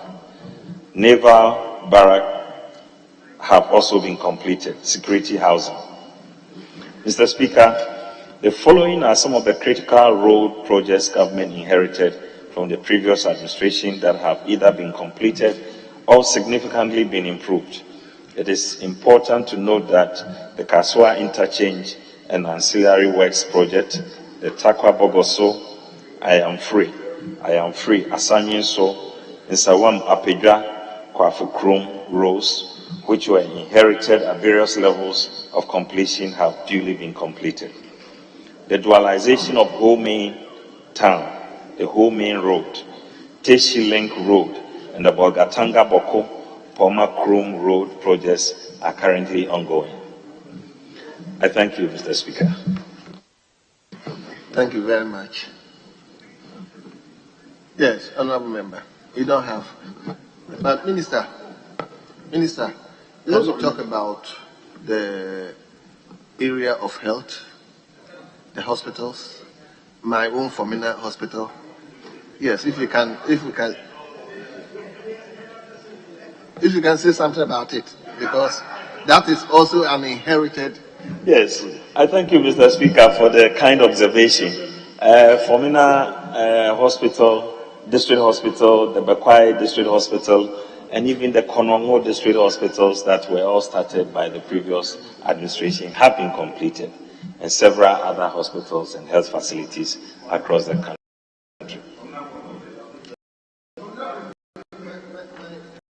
Mine is not, probably it's ongoing. It's ongoing. Yeah, or either ongoing or completed. Anyway, so we move to question. Thank you, Mr. Speaker.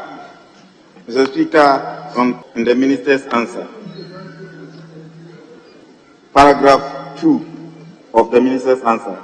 In the education sector, a total out of 101 E-blocks projects were completed by the previous administration. Mr. Speaker, we keep on doing this to ourselves. The former Minister of Education, Honorable Matthew Pokun Prempe, went to Asempa FM and said, Mama completed only 46 E-blocks. The Honorable Minister of Education, the current one, Honorable Aduchum, in answer to similar question, came to this house in our records, and he said, Mama completed only 29. Today, the Honorable Minister for Finance is in this house again. he say Mahama completed 22. And if care is not taken, tomorrow they will come and say Mahama completed 0. So which is which? Is it the Honorable Metiopoku Prempe, who Mahama handed over to, who said the previous administration completed 46 on Asempa FM, or the Honorable Aduchum, who came here in this house and is in our record and said that Mahama completed only 29 E-blocks, or these 22 numbers you are giving to us today? How do we reconcile these three numbers, and which of the three ministers, the Honorable Metiopoku Prempe, Honorable Aduchum, and Honorable Keofarata, who among them do we believe? Mr. Speaker, I want to know from them.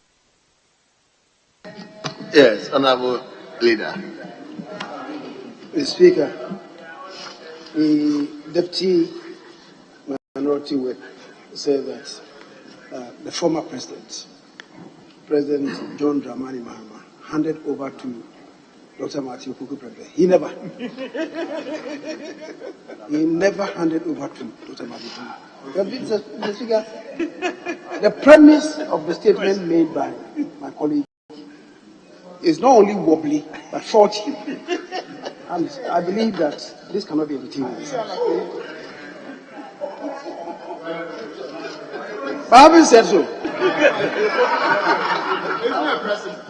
Mr. Speaker, what my colleagues should know, that in construction, when we talk about completion, it relates to percentages. If a person says that 100% complete, it may be different substantially from somebody saying that it's 90% complete or 95% complete.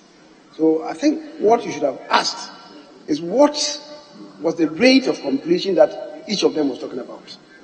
And thank you very much.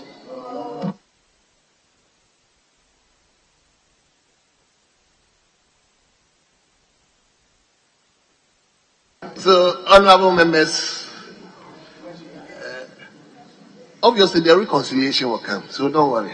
We move to question 679. 679. Honorable member for Okankwe South.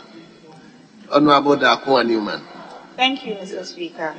I rise to ask the Minister for Finance the progress and impact of the Ghana Cares program, as well as the plans to raise a 100 billion fund through a government-private collaboration, all aimed at revitalizing the economy post-COVID-19.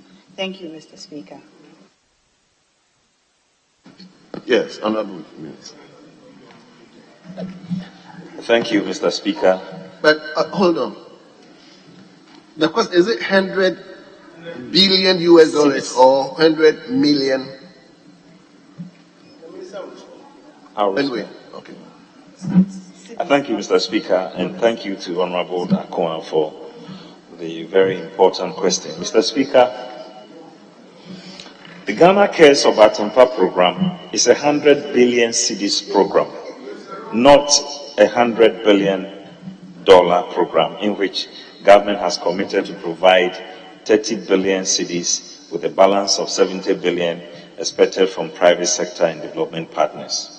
Since its launch in November 2020, we have established delivery units within the participating MDAs to facilitate speedy and effective delivery of results. Progress of Ghana Cares. Mr. Speaker, the CARES program continues to target key sectors in the economy for sustained results. We have prioritized modernization of agriculture and food import substitution, value addition initiatives, and support development of the business sector and expansion of our manufacturing and export capacity.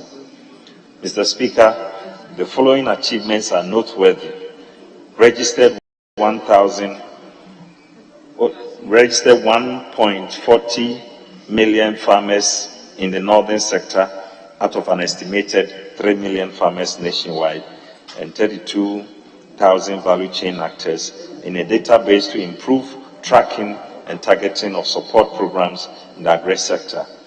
We have provided interest rate subsidy to 20 agribusinesses. We have upgraded 3 culturally significant sites namely Ebri Botanical Garden, Yasantua, Mizolium, Ejuso and Besianse, and Accra Tourist Information Center. We're supporting enterprises in the textile and garment sector and improving access to credit for anchor operators in the agricultural value chain. Establishing the Bioequivalence Center at Noguchi to support local pharmaceutical manufacturing industry. In addition, 5 pharmaceutical companies are being supported to upgrade operations to WHO standards. Supporting the construction of a foundry, which is 95% complete, and machine tooling center, which is 10% complete, to manufacture basic tools and implements for the agriculture, mining, and automobile sector. Signed an MOU to leverage the capacity and expertise of MEDA to accelerate implementation of key interventions.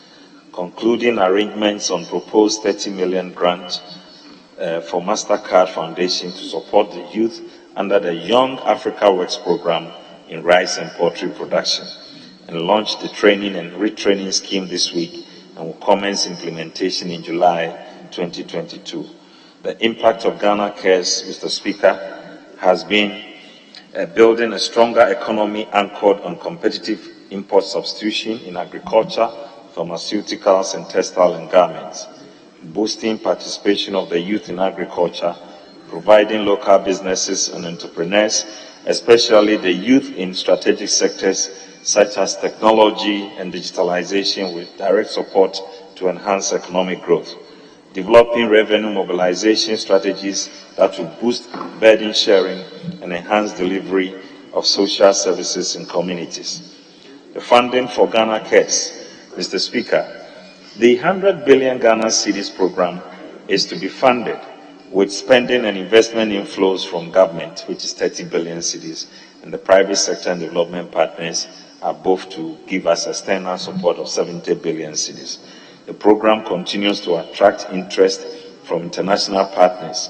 Currently, our collaboration with MasterCard demonstrates our progress in mobilizing private sector investment. Furthermore, we are engaging in Kuwaiti Fund to mobilize additional resources. The Ghana Investment Promotion Center is developing an investment promotion program which targets the key priorities. With support of the Tony Blair Institute, government is engaging United Green, a private investment firm, towards securing a potential $250 million to support interventions in rice and textile sectors. I thank you, Mr. Speaker. Honorable Dakwan, do you have any supplementary question? Very well. So we move to question 680. Honorable Champo, aren't you tired? We are moving to question 680. Anyway, Honorable, let me hear you. Let me hear you. Honorable Champo, let me hear you. Honorable. Mr. Speaker, thank you very much for indulging me. Reading from the answer provided by the Minister, it did indicate that the private partners will provide 70 billion Ghana cedis. I just want to find out from the Minister if you can share with us how much has the private partners provided so far? Out of the 70 billion. It's 100 billion. Government is providing 30 billion, and the private partners are to provide 70 billion. And I want to find out how much has the private partners provided so far. It's part of the answer provided by the Minister. It's not me. The Minister provided the information right now. The Speaker, if a member is not in the House and an agreement is reached, when you enter, it's your responsibility to inquire where we are. You don't inject yourself into the business. The Speaker, may I urge that we go on. And thank you. Leader.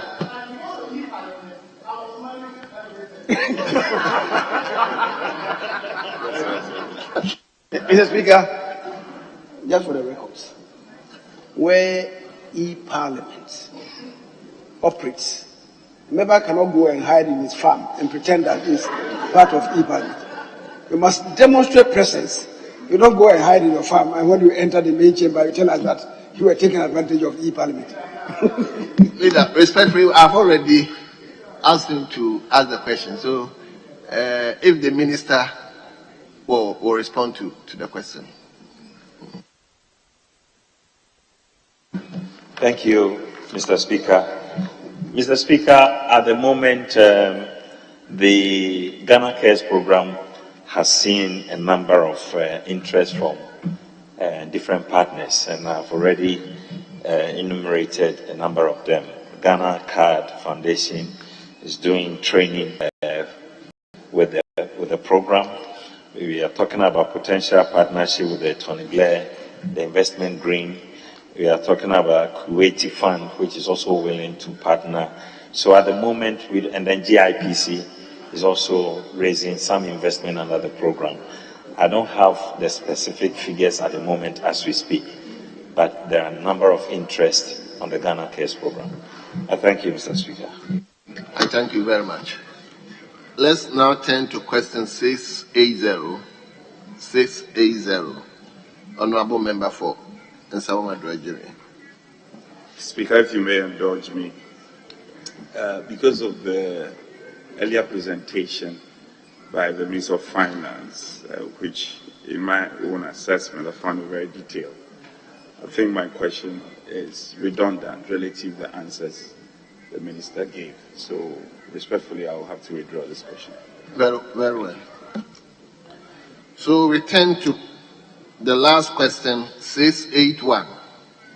681. Question 681. Thank you, Honorable Speaker.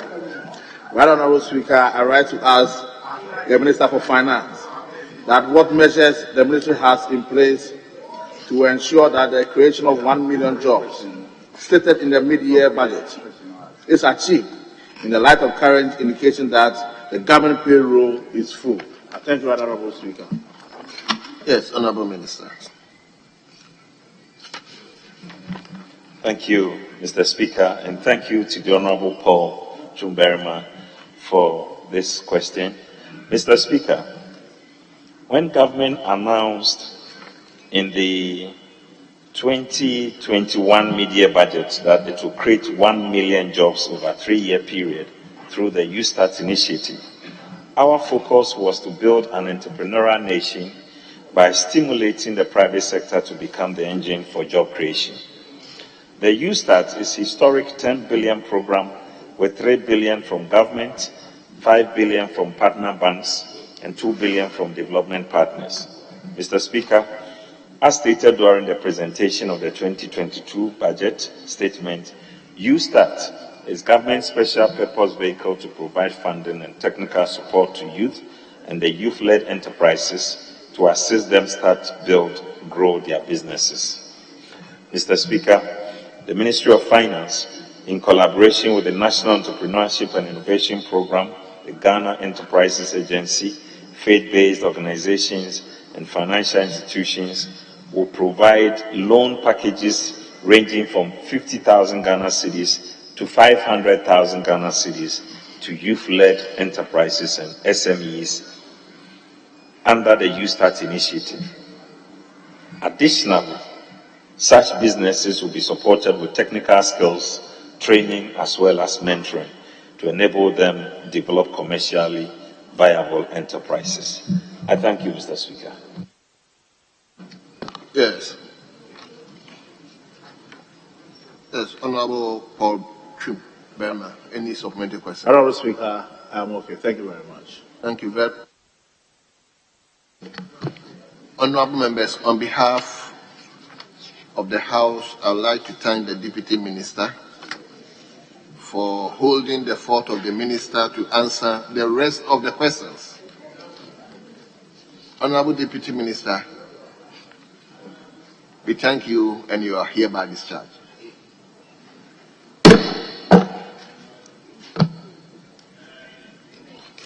Yes, Leader. leadership. Majority Leader, any indication? Speaker, I believe we can commence public business by presenting some papers, which is not, I believe, going to take much time. And after that, we can take an adjournment. So we'll go to item listed as 8. Item 8.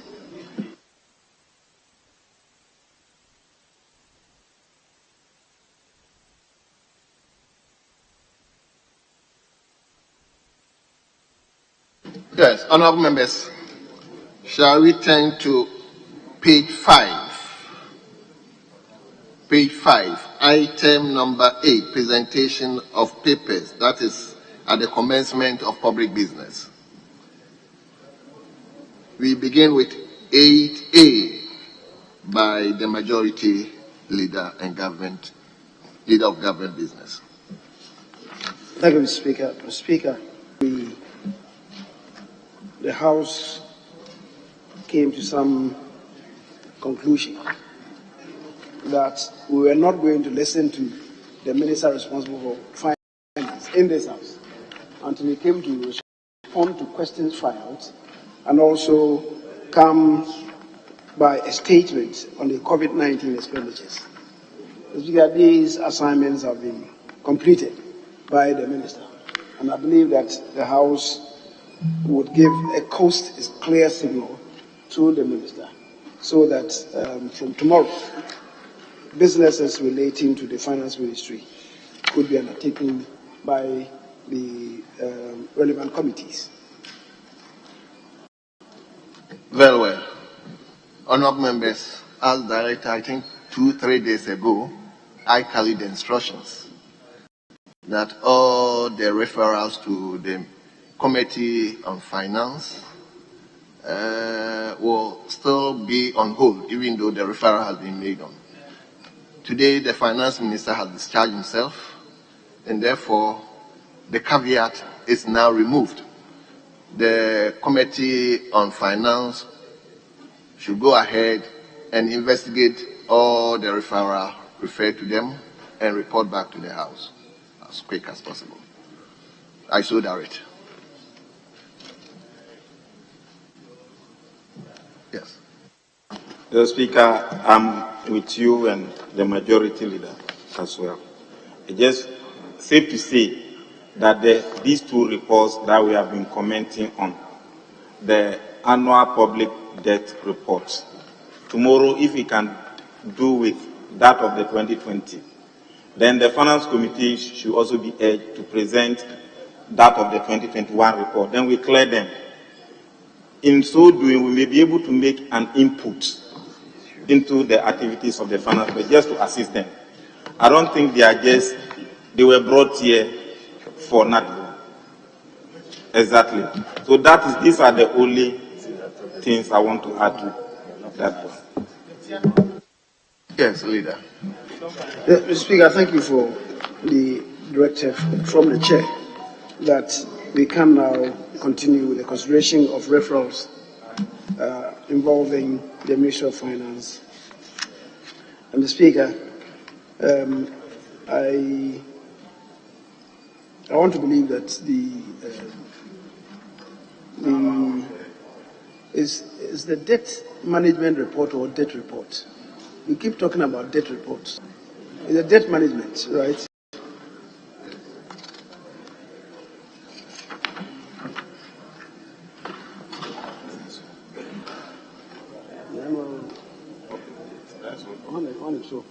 It's finance minister. When they relate the budget. Debt management. Public debt management report. Mr. Speaker, those ones have been listed. In fact, on today's order paper, you look at item listed as 9. So already they are listed and we can deal with them. That is from beginning tomorrow. Having said so, I'll begin with item listed as 8A, if we so permit.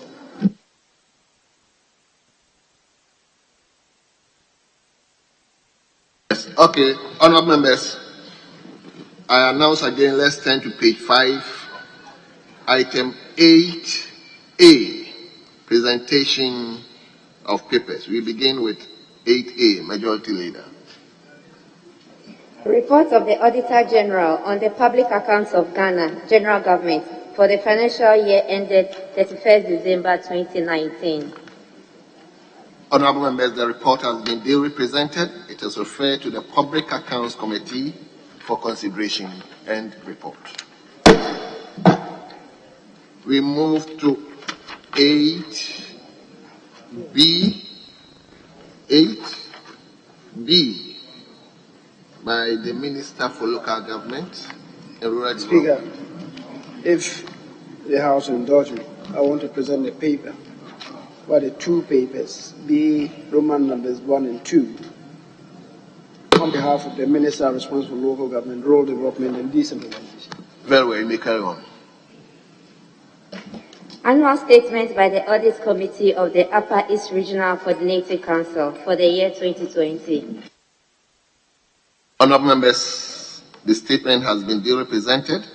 It was referred to the Committee on Local Government and Rural Development and Decentralization for consideration and report. 8BII. Annual statement by the Audit Committee of the Ayawaso East Municipal Assembly for the year 2020. Honorable members, the statement has been duly presented. It is referred to the Committee on Local Government, Rural Development and Decentralization for consideration and report.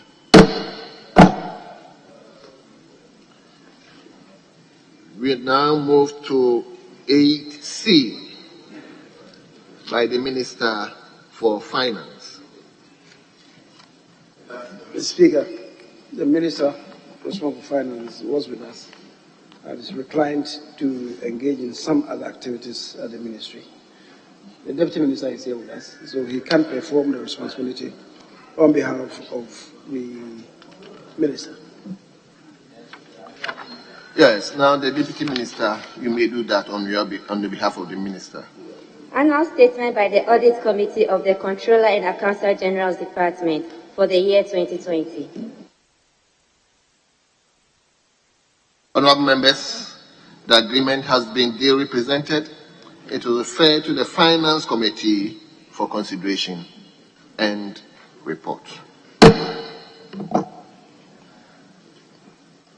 8CII. Loan agreement between the Government of the Republic of Ghana, represented by the Ministry of Finance, and the Government of the Republic of Korea, acting through the Export-Import Bank of Korea, Government Agency for the Economic Development Corporation Fund, EDCF, for an amount of Korean won not exceeding the equivalent of 30 million United States dollars to finance the medical equipment provision project in response to COVID-19. Honorable members, the agreement has been duly presented. It will refer to the Finance Committee for consideration and report.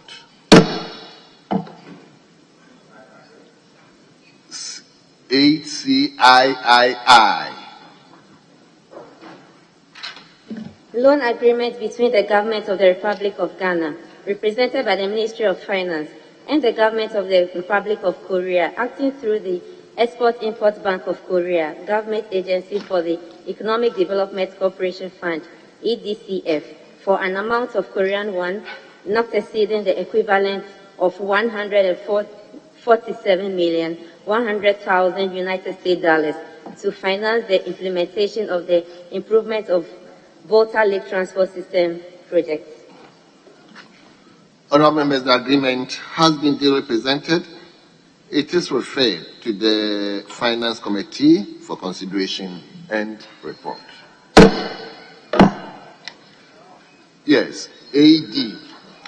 Mr. Speaker, before we get to 8D, the referral in respect of 8C, Roman numbers 2 and 3, I want to plead that for Roman number 2 under C, we ask the leadership of the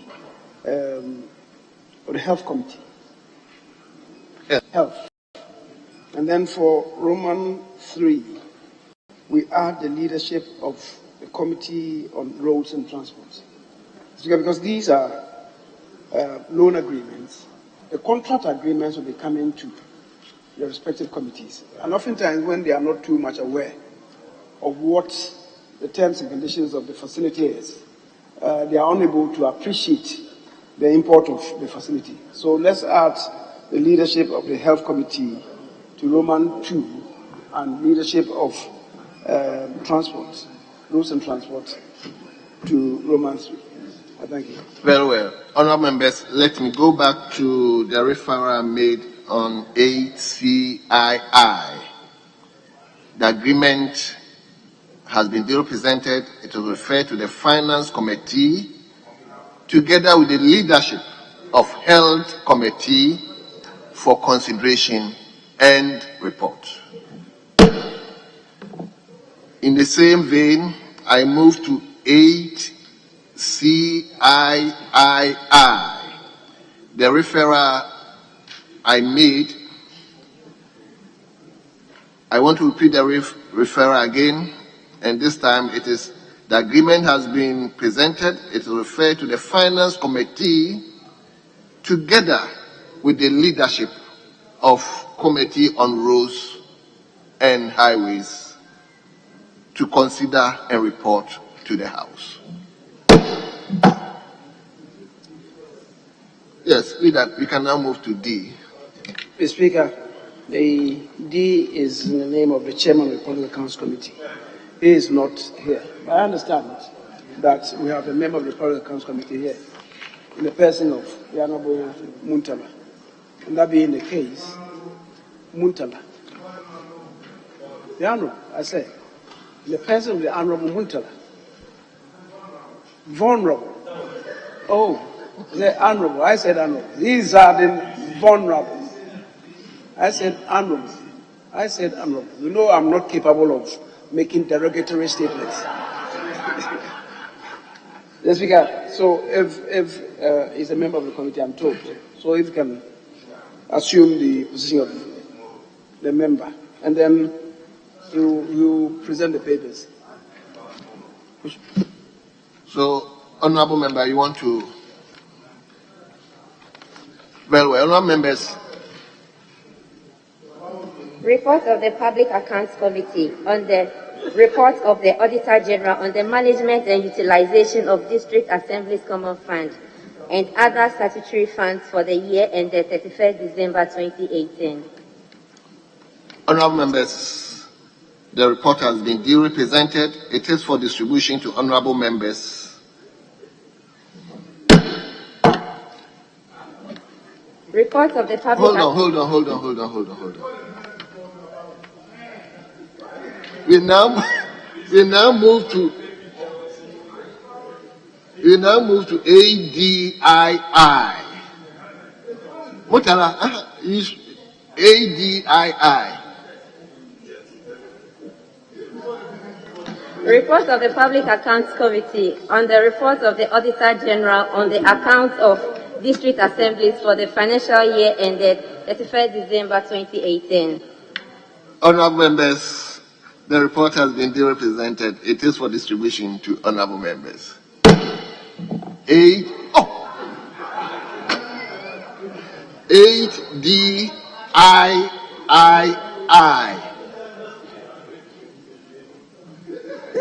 Report of the Public Accounts Committee on the report of the Auditor General on the public accounts of Ghana pre-university educational institutions for the financial year ended 31st December 2018.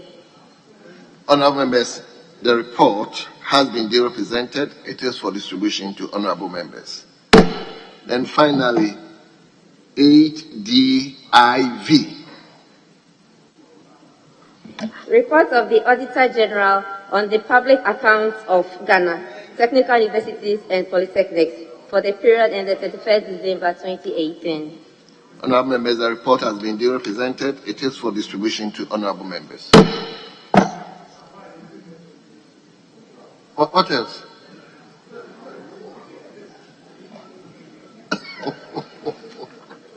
Yes, leader, may I come to you? Speaker, I believe I'm informed that there is a very important commemorative statement. If you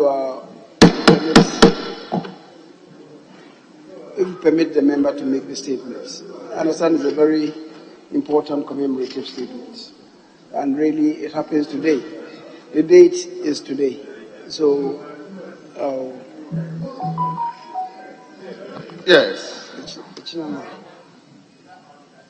Yes, who is doing that? Is it Honorable Kofi Adams?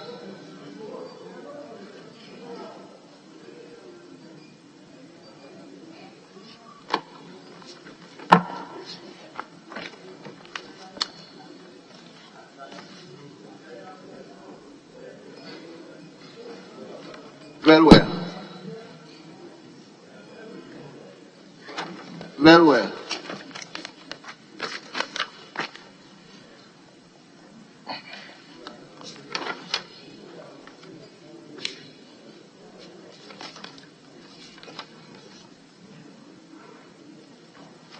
Honourable members, kindly indulge me to take you back to item number 6 on today's order paper, statement. And we have one important statement we want to make. Is it? Speaker, I'm advised that given the circumstances of the times, that we may have to reschedule it for tomorrow. It relates to the transition of a former president. Okay, yeah. So I guess you may have to stand it down and do it tomorrow. So, any indication, leader? In that case, Mr. Speaker, I guess the time reading 5 o'clock, 3 hours after the normal closing time, we may take an adjournment. Mr. Speaker. We don't need a motion to occasion an adjournment. You can so much do that. Very well. Speaker, we are with you. Just to remind Majority Leader that all committees must continue their sitting and get back to the House.